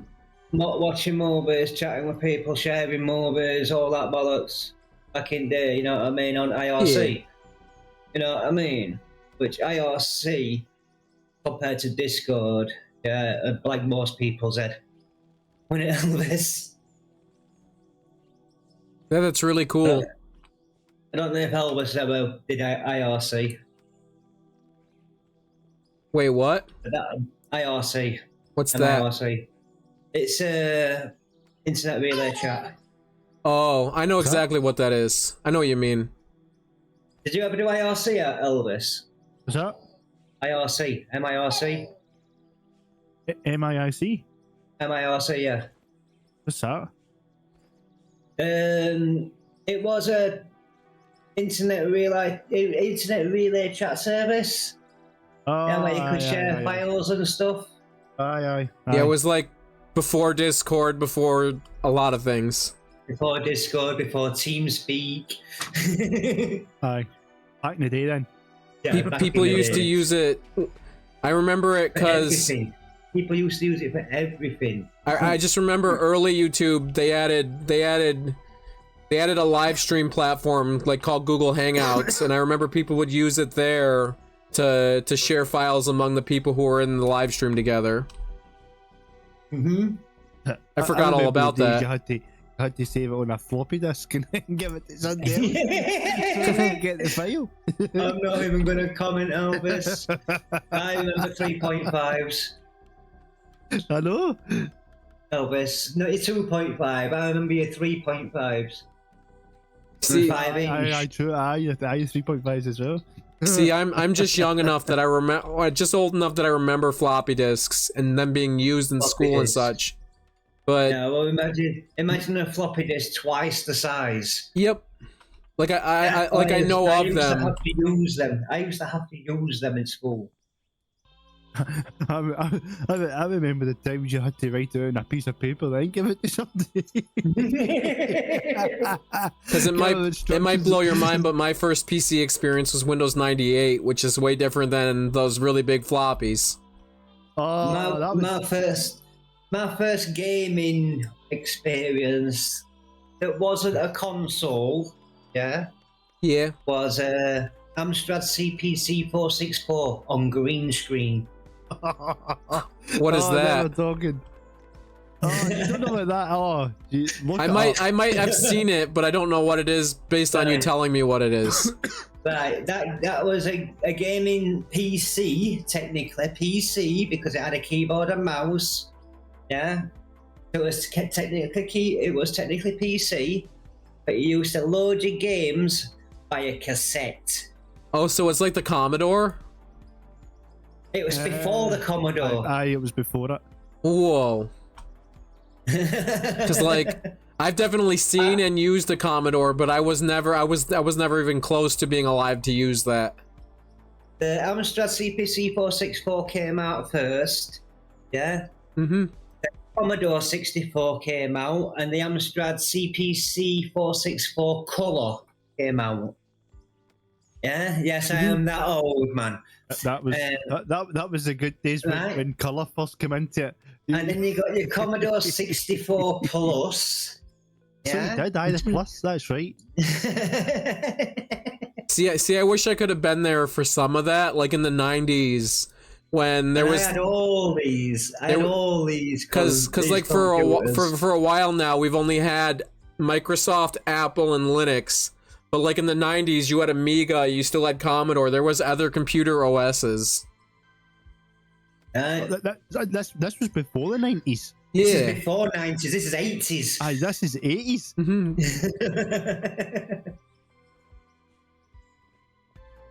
Yeah, I'm going back to 80s here, mate, not 90s. Yeah, because you were born in 77, I'm assuming. Yeah. And so you're closer in age to my mother than you are to me. Mm-hmm. Because my mother was born in 72. I take it you like Pengu. What's up? I take it you like Pengu. The TV show, Pengu. Pingu. I created this username because I really liked the YouTuber Penguin Zero, and my girlfriend really likes penguins.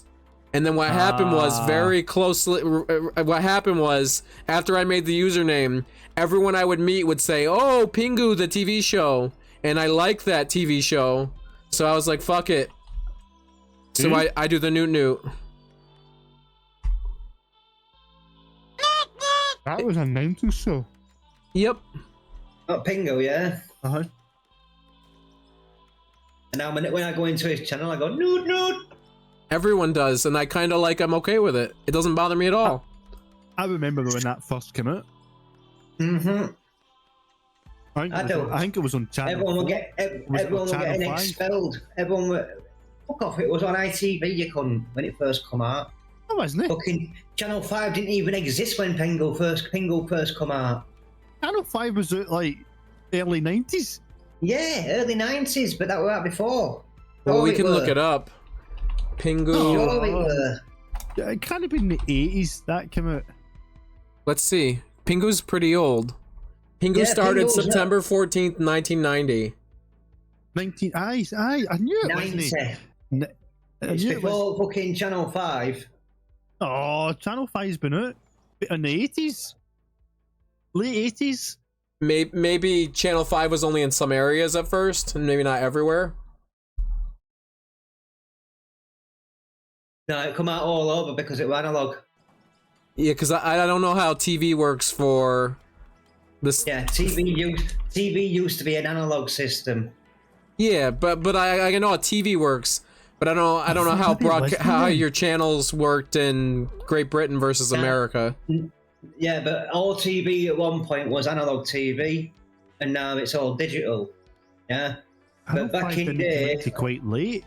Yeah, I'm telling you. Channel 5 didn't come out in 1997. Telling you. Told you, Pingo before 5. So it was Channel 4. I knew it was either Channel 4 or Channel 5. No, it weren't 5. You said ITV. ITV was the 2000s.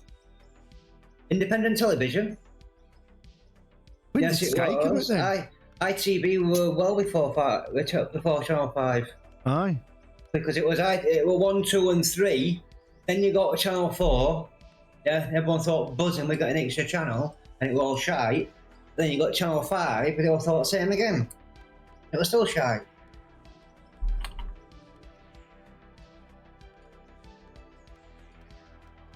Interesting. And Sky come out not long after 5. I think 01. Was it no 2000, 2001 or something? I thought it was 01. Because they were talking about Sky when the release of Channel 5 came out. People were already talking about it. Let's have a wee look. Let's see. Yeah, Sky came out in 1989. 89? Aye, Sky launched Sky TV Network on 5th of February 1989. A 4-channel service. No, that's Channel service. that's the 4-channel service. That's obviously 1, 2, 3, and 4. Yeah, BBC 1, 2, 3, and 4. And when Virgin Media first come out, it was called Telewest. When did Sky become digital? 1998. A year after. Year after Channel 5 came out. Yeah. And that's when everybody started getting it, when it went digital. Aye. Because you could get it through satellite dishes. Aye, you can get it through the satellite dishes. And then after that, you had the big grey box. You had to put £1 in every time you wanted to watch the telly. You had to pay for your telly. We didn't have that here like that. Oh, we did. We definitely, like, when I was growing up, we only had the analog antenna, and you only got however many channels you could reach. But we didn't have where you had to pay for it with a subscription fee until cable. We've still got a subscription fee now. It never got rid of it, did they? It's not a subscription. That's not what it is. It was a grey box on the side of your TV or underneath your TV or wherever you had it, and you would put £1 in, which is because that's most of the time back in there. Then most people didn't own their own TVs; they had to rent them. So you were just paying. You were just paying for the right to watch it for a little while. You were like renting airspace. About 3 hours. £1 was like $1.50, maybe $1.30. About 3 hours. And then as soon as that 3 hours stopped, your telly turned off. That was you. You couldn't watch anymore unless you put another £1 in. So 1:30 in the morning, you'll be watching telly, it'll go off, and then you realise your mother's going to kill you because you haven't got £1 to put back in for every morning. Because you spent all the money that you would have used. Right. Yeah, they never had anything like that here. We always just had our television was free and there was a ton of ads. Until cable. Until you got premium TV. I can't remember TV being free. I can't remember either. Ever. Honestly, I cannot remember TV ever being free. I do remember, because when I went...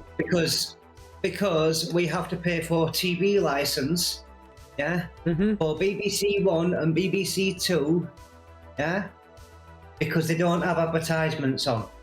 Yep, that's what I was about to say. Was I remember in college learning that. My argument with that is, why should we have to pay for a TV license, to watch BBC One and BBC Two when the rest of the world can watch it for free?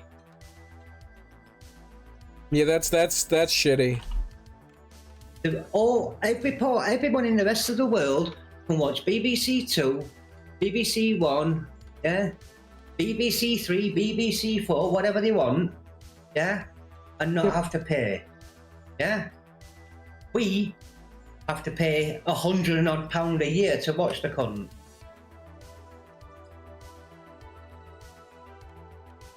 The funny thing is, you would to pay to watch that, right? But you don't have to pay to listen to BBC radio. Yes, you do, by rights. It comes under the same license. How? It comes under the same license by rights. So what you're telling me is, if I've got BBC One in my car, I've got to pay a TV license. By rights, you've got to have a TV license, yes. Just to listen to BBC One or BBC Radio. To listen to BBC Radio, yeah, because it's a BBC broadcast. No, thank fuck I don't listen to BBC then. But by rights, if Mr. TV license dude wants to get really, really fucking technical on you, yeah, he could still do you for it Can he? because you can receive it. Ooh, I had no Because idea. Because you can physically receive it, yeah, he can do you for it. They tried to do me, yeah, in my house, yeah, because I did not have a TV license, I will admit, yeah, and I let him in, yeah, so he could try and find me, yeah, and I had the the PlayStation connected up at the time, yeah. Mm-hmm. He went, I'm doing you for TV licensing. I went, good luck. He went, why? I went, if you can find a TV signal on back of that on that TV without going behind the back of it and plugging anything in, yeah, good luck. He went, well, pass me your remote then. Talking him a remote, yeah, and he spent an hour and a half trying to tune in that TV so he could find me. Did he find you? No, because he couldn't tune it in. And then you didn't have to pay. I did not have to pay, no, because there was no TV aerial in the back of the TV. You couldn't receive a single signal. No, But BBC. it was so obvious that usually you could that he figured you did. He automatically presumed that I had a TV aerial in, and he wanted to do me, yeah, fine me, and everything for not having a TV license. And he got nothing. Only thing he could find on it was a PlayStation. You see, I knew he wasn't finding note in it because I'd unplugged TV aerial to plug PlayStation in. you see, You know what I mean? I got a mass media degree when I was in college. Years and years ago, over 10 years ago now, and I didn't realize until college that you guys didn't have to pay for. You guys had to pay for television, but there was less ads, or maybe no ads. No, it's only BBC that you get no ads. Yeah, that is the only channel. BBC One and BBC Two. Yeah, because BBC 3 and 4 has been took off now for normal TV. You can't even get them no more. You can only get them online now. Yeah, because streaming's just taking over. Right, so because you can receive, yeah, not because you watch, because you can receive, yeah, BBC One and BBC Two on your TV, yeah, you have to pay a TV license. To this day? To this day. So you just don't have TVs in your house, or a lot of people probably don't? No. Everyone's got TVs in the house and everyone's got to pay the fucker. Because I would just have a computer and then just not have a TV if that were the case. You know what I mean? They'll still do you. They'll still do you because you can receive BBC via the internet. Yes. Through your PC, through your laptop. That's For your weird. PC. Hang on. It gets better than that. For your PC, your laptop, your tablet, your Xbox, your PlayStation, and your mobile phone. So how much is it? £100 and something a year. I don't know exactly the amount. So it's not like a lot, but it's still like, it feels like bullshit. Yeah, it is. It is bullshit. That is a lot. It is a lot. £180 a year. Right, that's about $250. £180 a year. Yeah, that's more than 2 weeks' money for me. Yeah, that's crazy. Yeah, that's over 2 weeks' money for me. Yeah, and no matter what, yeah, I would have to pay it. Yeah, because I have a PC. Yep. Because I have a mobile phone. Yeah. So unless you're living off the grid with no tech, you're gonna pay that. Hang on. And I can't claim benefits, yeah, if I don't have a mobile phone. So you're stuck. So no matter what, yeah, I have to have a mobile phone to claim benefits, yeah, which means I have to pay a TV license. That's crazy.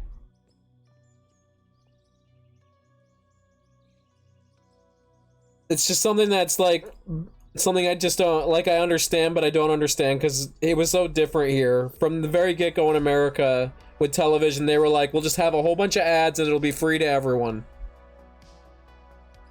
Yeah. And until cable, it was like that. The agreement, yeah, for us to pay TV license, yeah, that was made with the old Queen, yeah, was to only broadcast to the British Isles. Yeah? If they broke a contract, we didn't have to pay. So it was to guarantee broadcast all like the way around certain the world. islands could have them. Yeah, only British Isles could have the BBC channels. Yeah, they broadcast all over the world. Yeah, so why the fuck we're still paying for it? Yeah, because I can watch the BBC for my TV for free. Mm-hmm. That is wild. Jesus, you can get a portable handheld TV. Yeah, How's it going, Ark? I just seen you popped in the chat there. you can get a handheld TV. Go and sit in Outback in America, in Australia. I just realized that middle my of nowhere, gameplay's and not still up. watch it. You know what I mean? I do know what you mean.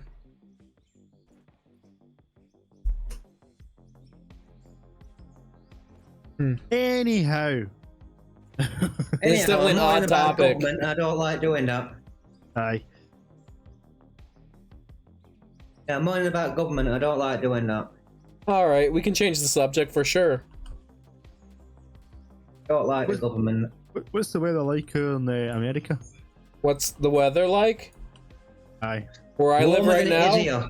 this time of year, it's usually cold and snowy, but this Hang year, on. it's Hang been on a kind of minute. mild. You said cold, and what's the temperature?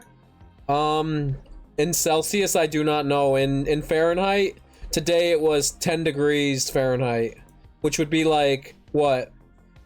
It's below 0 Celsius, so I'm not quite sure. 10 degrees. 10 degrees, that's like summer. Well, I know in Celsius it's way different. Isn't it, Elvis? 10 degrees Celsius is like summer over here. Right, so you're saying 10 degrees Fahrenheit? Yeah. No, I'll just tell you there exactly what it is. 10 degrees Fahrenheit is negative 12 Celsius. That doesn't make sense. What? That doesn't make sense at all. 10 What? Fahrenheit is minus it's 12. minus 12, yeah, because 0 degrees Celsius is not 0 Fahrenheit.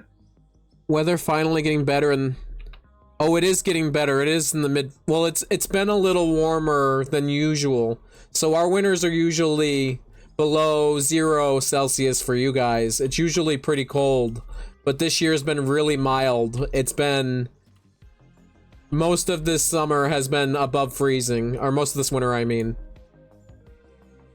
What part of America are you from? I live in the Northeast. Oh, somebody else is asking you. Somebody else is talking to you. Yeah, I live in upstate New York, Oh, you New York? but not New York City. I don't know if that makes sense. It makes sense to Yeah. me, but a lot No, of no, people yeah, are yeah. like, don't know how to disassociate the New York State from the city. Because culturally, So you're near Chicago then? no.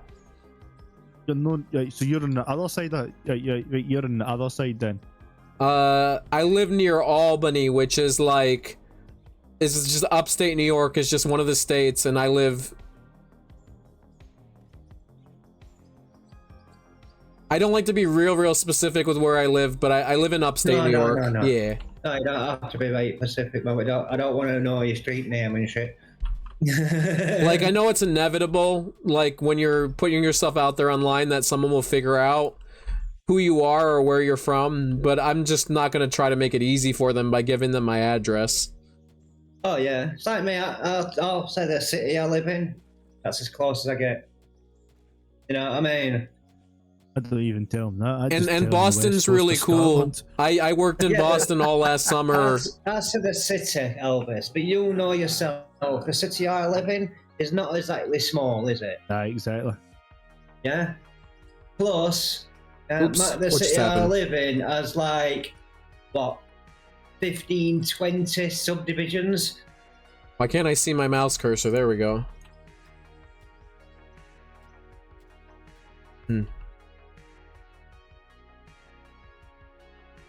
Yeah, like, culturally, I think that Great Britain or, like, England is very culturally similar to America, but very different at the same time. If that makes sense. Wait, can they not hear me no more? Oh no, I got muted. Oops. You there? Hello? Yeah. I accidentally Hello? deafened the Discord. Alright, man. We've all done it. Yep. I was just saying how when in the conversation we were having how it surprises me how culturally similar yet culturally different the United States and Great Britain are. If that makes sense. Yeah, we can put it that way. Because it's like nothing alike. You go there and you're shocked, but at the same time you're doing similar things just very differently. It's not like going to the to Southeast Asia and everything's just completely different. No, at least be able to understand each other. Yeah, that too. That's just the same way everywhere you go. Everybody does the exact same thing, but they just. I mean, technically, yes, we're all breathing the same air. Unless you're Elon Musk and. No way, I do construction there. Live out a little out of the city. He's right up here at the minute. He's right up here at the minute. He's breathing moon air, Jupiter air. He's fucking not. He's fucking sweating at the minute. He's got a right lawsuit on him, hasn't he? Is it? Oh, Let's yeah. See. Prime is I work in Boston a lot in the last few years, like for traveling for work, because I work for a trade union. And I've worked in Boston quite a bit in the last few years. But our company is out of Albany, and I live out of Albany. I live out of the Albany area. And actually, am I in pay dirt right now? That's the useful information. I'm just digging dirt, so we're gonna keep dumping this for our road. Oh, I have nothing but respect for the labor's union. The union I'm in, they don't necessarily get along with the labor union a lot. There's a lot of tension sometimes. But overall, I just have respect for anyone willing to work the trades. You'd be better buying a loader, Bengu. Buying a loader, a bigger one? No, a dumper. I have a dumper, but the problem I have is, I've noticed, is if I ride in the dumper I have, because there's no backup cameras, with what I'm doing, I can't get a good angle, and I'm getting out of it so many times that it makes it almost not worth it. Right. Because that you can't be real accurate with where you're dumping it. Now that'll change, because they said they're doing an interior update, so someday they will add backup cameras probably, but right now there isn't. It was real. I did it when I first started this road. I was using the dumper at the top, and I just couldn't get it precise enough, and I was getting so frustrated that I just started running with the loader. Now the next goal would be to get a bigger loader, and that's going to be what I work towards. I'm just putting that off as long as possible. See, I'm after a dumper. So, in fact, I'm actually tempted not to buy the dumper yet. I'm actually tempted to buy the bulldozer. Ooh, it's been another hour. Yeah, I'm tempted to buy a bulldozer, not a dumper. Got an idea. There is a lot of politics in union primes. Right, 1 minute, people. No, we're in Old Man Gaming's Discord. So if you go over to his stream, you can find his Discord linked in his channel, or you can, I think you can do /Discord in his stream, and then you can find it that way, and we're just sort of chatting in there. Have you got links enabled or disabled?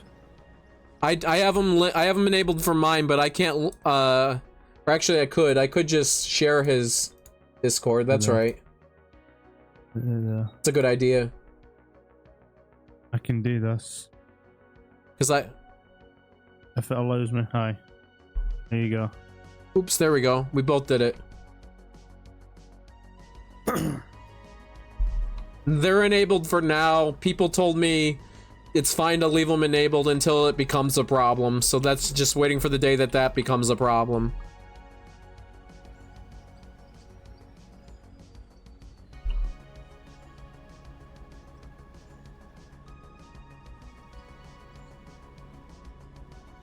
Honestly, I'm having a good time today. I'm supposed to stop at 5. That's what I committed to. But I might not. The stream's just going so well. You're 8 hours behind us, aren't you? It's 4:30 now.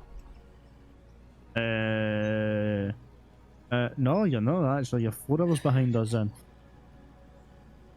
It's only 8 o'clock there. I thought that Great Britain was farther behind than that. No, we're 9:30. Interesting. We're 4 hours in front of you. Yeah, I always thought you were farther ahead of us than that. So did I. I thought we were 8 hours in front. Yeah, I thought it was like 7 or 8 or 6. I didn't realize it was only 4. Or is it 5? I might pop in, have a bad tooth infection, look at Chipmunk, so the headset doesn't feel the greatest right now. Don't worry, Primes. Don't feel obligated to do anything you don't want to do. We're just here having a good time, that's all. I don't know what that feels like, feeling like a chipmunk when you got toothache and shit. I had all mine ripped out. I had that problem in August. I had a real bad tooth infection on one of my wisdom teeth and I had to have it pulled. And then I had to miss a whole bunch of work because I ended up having to have all 4 wisdom teeth pulled. I had all my teeth pulled. Oh man, I'm so sorry to hear that, dude, that your mouth, like, that's the one pain. Like, I've had a lot of pains in my life. I do not... I understand completely what you're going through, and that must suck. Tooth pain is the one pain you don't want to fuck with. That's one thing I actually feel bad for the Americans for. As a health board. It's real. Our health system's just real confusing for no reason at all. You want to go and see a doctor? It's $250 before you even see a doctor. What the heck? That's basically it. But the idea is implied that you're getting insurance from your work. The problem is that it just makes it so complicated. Well, we can just walk into a doctor's and get free medical health care. Or if we need... You can walk into a doctor's and hopefully see a doctor. Exactly. We need like a prescription and antibiotics that's like $150 for you. Where we get it for free. What the heck? Well, that's the thing, is that it'll show that much because the way our medical system works is that they have to show different rates for each health insurance provider. So then it makes it really complicated for the hospital because there's thousands of health insurance providers. So then they just throw it at you, and if you don't have insurance, they're just throwing at you some number. And then what you're expected to do is you're expected to go say, hey, I don't want to pay this. Can we figure out what I'm supposed to pay? And then oftentimes they'll get you to a way lower number, but they always give you the base, which is always wicked high. It makes it like a lot of work, especially if you don't have insurance. Exactly. Elvis, you say ours was free. It's not. Ours is not free. There is an end of the year penalty too for not having insurance. No, it's not. Because we pay it through our tax and our national insurance. National insurance. Yeah, that's what I'm saying. No, that's for your health insurance. No, taxes also, so that when you become a certain age, you get a pension. Yeah, that's what you pay. Insurance. That's your national insurance. That's your state pension. That's your state pension. Your national insurance. That's another big thing, is that in America you have to have insurance. If you don't have insurance, so if you're too poor to afford insurance or your work doesn't give you insurance, they penalize you and you lose like $300-400 at the end of the year for not having insurance. So it penalizes the poorest of the poor. Yep. The poor get poorer, the rich get richer. It's always been the same, mate.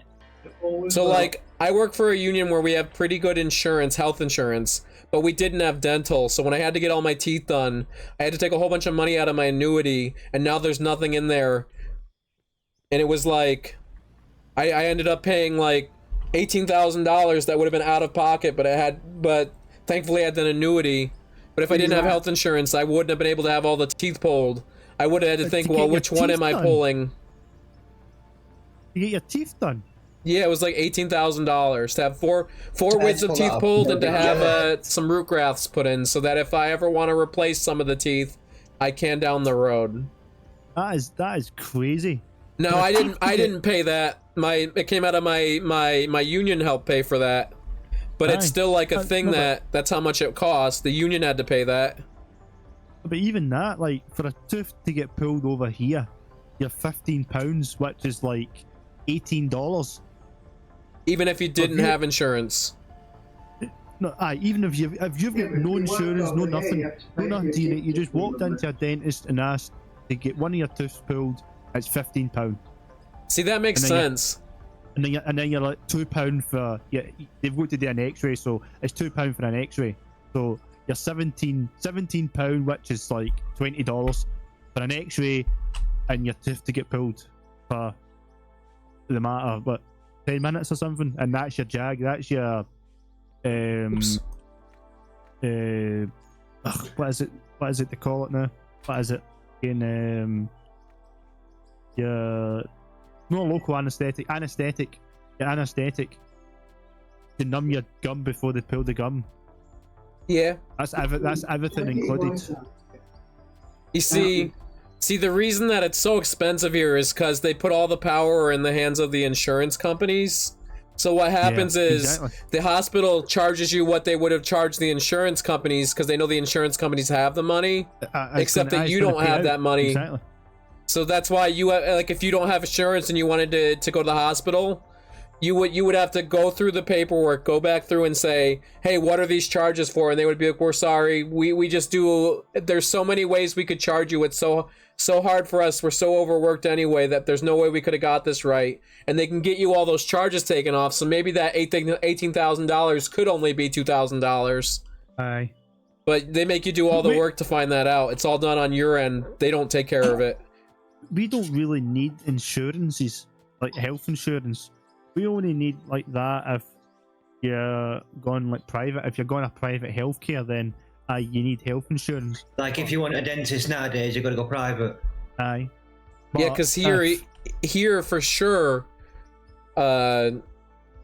even public hospitals, you have to have insurance, whether it be public or private, and you can get public, so if you don't have any insurance at all, and you don't make enough money, you can get public health insurance, but you could be in a situation where you make just enough that you don't qualify for state health insurance, but you make not enough where you could afford to get company health insurance, and people get fucked that way. And that's the thing where they're getting penalized, where they're not poor enough where they can get the government health insurance, but they're too wealthy they're not wealthy enough to get their own insurance. You don't need that here. You can walk into a hospital and get treatment. See, that doesn't bother me at all. I wish it was that way. But it's also just like, I know this is the situation I live in, and I'm one person. I don't have the power to change. You know what I mean? That's the way it should be, though. Yeah, I'm not saying that's not true. I know I'm powerless to stop it, so I don't even try. No, you're just one man in a big pond. That's what it is. You're just one person in a big massive. And technically, that's part of the problem, is that we're not willing to stand up for ourselves in that regard. But at the same time, I feel like, what, am I going to be the only one standing up? There's people who do. There is advocates that are out there wasting days and days and days of their time volunteering to speak in public lectures. Here, a dentist won't touch you without the money. That's true. There is there's also like here you could get insurance, like dental insurance, through the government, and then dentists are allowed to decide they don't want to take that specific insurance, and then your insurance won't be no good. And then like the state health insurance is so hard for them to deal with, to get their money from, that there's so few dentists. So if you were poor enough that you could get state health insurance, good luck finding a doctor or a dentist who's going to take it. Wow. I don't need that here. You can walk in anywhere and get treatment. Permanently. You can. No, you And, can't. and they can also like deny you if you don't have insurance too. Like they could just deny you if they don't think that you have the money to make it happen. Down here, Elvis, now, yeah. Good luck finding a dentist if you haven't got private insurance. Yeah, like Bupa or something stupid. Yeah. And a Most lot of people don't have doctors dental. are now going private. Yeah, That's like weird. I work for a pretty good. I'm in a pretty good union. We have pretty good health insurance, and we even have vision, which is huge. But we don't have dental. So we don't. Up here, you don't need any insurance. You can walk into your dentist and get treatment right away. But what is changing is you're not able to see a doctor now. Not able to speak to a doctor as easy as you used to be able to be. because there's so many people, or No, No, 9 times out of 10 now you ring a doctor's, yeah, and you speak to the receptionist. It's no that, it's COVID.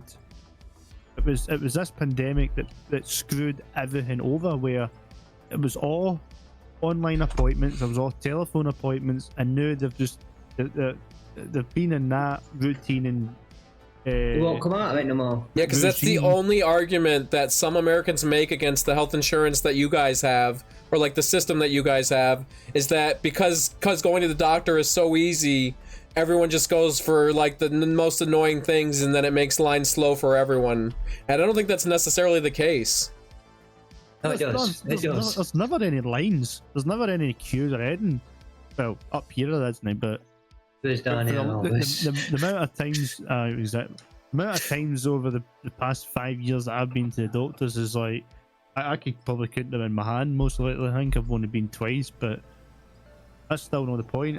If I really get badly ill, I've then got to then now do all these different steps just to speak to a doctor before I even can get anything. Nowadays, it is absolutely insane.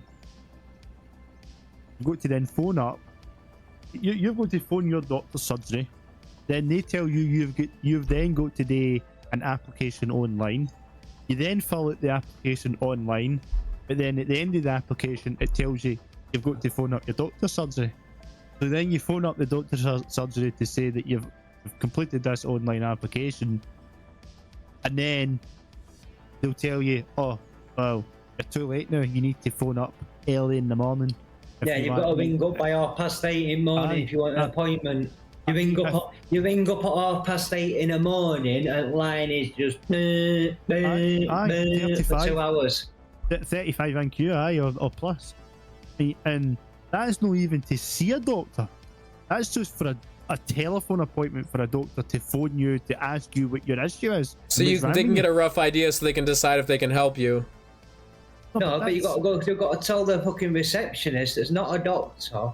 Your life history, yeah, all your problems, yeah, for her to decide whether you're ill enough to speak to a doctor.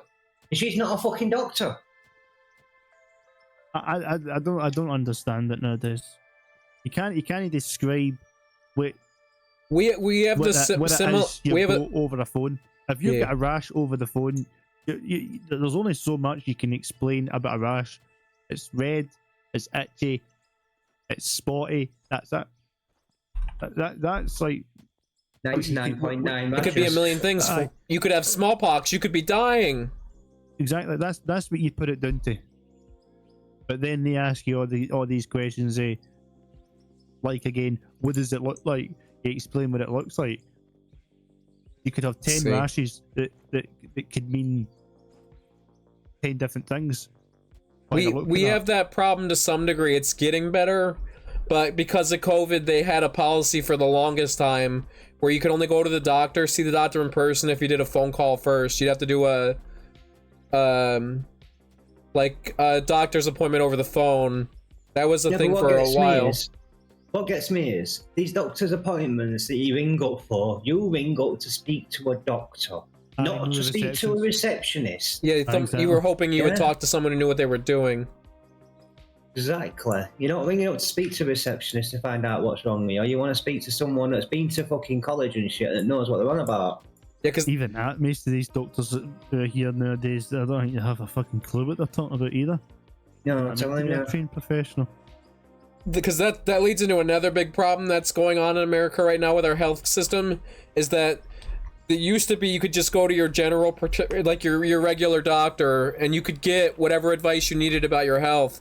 But now, because everyone's so afraid of giving the wrong advice or getting sued, you have to go to a specialist. So your doctor isn't going to give you he might know the answer, but he can't legally give you the answer, so he'll have to refer you to a specialist. And what happens with a lot of people, I seen happen with some old people, was like someone I knew had cancer. He had to go to so many specialists that by the time that they were able to get to the cancer, because he had to go to so many different people, the cancer got worse and they weren't able to do anything about it. Yeah. A friend of mine just died from cancer. Because Yeah, that happens that's with like a lot Joss. of really old people, is that you have to see so many specialists to make sure that everything's okay, to make sure that you have the expert for every little thing, that by the time you get to the help you need, it's already too late. A friend of mine has just died of cancer. Yeah. Yeah, that's real It sad. was misdiagnosed 3 times. Yeah. By doctors and specialists. Yeah. Misdiagnosed 3 times before they found out it was cancer. By the time they found out it was cancer, it had spread from his pancreas to his nose, his lungs, his back. It was riddled. You know what I mean? There was just nothing they could do for him apart from giving morphine. Yeah, they could medicate his symptoms and that's it. That's all they could do by the time they realised what it were. And then there isn't really any recourse. Like, I've never heard of anyone here suing a doctor for malpractice like that. Like, you can, but not like that. Yeah, but you try and sue them and they just pass the buck. By the time you get Yeah. all sorted out, you're fucking dead. Well, that's also probably why they do all the specialists, because they're like, well, you can't really blame me, because the specialist said also. Or they do that, or they just dismiss it. Yeah. Mm-hmm. Because of that bigger firm and that bigger company, they just be like, this. Aye. At the end of the day, I don't. It gets sorted out. It's too late. At the end of the day, I don't let it bother me too much, though, because I know if I had been born like 100 years earlier, healthcare was just so much worse that it wouldn't have mattered. Even if I had the money for a doctor, like sure, No, in the 19th try century, getting a doctor was easy. Seeing him didn't cost that much, but he might not have been able to help Exactly. me. So like, it could be so much worse. see nowadays, I just self. I just self-treat myself now. Yeah, I definitely. That's I- I definitely only go to the doctor if I feel like I need the help or for like the yearly checkup. I definitely won't go unless I like absolutely can't. Like with my teeth, I put that off for as long as possible because I knew I didn't have dental. So I was like in a lot of pain for a while before it got so unbearable that I couldn't take it anymore. And if my dental insurance was better, if the system was better, maybe I wouldn't have been in pain for 2 years on and off. Well, my teeth got really bad, so I ended up having. And I went agree, to- Primes. It is wild that that hospitals can't touch a tooth. I went to dentist about my teeth, yeah, and they The said they're hospitals can bad. touch your teeth over here. Well, that's Yeah. great. They can't hear. They're Yeah. like, we can't do nothing. They can give you antibiotics and that's it. And then they tell you to go see a dentist. No, Um, they could do it over here. That's They're great. more specialized. They're more specialized in dentist surgery. Yeah, we've got a dental hospital in Sheffield, proper Aye. dental hospital, There you go. a teaching dental hospital. Though. Yeah, because here, good luck seeing a dentist on a moment's notice for an emergency. Oh, you're not seeing one here if in an emergency. Yeah, because when my teeth were having problems, like I would have went to the hospital that Saturday night and I would have had the teeth pulled or a dentist, but emergency dentists don't really exist. Like, if you know the right dentist, he might come in on a Saturday and do your tooth, but don't count on it. And there isn't like a place you can go where you know they're going to be open 24/7 to take care of your teeth. It's just not a thing. We'll No, do there's- that up here. You can go to an emergency dentist up here. That's there's great. an emergency dentist. We've got Charles Clifford up here, dental hospital, teaching hospital. But the thing is, But- you've got to play the system. with them. Yeah, you still got to play it. Yeah, you've got to go in 'Cause if you and try and do basically it, make out you're dying. no, Yeah. if you try and do it on opening business hours, then they'll just send you to your dentist surgery. Where Yeah. if you wait till like after 6 o'clock, 7 o'clock, And make out you're dying. aye, That's the then, only way you're getting seen. then they've got to do it. They can't knock you back. They cannot knock you back. Healthcare. They can't. They're not allowed to. Now there, if you're in the hospital, like say you come in and you have an issue, and then they find out you don't have insurance and you don't have any money, can they kick you out of the hospital? No. Because they can do that here. They can decide not to treat you. They can put you back on the street. No, they're not Can't allowed do to do that. The only way they can chuck you out of hospital is unless you're like threatening and Like if they had to be abusive. detained and sent to a jail cell. Yes, aye, they would phone the police and then the police would try and find you. That's the only way a hospital would chuck you out. Yeah, because The here they hospital was can. Now they second. don't. Usually they'll just send you a bill and they'll harass you with that bill if you didn't have insurance and no money. But they can turn you away. Like they're legally allowed to say, hey, we're just not going to treat you. You're broken arm. We don't care. You don't have any money. I know, no, they've got to do it. They've got to treat a broken arm, no matter what. And you see, that bothers me more than the fact that it costs $1 million. Is the fact that if they a lot of hospitals won't. They'll treat you anyway and just send you a bill. But they could just turn you away. That's wild to me. That shouldn't be a thing. See, that's wild over here where, no offense to old man, but people that don't work, that are unemployed, and they turn no well, they can go to the hospital. They don't need to pay nothing. They're no paying nothing in. They're no paying any tax. They're no paying nothing. There I am. There I am. But, There I am. oh, I'm still paying tax. Well, think about it like this. I still pay tax on my carer's allowance.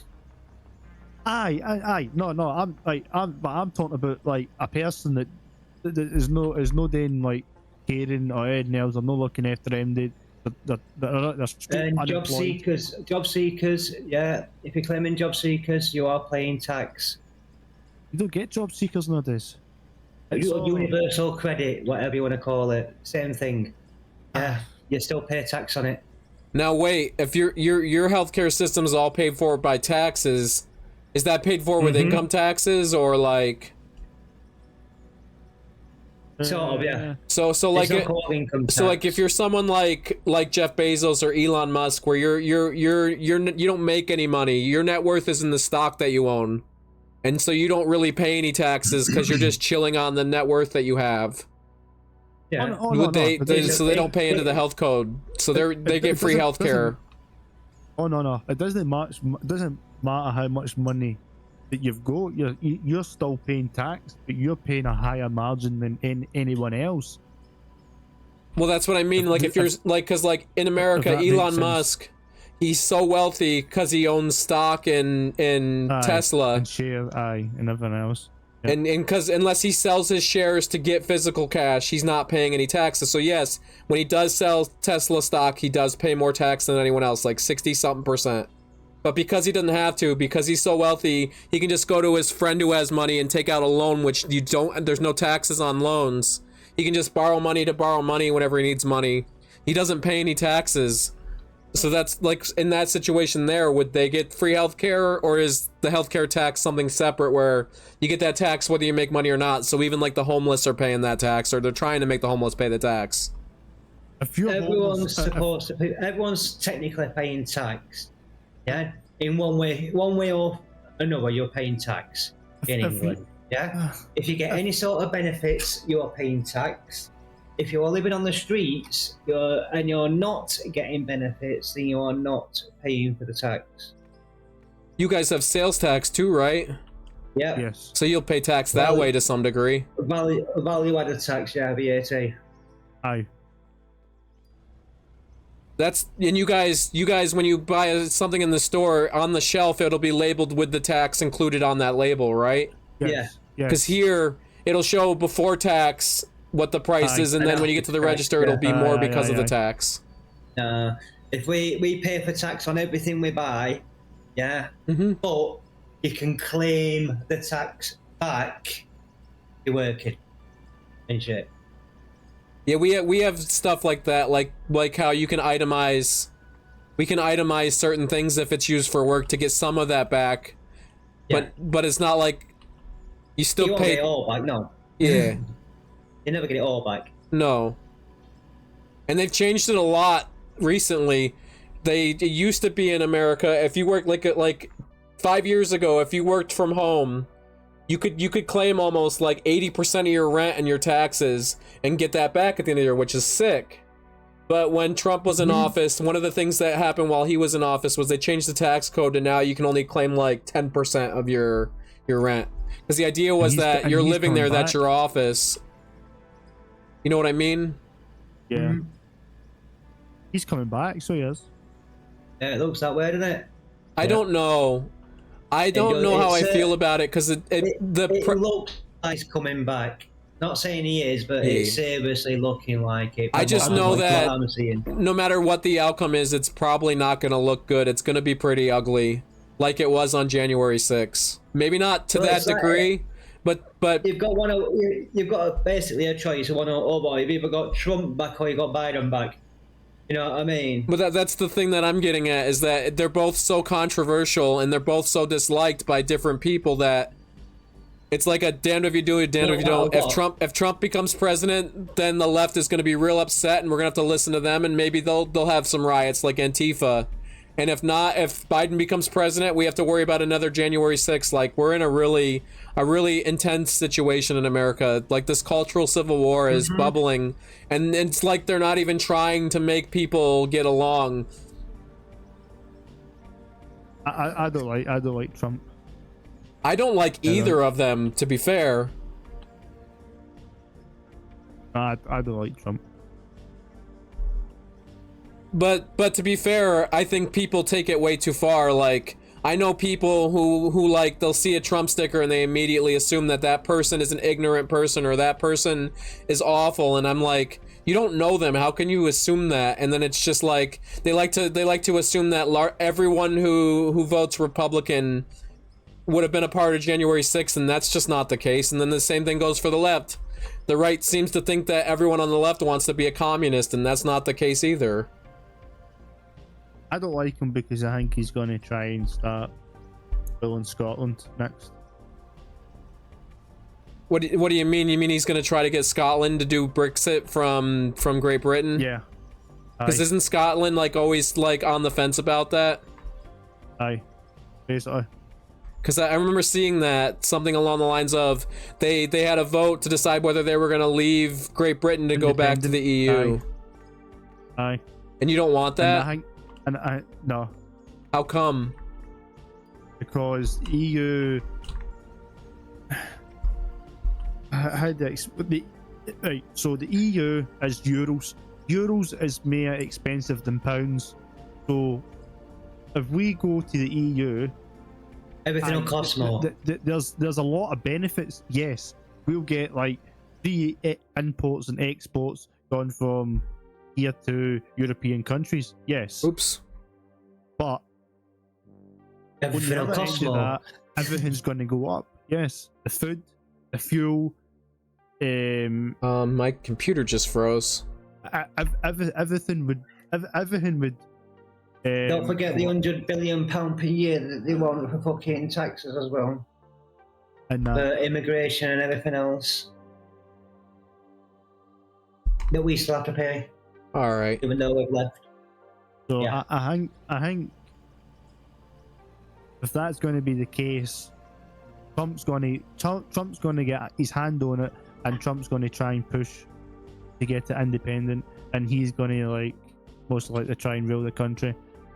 I just don't know. I just don't think that I'm qualified enough to say one way or the other, and my opinion doesn't matter on either, and I kind of just don't like either of them. So like, Like I think I just say if he tries to, You can't say your opinion don't matter because it does. Everybody's opinion matters. well, yes, but everyone's like got a right to their opinion. I think Yeah, that whether that opinion is right in other people's eyes or wrong, it don't matter. That's your opinion. yeah, but I just don't feel like I need to be speaking on it because to me, like who I vote for matters. I'm glad that I'm able to vote, but who I vote for, it doesn't matter to me if my viewers or if my friends know who I vote for, if that makes sense.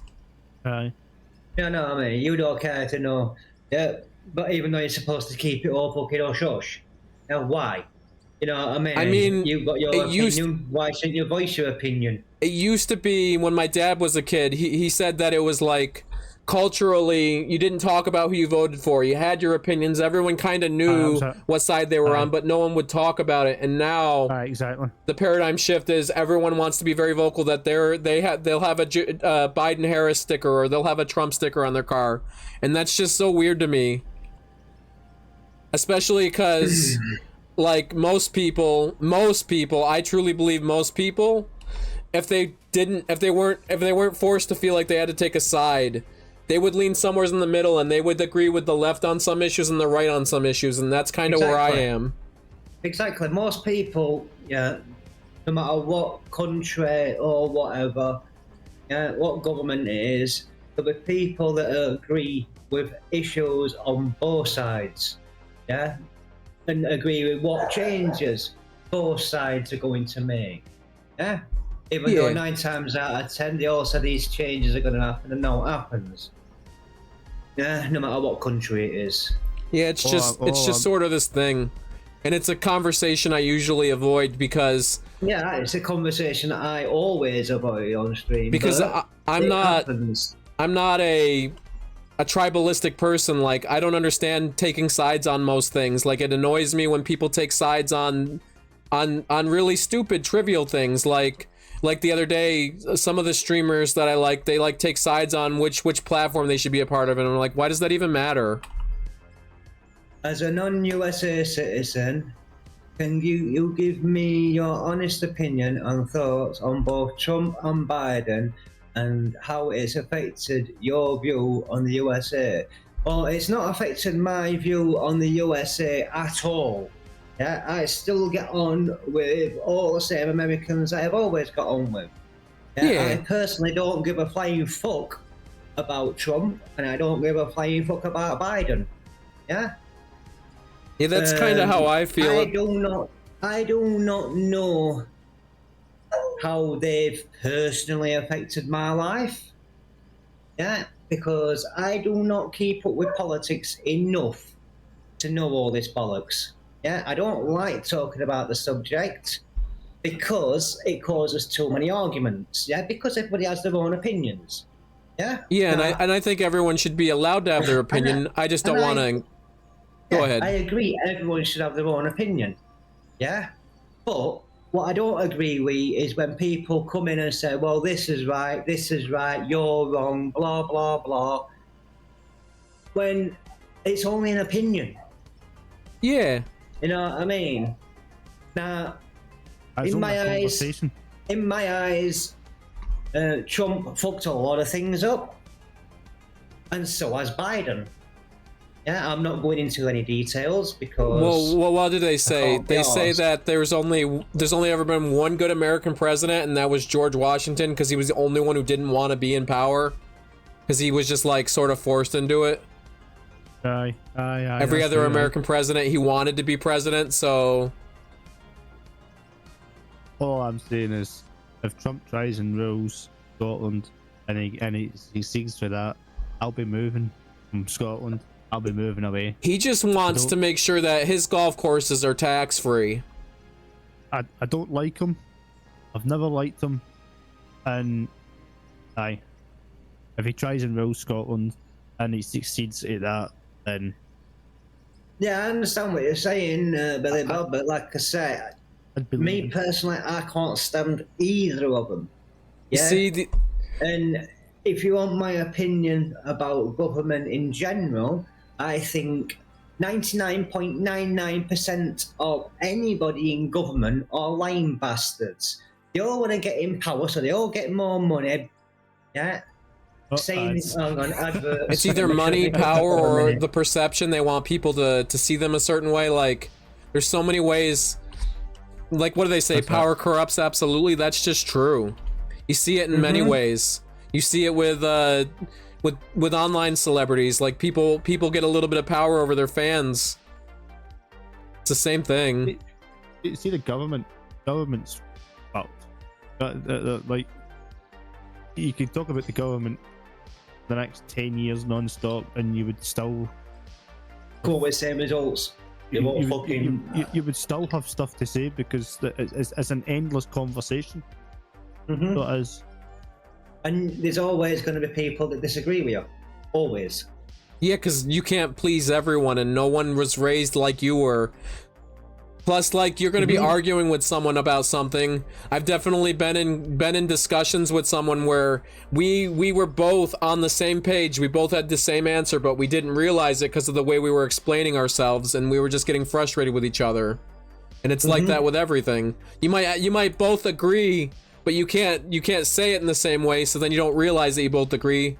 I see. Right, let me finish what I was saying to Billy Right. Bob. Lads, Okay. I'm going to head off and get for a shower. Okie dokie, man. Catch you in a bit. Yeah, in a bit, man. No, Billy Bob, what I was saying is, me and government, I don't like any of them because I think they're all lying bastards to get more money, get themselves fucking known. Yeah. They Yeah. all promise, every single one of them promises they're going to do this, that, and other. Yeah, and when it comes to, they do nothing. Yeah, apart from line their own fucking pockets. Yeah. So I don't like any government official because they don't do what they said they're going to do. What about your royal family? Do you hate them too? I don't hate them. Yeah. Because don't they have like less power? They're just like figureheads. They have more power, but the king can't say, I'm going to change this law. Yeah, it has to go through Parliament. Yeah. Yeah.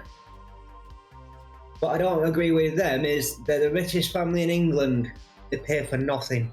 Oh, that's a question. You said that almost everyone pays taxes. Do they pay taxes? No. Because they live in that palace, right? So taxpayers pay for them to live there?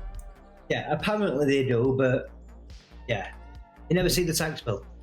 You know what I mean? It's not like you can go to them like they were doing to Trump and say, hey, we want to see your income tax. Can you show us your exactly. taxes? But if you want to get technical, they own all money in England, so... I think that this was actually a pretty good stream. I'm probably going to get off here, though. I've been on for 5 hours, which is crazy. And we'll have to do this again. I'm getting a little better about talking in Discord with other streamers without cutting everyone off. And I gotta get better at the push to mute, so I can mute myself when I need to. Oh, good man. Yeah. Everyone in my channel knows I always talk to people in Discord. Yeah, and I definitely like enjoyed this. I'm just always like I'm always worried I'm gonna be talking over someone, or like I'm gonna mute and you're not gonna realize. I'll figure it out. I'm getting better with it. Oh, good man, over there. All right. Yeah, I don't like government. Don't like the royal family in particular. But nothing against the royal family, personally. That's fair. Don't get on. Don't like them. You know what I mean? Yeah. I'll probably be seeing you though. I'll be around. I might stop in your stream a little bit this evening. No problems, man. All right. See ya. See you in a bit. All right. So now I gotta say goodbye to the stream. I hope everyone is having a pretty good Friday. This week has been really good. This week has been really good for my mental health and such. But I need to call it, so this is probably going to be it for today. I might stream over the weekend, but there's no guarantees. But I will be on Monday. I'm always on Monday to Friday. And if I work, I can't be on till 5, 6 o'clock at night. If I don't work, I'm usually on around noon or 1 o'clock. And if you need to, or if you'd like to, you can go in my Discord. I've set up a whole bunch of ways for you to get notified or to know when I'm gonna stream. And I hope that you guys all had a good day, and we gotta figure out who we're gonna raid.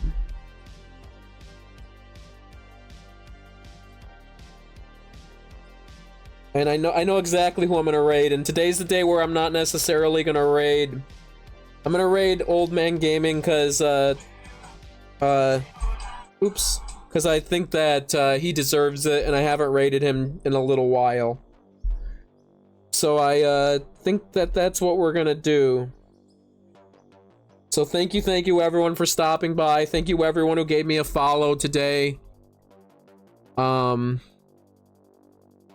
Why is it not working? Give me 1 second. Let's go to the stream manager. And we're gonna raid.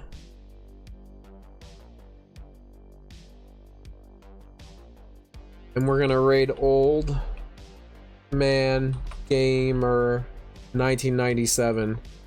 And thank you for stopping by, and I hope you guys really enjoy his stream. He's a really kick-ass person, and I've enjoyed getting to learn from him in this streaming thing. And thank you everyone who followed me today. And if that's all you do, if you never come back, that's okay. Don't ever feel obligated to be here or anything. Alrighty, I'll be seeing you guys.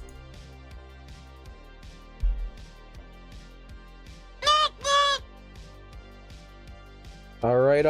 That was sick. I cannot believe that stream went so well.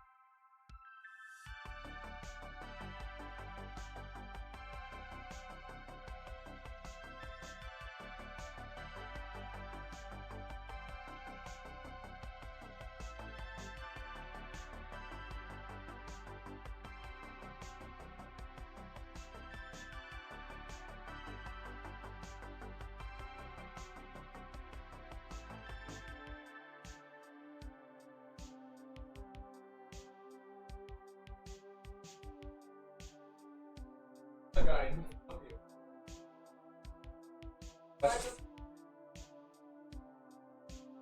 But I might do. Doesn't matter if I can just go down there and throw him into. Hoping that I could find out in person.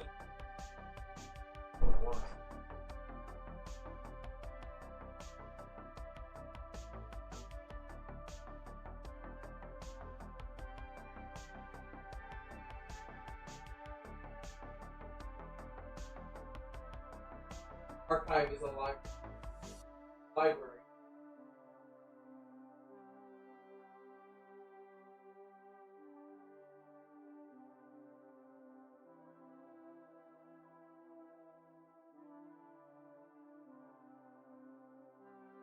It felt better knowing that I kept the that I got the viewers on my own. And I kept it felt better that way than it did when I get two or three raids and I have a lot of viewers. Then people talk in chat the whole.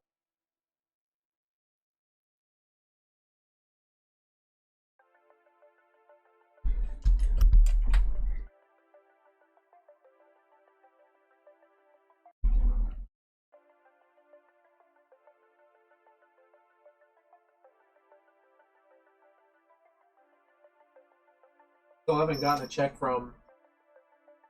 Yeah, have you?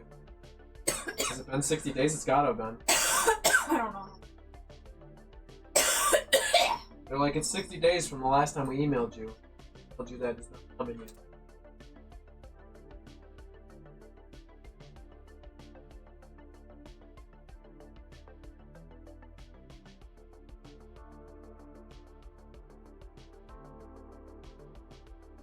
Kinda.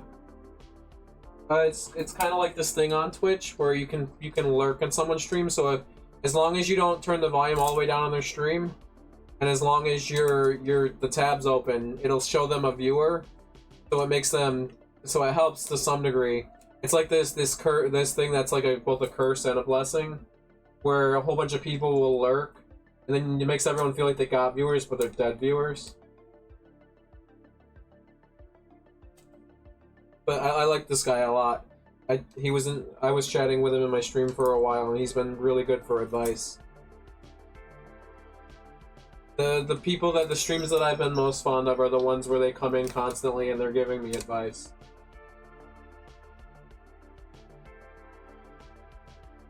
It's the one I told you where he does well enough that he's able to live pretty good, but not well enough where he can stay in the environment.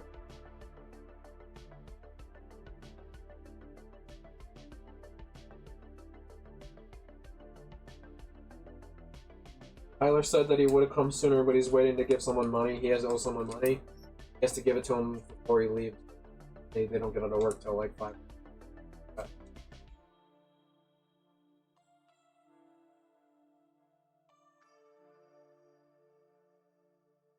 I don't know yet.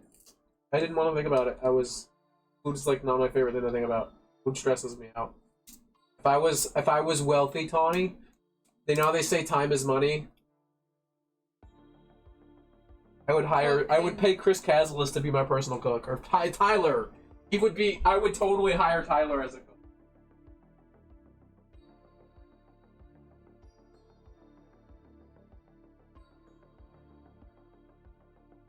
Oh, no, okay.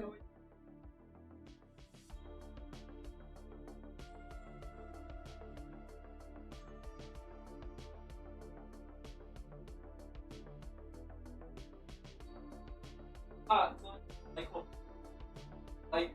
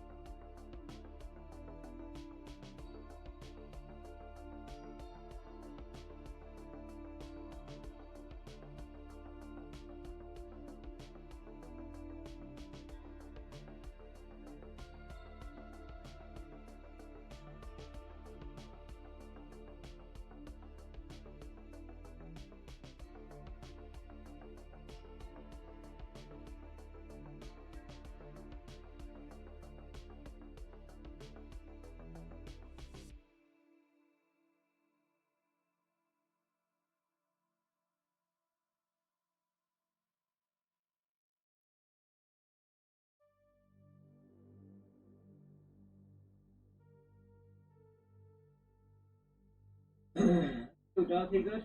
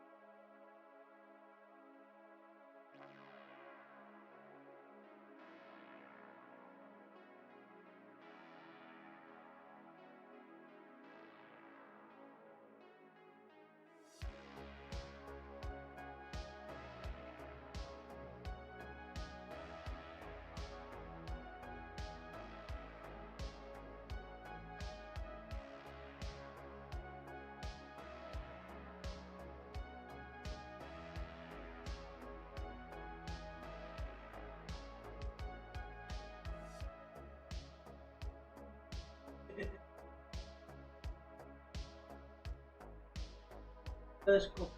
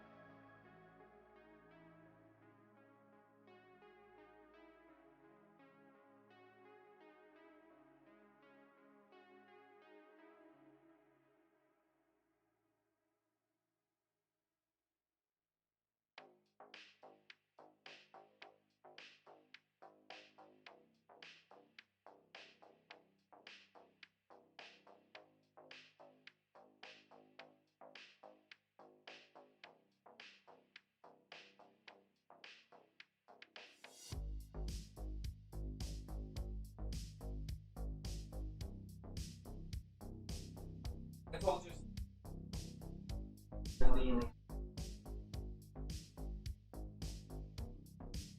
Other than that, and I'm gonna do it for the win.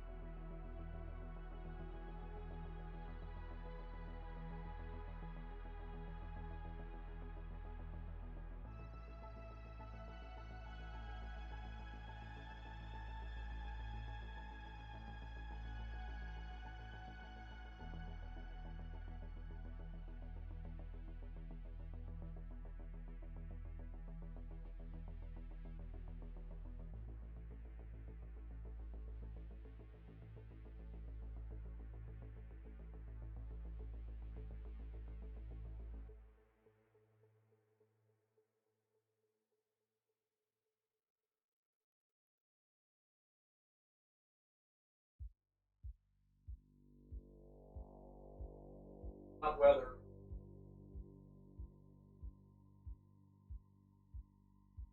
Every get really.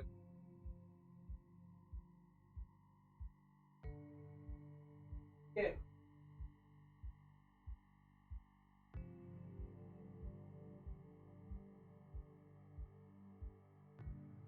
That's good. Right?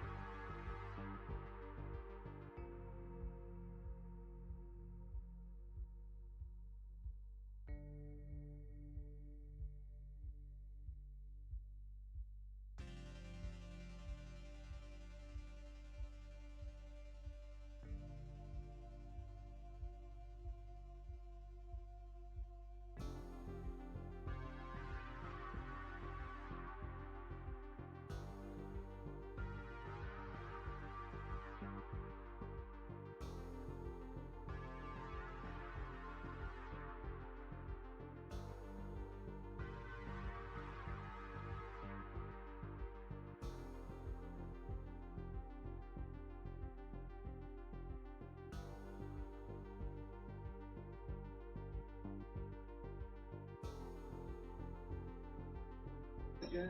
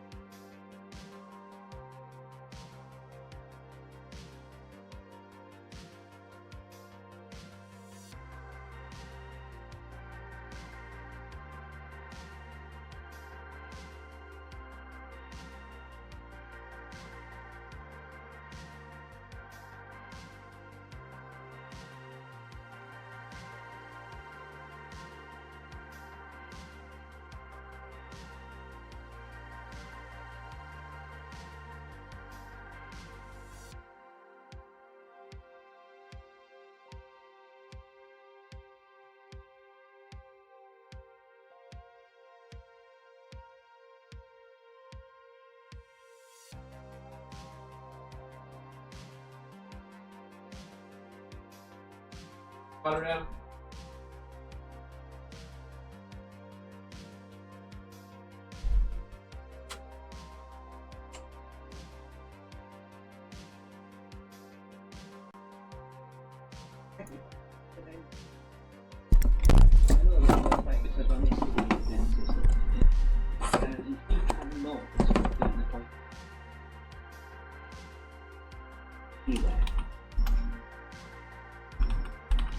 He's actually going to have to go to the dental hospital, yeah, and do chronic pain just so to get seen.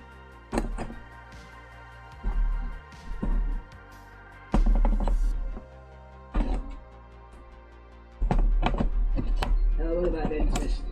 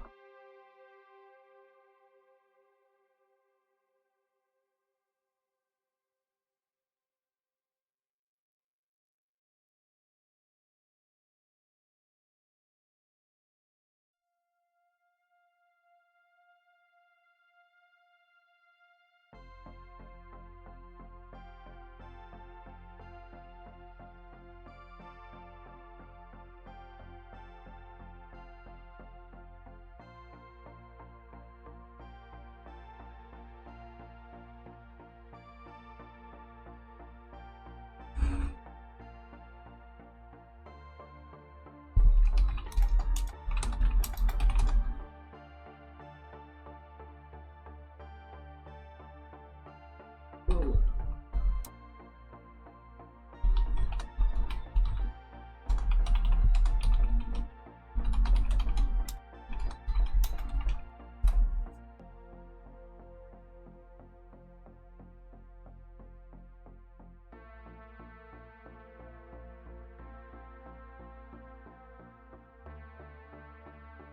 Yo.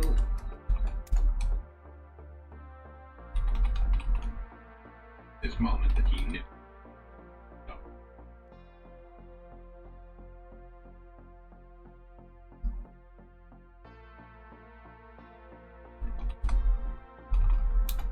It's not your driver, I need to ask you now. With me?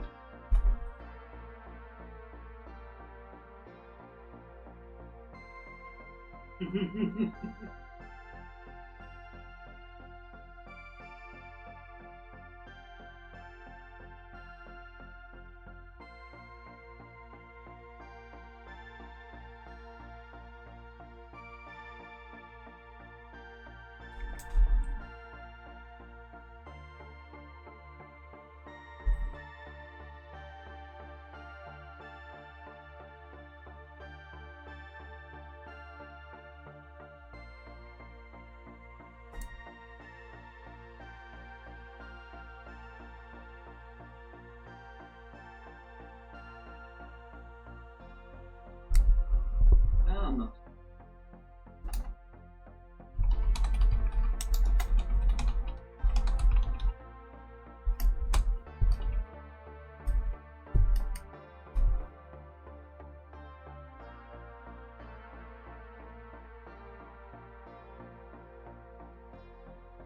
Yeah.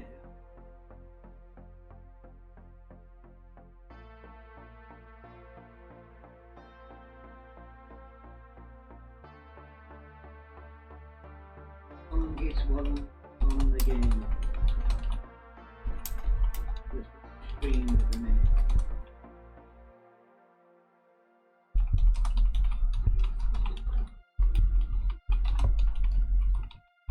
Now, I've been told that by a few people.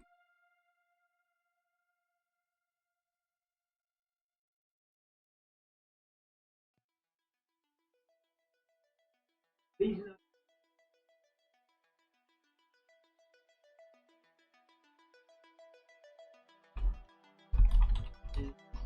my tunnel at 100 minute, yeah?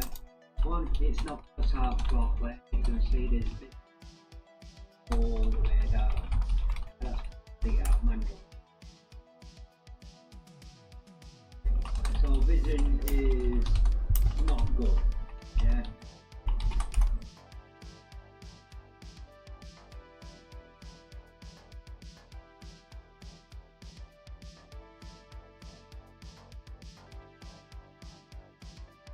Thinking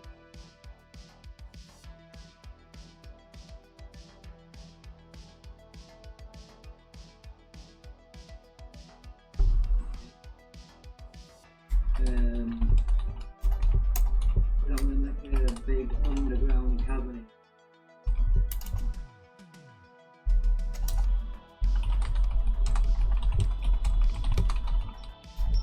Oh yeah, if they sort of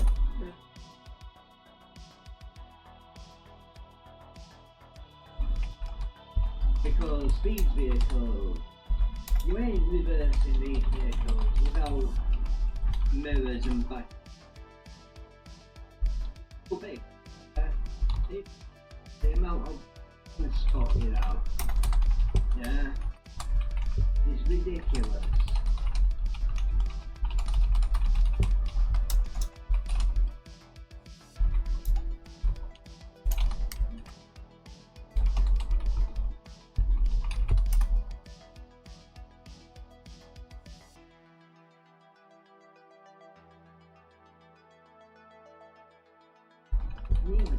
I've nearly got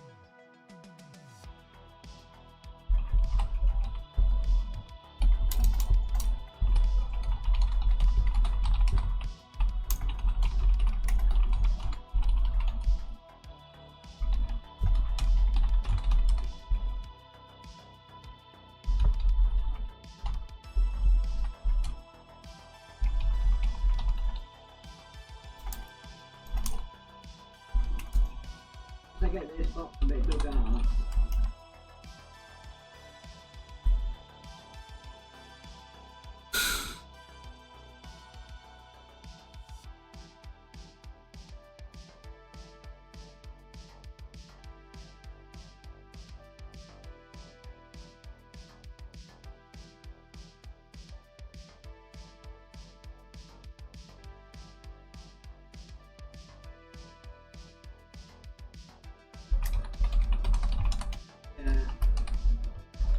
Yeah, I feel like first person more control.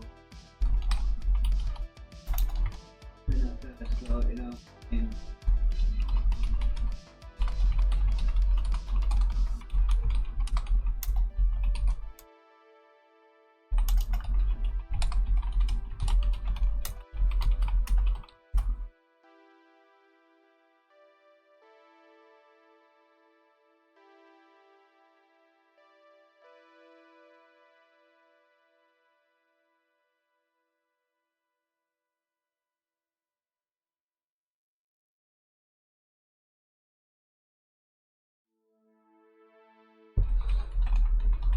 do stuff and all that stuff, you know what I mean?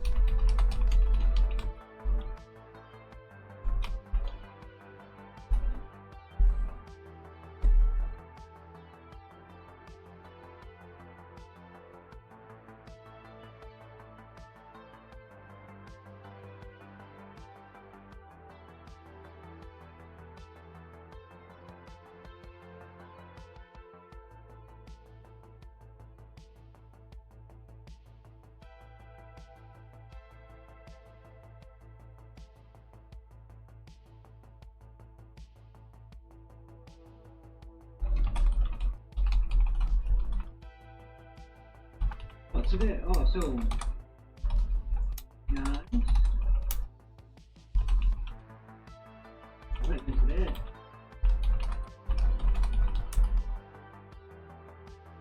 I will go do a 20.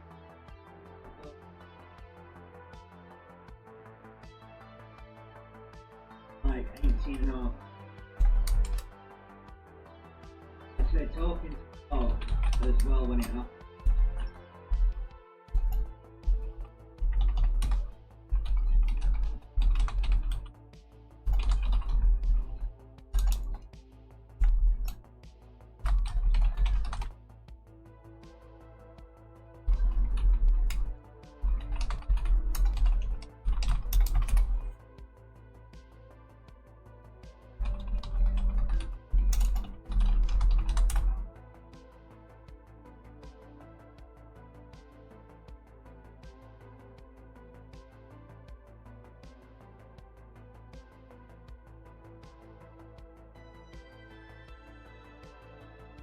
Me.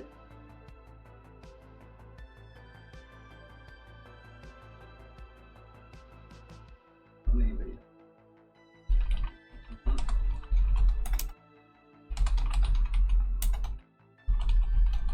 You gotta build up to it, have it. I am. I've just got a leg.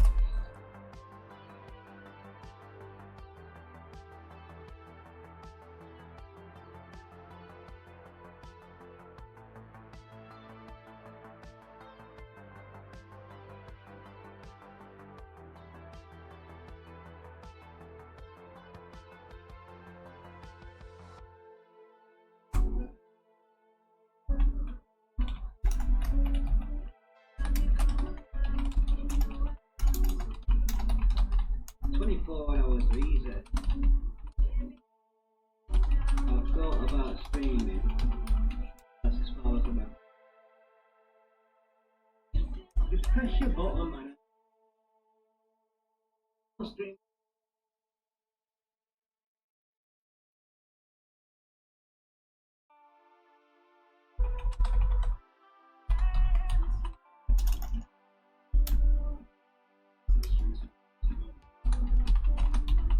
Nice, man. Cheers, man.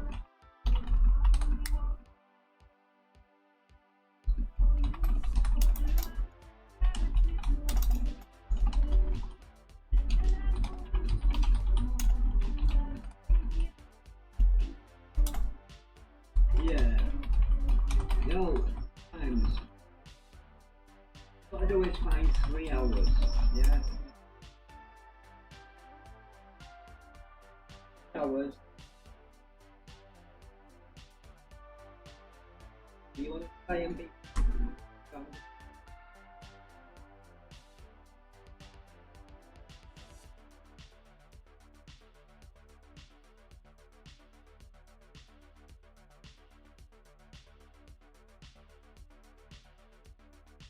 Wait.